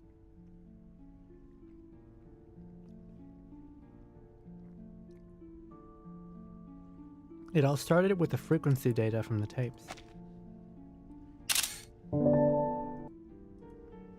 El patrón general parecía haber cambiado. Al principio, la investigadora de paracausalidad lo atribuyó a un error estadístico. Un fallo, tal vez. Oh, sorry. The general pattern seemed to have changed. At first, the paracausality researcher chalked it up to statistical error. A glitch, perhaps. But after a few days and long nights of meticulous calculations, that explanation only became less and less plausible. The odds of success and failure kept shifting, and the chance of repeating the previous result kept growing. It was as if someone had tampered with the rules and tweaked it to their liking. She took her findings to Amalfitano, the town of nothing, as they called it then. Near the old looms, she met a blind weaver who spoke softly of an old tale. I heard a strange rustling at dawn, like a die rolling along a wooden floor. The die? Then the morning light dimmed and died. That was the last time I saw the sun, my own hands, or the threads I worked with. The second time I heard the die roll, I was told the oxen in the fields sank to their knees and never stood again. By the third roll, the fields were crawling with frogs. Plows ran over them, and some still writhed, squeezing themselves deeper into the cracks in the earth. The fourth time the die rolled, 10 dormice plunged into the sea in a strange sleepwalk. And 10 bears feasted for the last time before winter arrived. What is this story? The final roll of the die was cast in a cage during a duel. Before a crowd of eager eyes, the winner left with 10 pounds of gold, and the loser left with 10 flies, which fell on him to feast. What does this have to do with the prison we're in? The quiet spreads through their cell like a rolling tide. Is that all? Seems like it. Well, there's more, but I haven't quite figured those parts out yet. Yes, but what does that have to do with the situation we're in? Any thoughts? Anything. I can take it. Please, I really need some feedback. Oh my god, Recoleta! I wonder if the protagonist ever finds this die of Babylon in the end. Oh, Verton, it isn't a real die, it's just a metaphor. Oh, I see. I must have missed that. Sorry. Still, it's a beautiful story. Sad, but beautiful. She's gonna say it's actually a happy story. The story is still too obscure, isn't it? Aleph warned me about this. In our last correspondence, he suggested adding the blind weaver to shed light on the hidden theme. It helped at first, but even with a sage advice, no matter how hard I tried, the plot just didn't seem to move forward. Hey there, Stosan. Woken from a small nightmare. Saw you still alive, so I come by. Hope you don't mind. Oh, I would never mind. But I'm sorry to hear that you had a nightmare. I hope that you can rest easy at some point. You know, it's never nice to have nightmares. Feel stuck in that village with them, lost, dazed, isolated inside their small, disconnected moments. Something crucial is missing, leaving gaps between the characters and the scenes. Yeah, I'd be happy if you could find some small comfort here. Should I change the storyteller's perspective? Start a different angle? Or maybe rewrite the characters completely? What should I do? Oh my gosh, Recoleta, are you just completely lost in your story? Did Aleph just write your story for you? Before the writer sinks into a swirling vortex of self-doubt, someone decides to push for something tangible. Apologies, but you said your story somehow connects to what's happening here in the Panopticon. What makes you think that? Thank you. Feeling. Thank you. Like, everything here belongs to a dream I once had. Only, I can't remember it. I'm not weak enough to give you feedback, Recoleta. Same. Do you mean that you have a sense of déjà vu? It's nothing to worry about. Our psychiatrist friend Kakania told me those moments are often the result of a dysfunctional connection between two parts of the brain. Like a little glitch in our heads. So I actually read that Kakania is completely unqualified to treat mental patients. And that she's not even a real psychiatrist. She doesn't have a license.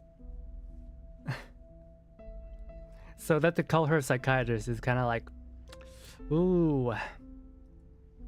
No, it's nothing like déjà vu. The storyteller snaps back, politely agitated. Deja vu is a single moment, a specific situation.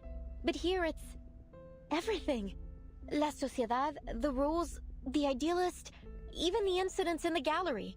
Each one unfolds in a similar pattern, like the grooves on a record, telling a story I feel I've listened to before. Amalfitano and Comala. They're two sides of that same record, playing out the same tune. Whatever happens in my story seems to be happening here too. I had that feeling when I met you as well, Miss Verton. At first I thought it was only an interesting coincidence. You're much like the first character in my story. A traveler with a suitcase.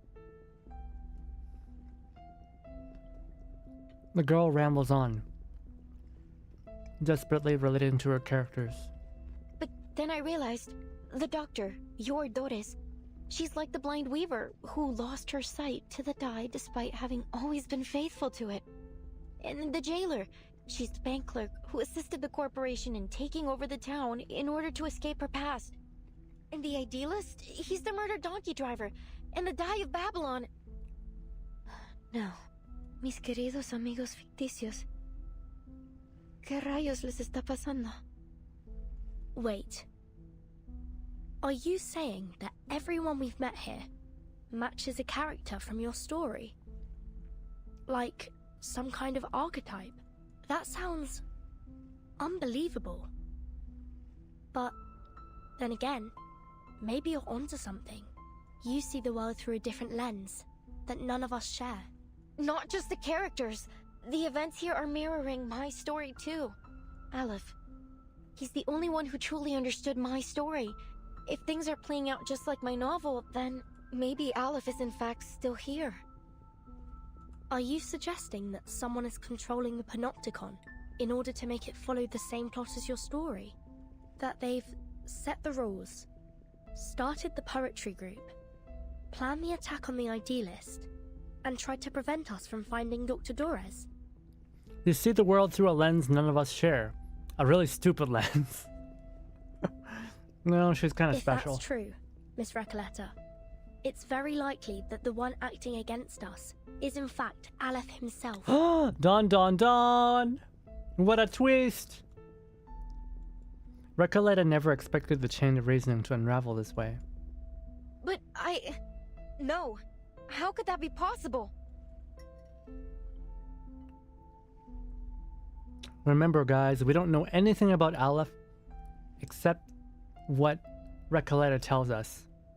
That he was her pen pal. She interrupts only for confusion to creep onto her face moments later. Why? Why would he do this? I don't see any reason why he'd be connected. He's an intelligent, cultured, and profound person, not a common killer. You know, people would say that about perfectionists like Yoshikage Kira as well. No, none of this adds up. Serial killers see themselves as very complex people. You know, highly sophisticated. Remember, Dr. Doris was brought to Ushuaia by the Xeno rebels. And we know they're connected to Manus Vindicte. If this Aleph really is hiding Doris from us, he may be working with them. A couple new characters. Recoleta stares blankly for a time, before clumsily shifting the topic. Oh, my... Soneto. I didn't know you had such a flair for stories. Maybe you should join us and become a visceral realist too. Recoleta's in denial. I think you're only imagining things. Perhaps you were inspired by this strange prison? Oh my god, Yuka! Recoleta? The person saying that someone else is imagining things? Oh my goodness. Perhaps we all need to start writing our own stories. Come out now. Whoever's out there, speak up. How can we help you? Who's there? Oh.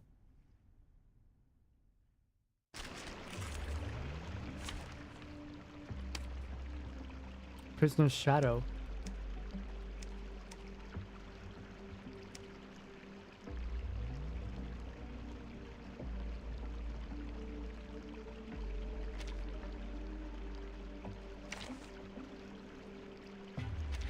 Neo-science exorcism office, action!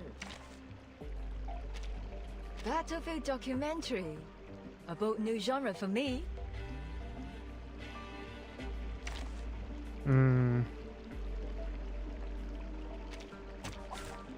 I think, get moving. Wait, Octavia and Idealist? Copy that! Need to reshoot.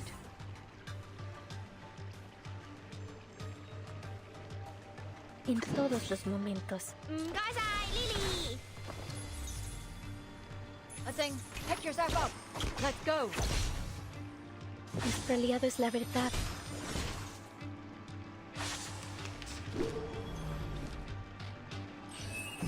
Not a fan of my work, I take it?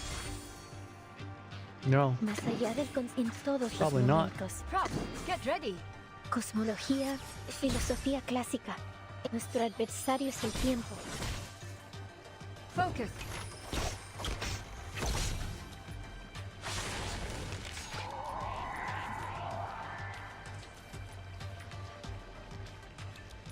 Más allá del concepto mundano del tiempo. Easy la! Break a leg. We're ready for the finale. A truly villainous moment. Ha! 3, 2, 1, action.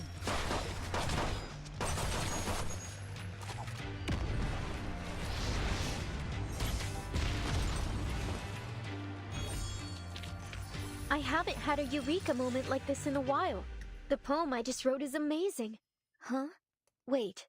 You weren't listening, were you? Then let's do this again.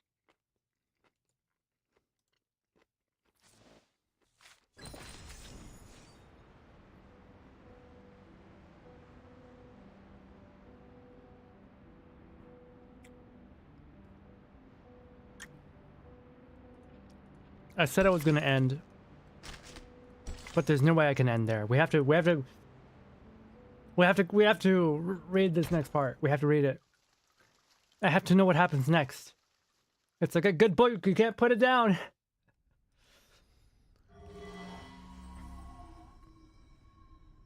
Easy, easy. It's me, Garcia. We met at the gallery earlier. Oh, it's Garcia. Please, I come in peace. Recoleta pays no mind to the young man's explanation. Her focus holds on the woman beside him. It's you, Octavia! The murderer herself! God damn it, Recoleta! What the hell is wrong with you? Please, calm yourself, Miss Recoleta. The jailer has already confirmed that she wasn't the one to fire at the idealist. The shot came from somewhere else in the room. Oh my god, this woman. Recoleta's a little too into herself, as all artists are. Not only that, she's clearly in love with Aleph. Recoleta bites her lip, giving up a little space to the intruders. Miss Octavia, what brings you here at this hour? I come here out of goodwill. Believe me, I didn't want any bloodshed either. I understand you just arrived today. There's something you need to know about the inmates here. That they're all mentally ill? We know that already. Their visitor's expression is weary and low. We're outcasts, rejected by society and literature, and our privileges are limited within these walls. But before I started my own literature group, Shock. I struck a deal with the Panopticon authorities. Shock. If we cooperate and stay out of trouble, they'd leave us be. We could discuss literature freely and openly in Comala. Such a thing may seem trivial to you, but this is of immense importance to us. Oh, there's no happier thing in this world than discussing literature. No one should ever put limits on it. This girl! I have the urge to strangle. You're right, Recoleta. But we're prisoners here. There are certain rules we have to follow, except the idealist didn't see it our way. He refused to compromise. believing that the long poem and his so-called ism could break us free from the cage of the ever-watchful eye. Perhaps he was right. You might have achieved more if you'd listened to him. After all, visceral realism keeps us connected to who we are. You have to believe in the truth of visceral realism, because out there, beyond these walls, many of us still do. And what has it changed? Garcia, you're the latest inmate here. Tell us, 3 months ago, before they arrested you and took you here, what has the visceral realism movement accomplished out there? Beside them, Garcia, who had been patiently leaning against the railing, produces a metallic vibration on its grates. A rough paper roll burns between his lips. At first, it was revolutionary. Young poets joined in droves. We held gatherings. And the literary world seemed alive again. I was just a kid when the leading poets left the city. Everyone thought it was only temporary.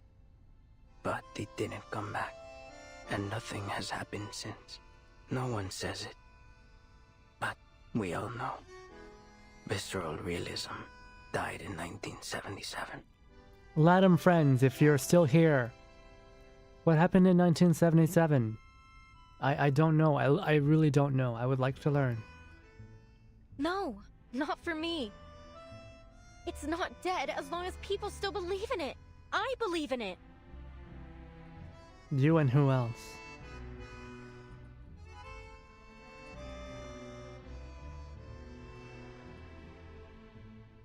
Octavia ignores the childish remark. She knows that conviction can be as fragile as a spider's web. Belief, faith, what is this obsession with the true self? Why does your type always insist on there being a true self hiding beneath our roles in society? Our disciplines? Yeah. I guess I'm... Yeah, Recolette is very idealistic, right? But I think I'm more of Octavia's side. This whole idea of like your real self hiding underneath your role in society is kind of stupid. I don't believe in it. I think we are a combination of all of our being, right? That includes the roles that we play in society. I mean, I'm a VTuber, right? The heart of a VTuber, I feel like, was to express what you couldn't express as your, I guess, real self, or in regular society, right? That's what a VTuber is. I guess that's why it was disappointing when people started combining their real self with their VTubing personas. It was disappointing to me. Look at the idealist. He never once stopped fighting for what he believed in, even long after he was put behind these bars. In 1977, Argentina was under the rule of a military junta, which had seized power in 1976. The junta was implementing the Dirty War, a brutal campaign of state terrorism against political opponents, leftists, and intellectuals. Oh, okay, I see. Idealist, what a name he gave himself. Who will he be when he finally breaks free from the eyes of the central tower? When he's left without his willful audience? And nobody. That's what. And that is a truth even he is terrified of. Miss Octavia, I hope you come with something more important to share than just some criticism of the idealist. You're right. I have an important message for you. Dr. Torres, I heard you were looking for her. The woman from the Sao Paulo Veterans Residence. She used to write under the name Erd, didn't she? Yes, that's right. Do you know her? You're the first person I've met here to speak plainly about her. Do you know where she might be? We crossed paths, but only briefly. I'm not sure where she's gone. Maybe the authorities know. However, she left this with me. I think you'll need it more than I do. Octavia hands over her personal folder. Before they might open it, she has already turned to leave. We have other matters to attend to. I'll leave you to your business. Garcia, shall we? Their visitors leave in haste, their faces and expressions obscured by the night's shadows. The Foundation's investigators open the worn manuscript folder with caution. The physician told me the horrifying truth about the panopticon of Kamala and the power behind it. Manus Vindictae. This whole prison is Manus Vindictae? By becoming the panopticon's sole patron, they seized control of the resources and the allocation system, turning this place into a living hell. I suspect that the physician, the current highest authority here, is responsible for this situation. I discovered that the inmates were put through brutal training, even when they were too sick to carry out their tasks. They also forced pure-blood Arcanist inmates to wear their masks, effectively turning them into murmuring puppets. Just as we suspected, Manus Vindictae is orchestrating everything. Dun dun dun! To the surprise of nobody, the bad guys are bad guying. No wonder we didn't find them in the city. They've been hiding here all along. No one would have thought to come looking for them here. They snap the folder shut. A familiar signature seen on the forward page of Utu magazine, or Ata magazine, and the receipt found in Sao Paulo's heartfelt home. But why would Miss Octavia bring this to us? What's in it for her? Do you think she's trying to mislead us, Timekeeper? Maybe. But the handwriting in that notebook is most certainly Erd's. If she's leading us astray on purpose, why? Miss Recoleta, what do you think? Could she be Aleph? Not a chance. Haven't you seen how she denies everything beautiful in the world? Aleph would never be so biased. You're one to talk! Omae言うかよ! Recoleta, how can you be so dramatic? Denies everything beautiful in the world. Wow, what a loaded statement. My Aleph would never. My Aleph Poo would never. He would never. He could never be this biased. No. Aleph is like a mirror. He reflects both light and shadow. But Octavia, maybe she hasn't looked at the shadow within for a long time. What have you learned about Recoleta? I've learned she's very annoying. I hate this woman. I know that look on her face. It's the look of a writer. She's so self-obsessed. I've seen so many like her during my trip. The faces of a lost, struggling generation. She has, like, very little empathy for others. And I say that as someone who struggles to connect with others. She has very little empathy for other people. Under the Nights, like, the only reason she talks about Aleph so well is because, like, Aleph, like, reflects herself. She's... I can't stand these types of people. I can't stand them. Oh. Under the night sky, Kamala Prison stands like a forgotten gravestone, covered by fine cold snow. But that's how you know she's a good character. She's making me feel. That's how I see if a character is good or not. If they can make me feel, if they can get a reaction out of me. And Recoleta is getting many reactions out of me. Time I was in a creative writing class with a guy who wrote something called Lowkey the Elf Boy, and he looked like a guy who'd write about elves. I've never done a creative writing class. I've never done creative writing. Well, maybe I have, but like, it's all been very personal, right? I've never done anything, like, I've never actually made anything in full. A little narcissism in Recoleta. Oh, a lot of narcissism. In a room repurposed from a prison cell, 3 girls in search of someone share an absurd, bizarre tale.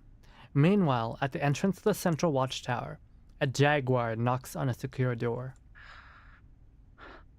Dr. Merlin, I'm here to report on today's events. Ah, so that's the physician's name. Come in.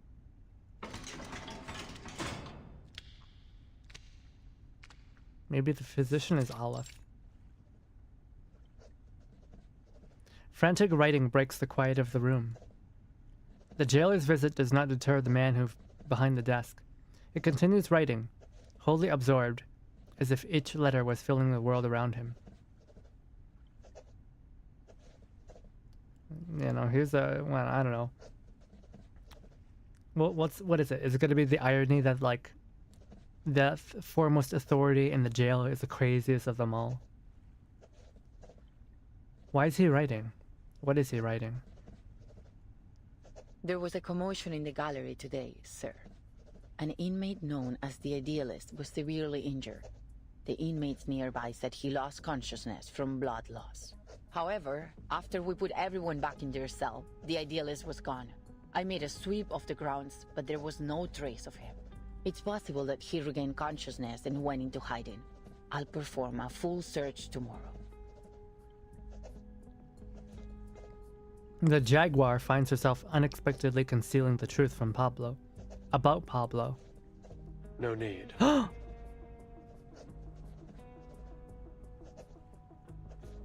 It is Aleph. Sir? He knew the consequences of breaking the rules, did he not? Sir, with all due respect, I think today's incident proved just how dangerous it is to let the inmates keep their weapons. We never should have let them walk around with deadly weapons. Even if we had to, we should have doubled the guards. We can't expect them to follow their own rules simply out of fear of the central tower. They let inmates have deadly weapons.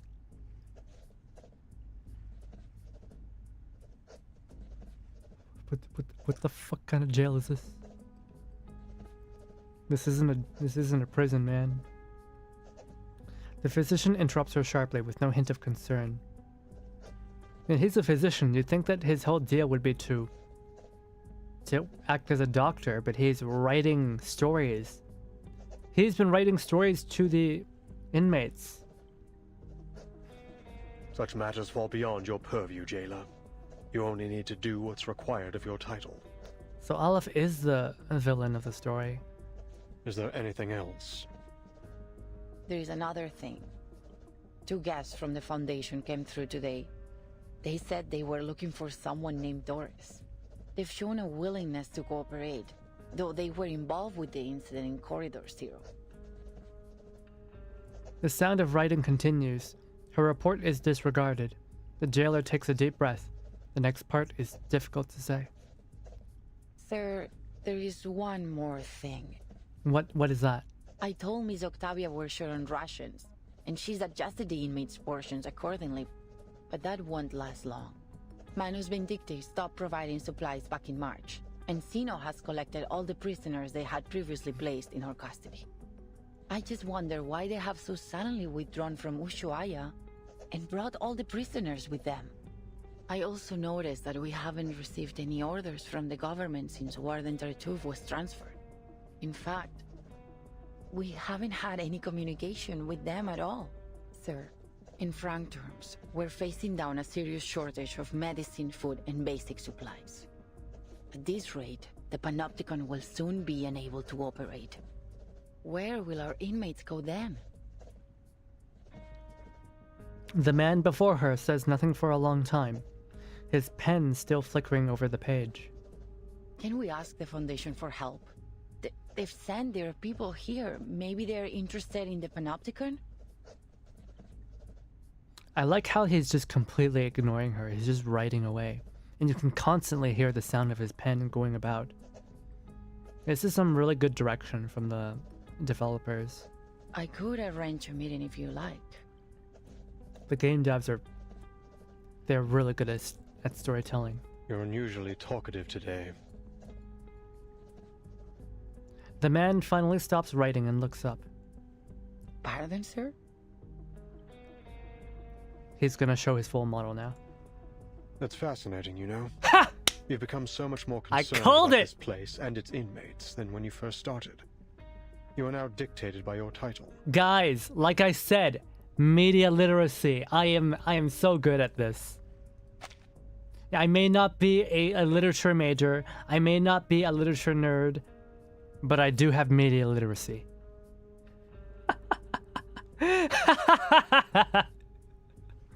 Damn, I'm good. I didn't mean to overstep. I'm sorry. You can go now. I have a great deal of work to do. Oh, and one more thing. He beckons the jailer back before she leaves. Make sure this month's Kamala Congress is held according to schedule. I just realized he's holding a hacksaw in his hand. Oh my god. This man is freaky. Kamala Congress. Oh, the text is all messed up again. It's all glitchy again. Is he made of stone? No, he's wearing a mask. Yes, sir. This is definitely a guy some girls would call daddy. I mean, you know, I can name 3 VTubers who stream this game who really want to roll for him. You know, for various reasons. They skipped over Mommy Noir for this man. The Jaguar disappears beyond the door, metallic footsteps fading into the distance. Only then does the physician allow his suppressed frustration to surface. Oh. How many times have I warned you about this? The idealist has to go. He's nothing but trouble for us. You're too soft on him, Aleph. Look at the mess he has us in now. This man is in... He's got 2 personalities. He's got 2 personalities. One's a physician, one's Aleph. It's like, what's that story? Dr. Not Doolittle. Crap. What's that story of like the doctor who has like who has an alternate personality who's like evil and violent? Oh crap, I forgot what it was called. Jekyll and Hyde. Yes, Chibbity. Exactly that. Calm down. Ah.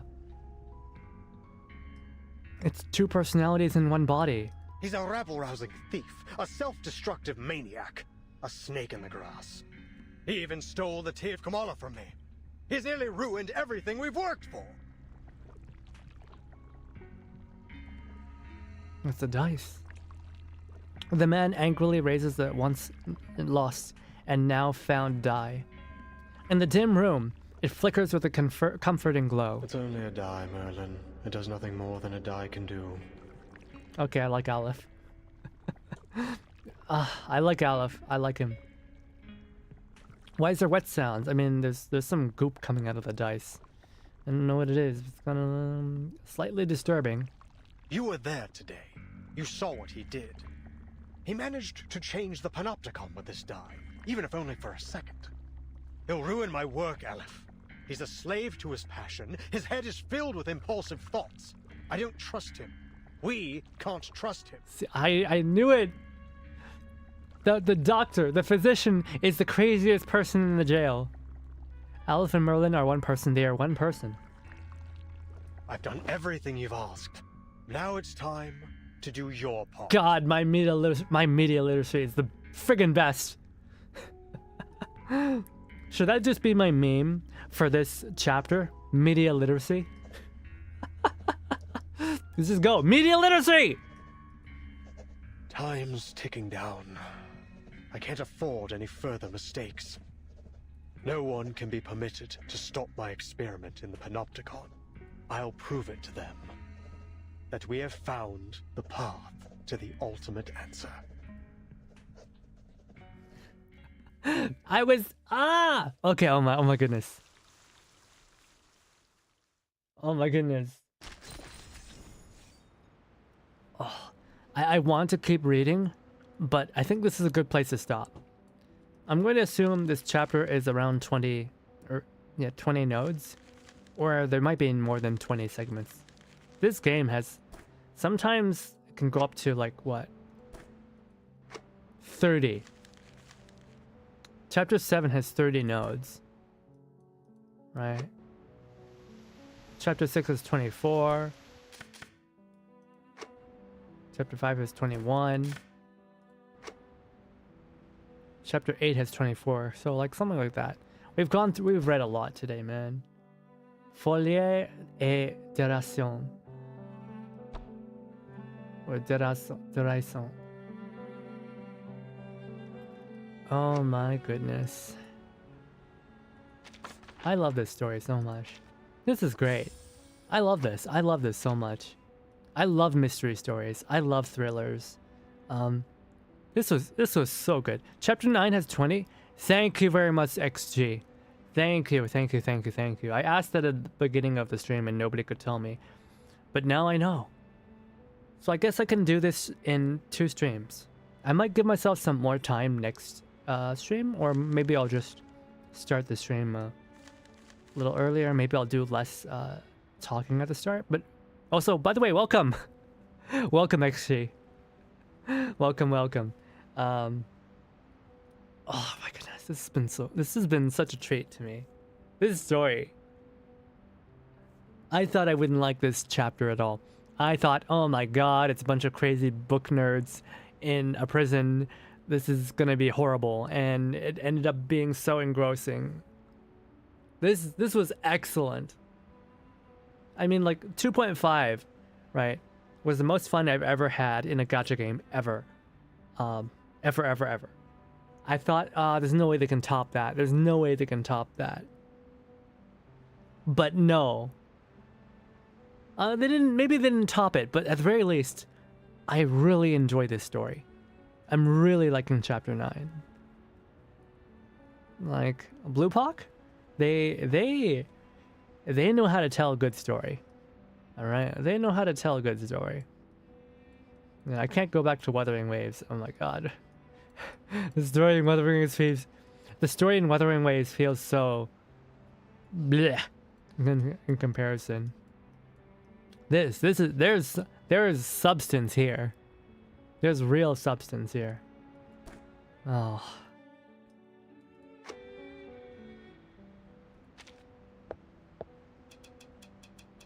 I like how the point store in this chapter is literally like Recoleta, her real little Roblox doll behind a prison cell, behind Bar's book club. That's crazy. Oh my goodness. I like this. It says, chapter 9 has been such a treat, man. It's been such a treat. Yeah. Even though Recoleta herself has been very frustrating, she's been very infuriating. This woman, she is some kind of mess, man. She's definitely some kind of mess. Oh my goodness. Oh wait, I bought the soundtrack for the last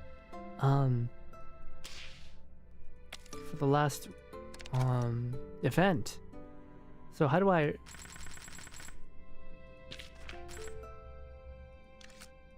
just realized I can play it, right? Where is it?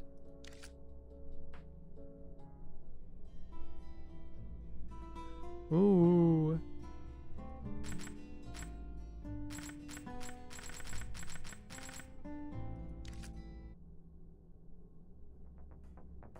Whoa. I feel bad, like there's a lot of events I haven't played, so I can't play their songs. I'll probably cover this one too. Right, guys, if you don't know, in the pinned is the link to my cover, which is not out yet. It's gonna come out on the 6th, it's the premiere. So that'll be cool. But I think I wanna do this song too.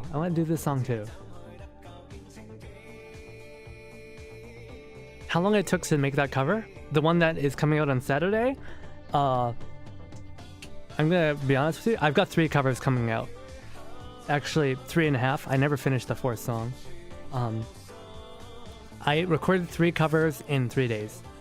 Every day, I recorded a song at like 2 a.m. or something. Because I couldn't find time where like my house is quiet. I'd love to hear cover Truth. Right? XG. I looked on Billy, and there was like 2 covers, both really crappily made. I'm not gonna lie.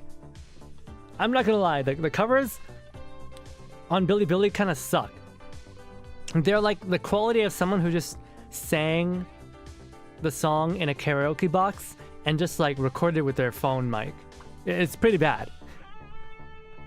It's pretty bad. You can tell, like, obviously, like, I appreciate anyone who's willing to make something, especially when they don't have the right equipment. But, you know, I'm just saying, I could totally beat that. I could totally do better than that. Hey there, OBK. Congrats on the cover. Can't wait to hear it. Ah! It's gonna be so good. And thank you for the 8 months of membership, OBK. Oh, thank you so much. Thank you so much. Aren't you suffering from voice debuff? Yeah. I mean, you can hear it today when a lot of the times I'm reading and somebody in chat made fun of my lisp. Fuck you! Fuck you! Alright? Just because I can't properly pronounce things right now. Alright? That's because I have a voice debuff. Fuck you! Fuck you! I will, it'll get better, but like right now, I'll record Truth Will Come, and I'll probably like, it's not gonna be super fancy because obviously I'm not in a good position to be recording right now, but you know what, fuck off, I'm gonna do it anyway. But anyways, back to your question, Poke, how long did it take? I recorded in basically 6 hours, I guess, but I spent maybe a month practicing the song to myself.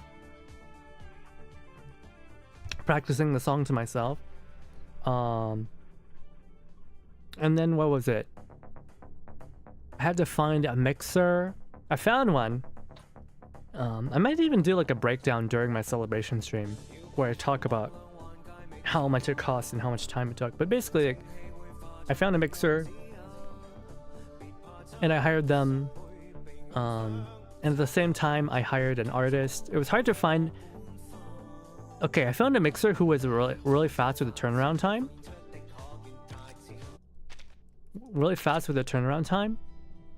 But finding an artist who could draw the illustrations that I needed in that amount of time was really hard.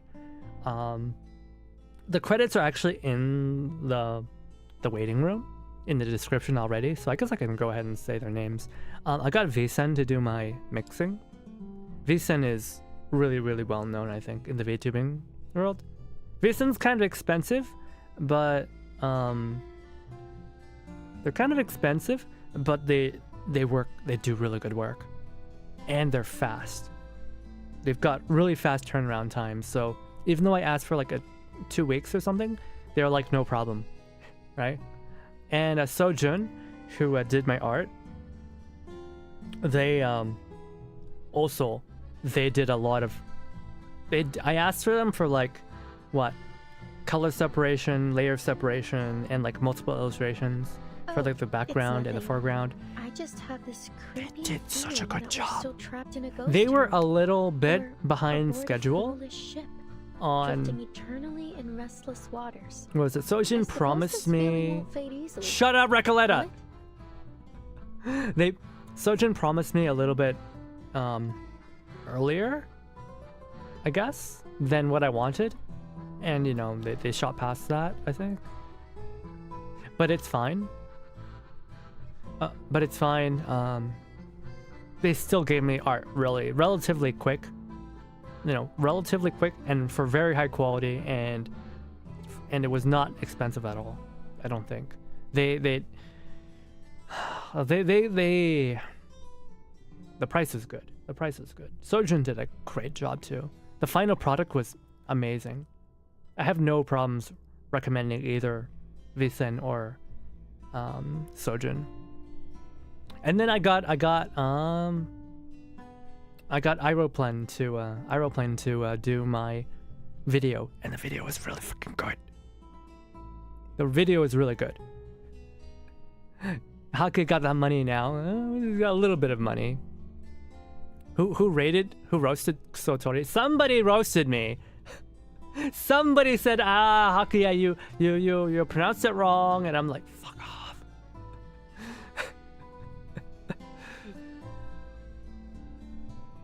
You gotta spend money on your arm one day. My arm? What's wrong with my arm? You gotta do a money spread on your arm one day. A money spread? What's a money spread? What's a money spread?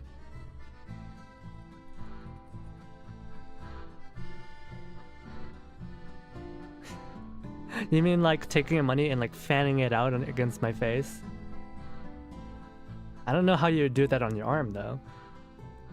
I don't know how you would do that on your arm. Nane. Oh, I'm really excited today. I'm really excited for this week, man. But I think I should probably end the stream now. We're at 5 hours and 30 minutes, man. まあね、今回の配信を見に来てくれて皆さんありがとうございました。お疲れ様でした。What's Haku? What's Raven? Thank you guys for coming. We have a lot of people today, actually. I want to try doing a raid on YouTube. Let's see who I can raid. Maybe there's someone I can shoot you guys at today. Let me look at my sidebar real quick to see who is good. Who is good? Who can I raid? 誰がいるのかな? I don't see anyone. I don't see anyone. 誰もいね. The only people that are like around are like I don't know, big corporal people, right? Oh, you know what? There is someone I can try raiding. Yeah, why don't I? Maybe I'll raid Ari Lunami. They're doing Catherine. It's the ending of Catherine. Yeah, why don't I raid for them? Okay, we're gonna raid Ari Lanami. Let's see. What do we call the raid? What do we call this raid? What do we call this raid? The book club raid?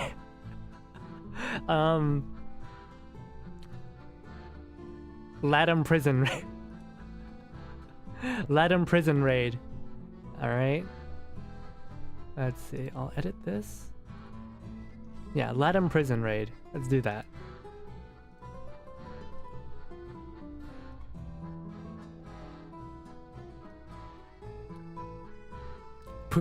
No! LATAM prison raid. Nah, we're not gonna raid on Twitch. Not enough people. I always feel like weird when I'm raiding people with like less than 10 viewers. Right? LATAM prison raid, guys. Alright? Anyways, once again, thank you for coming by today.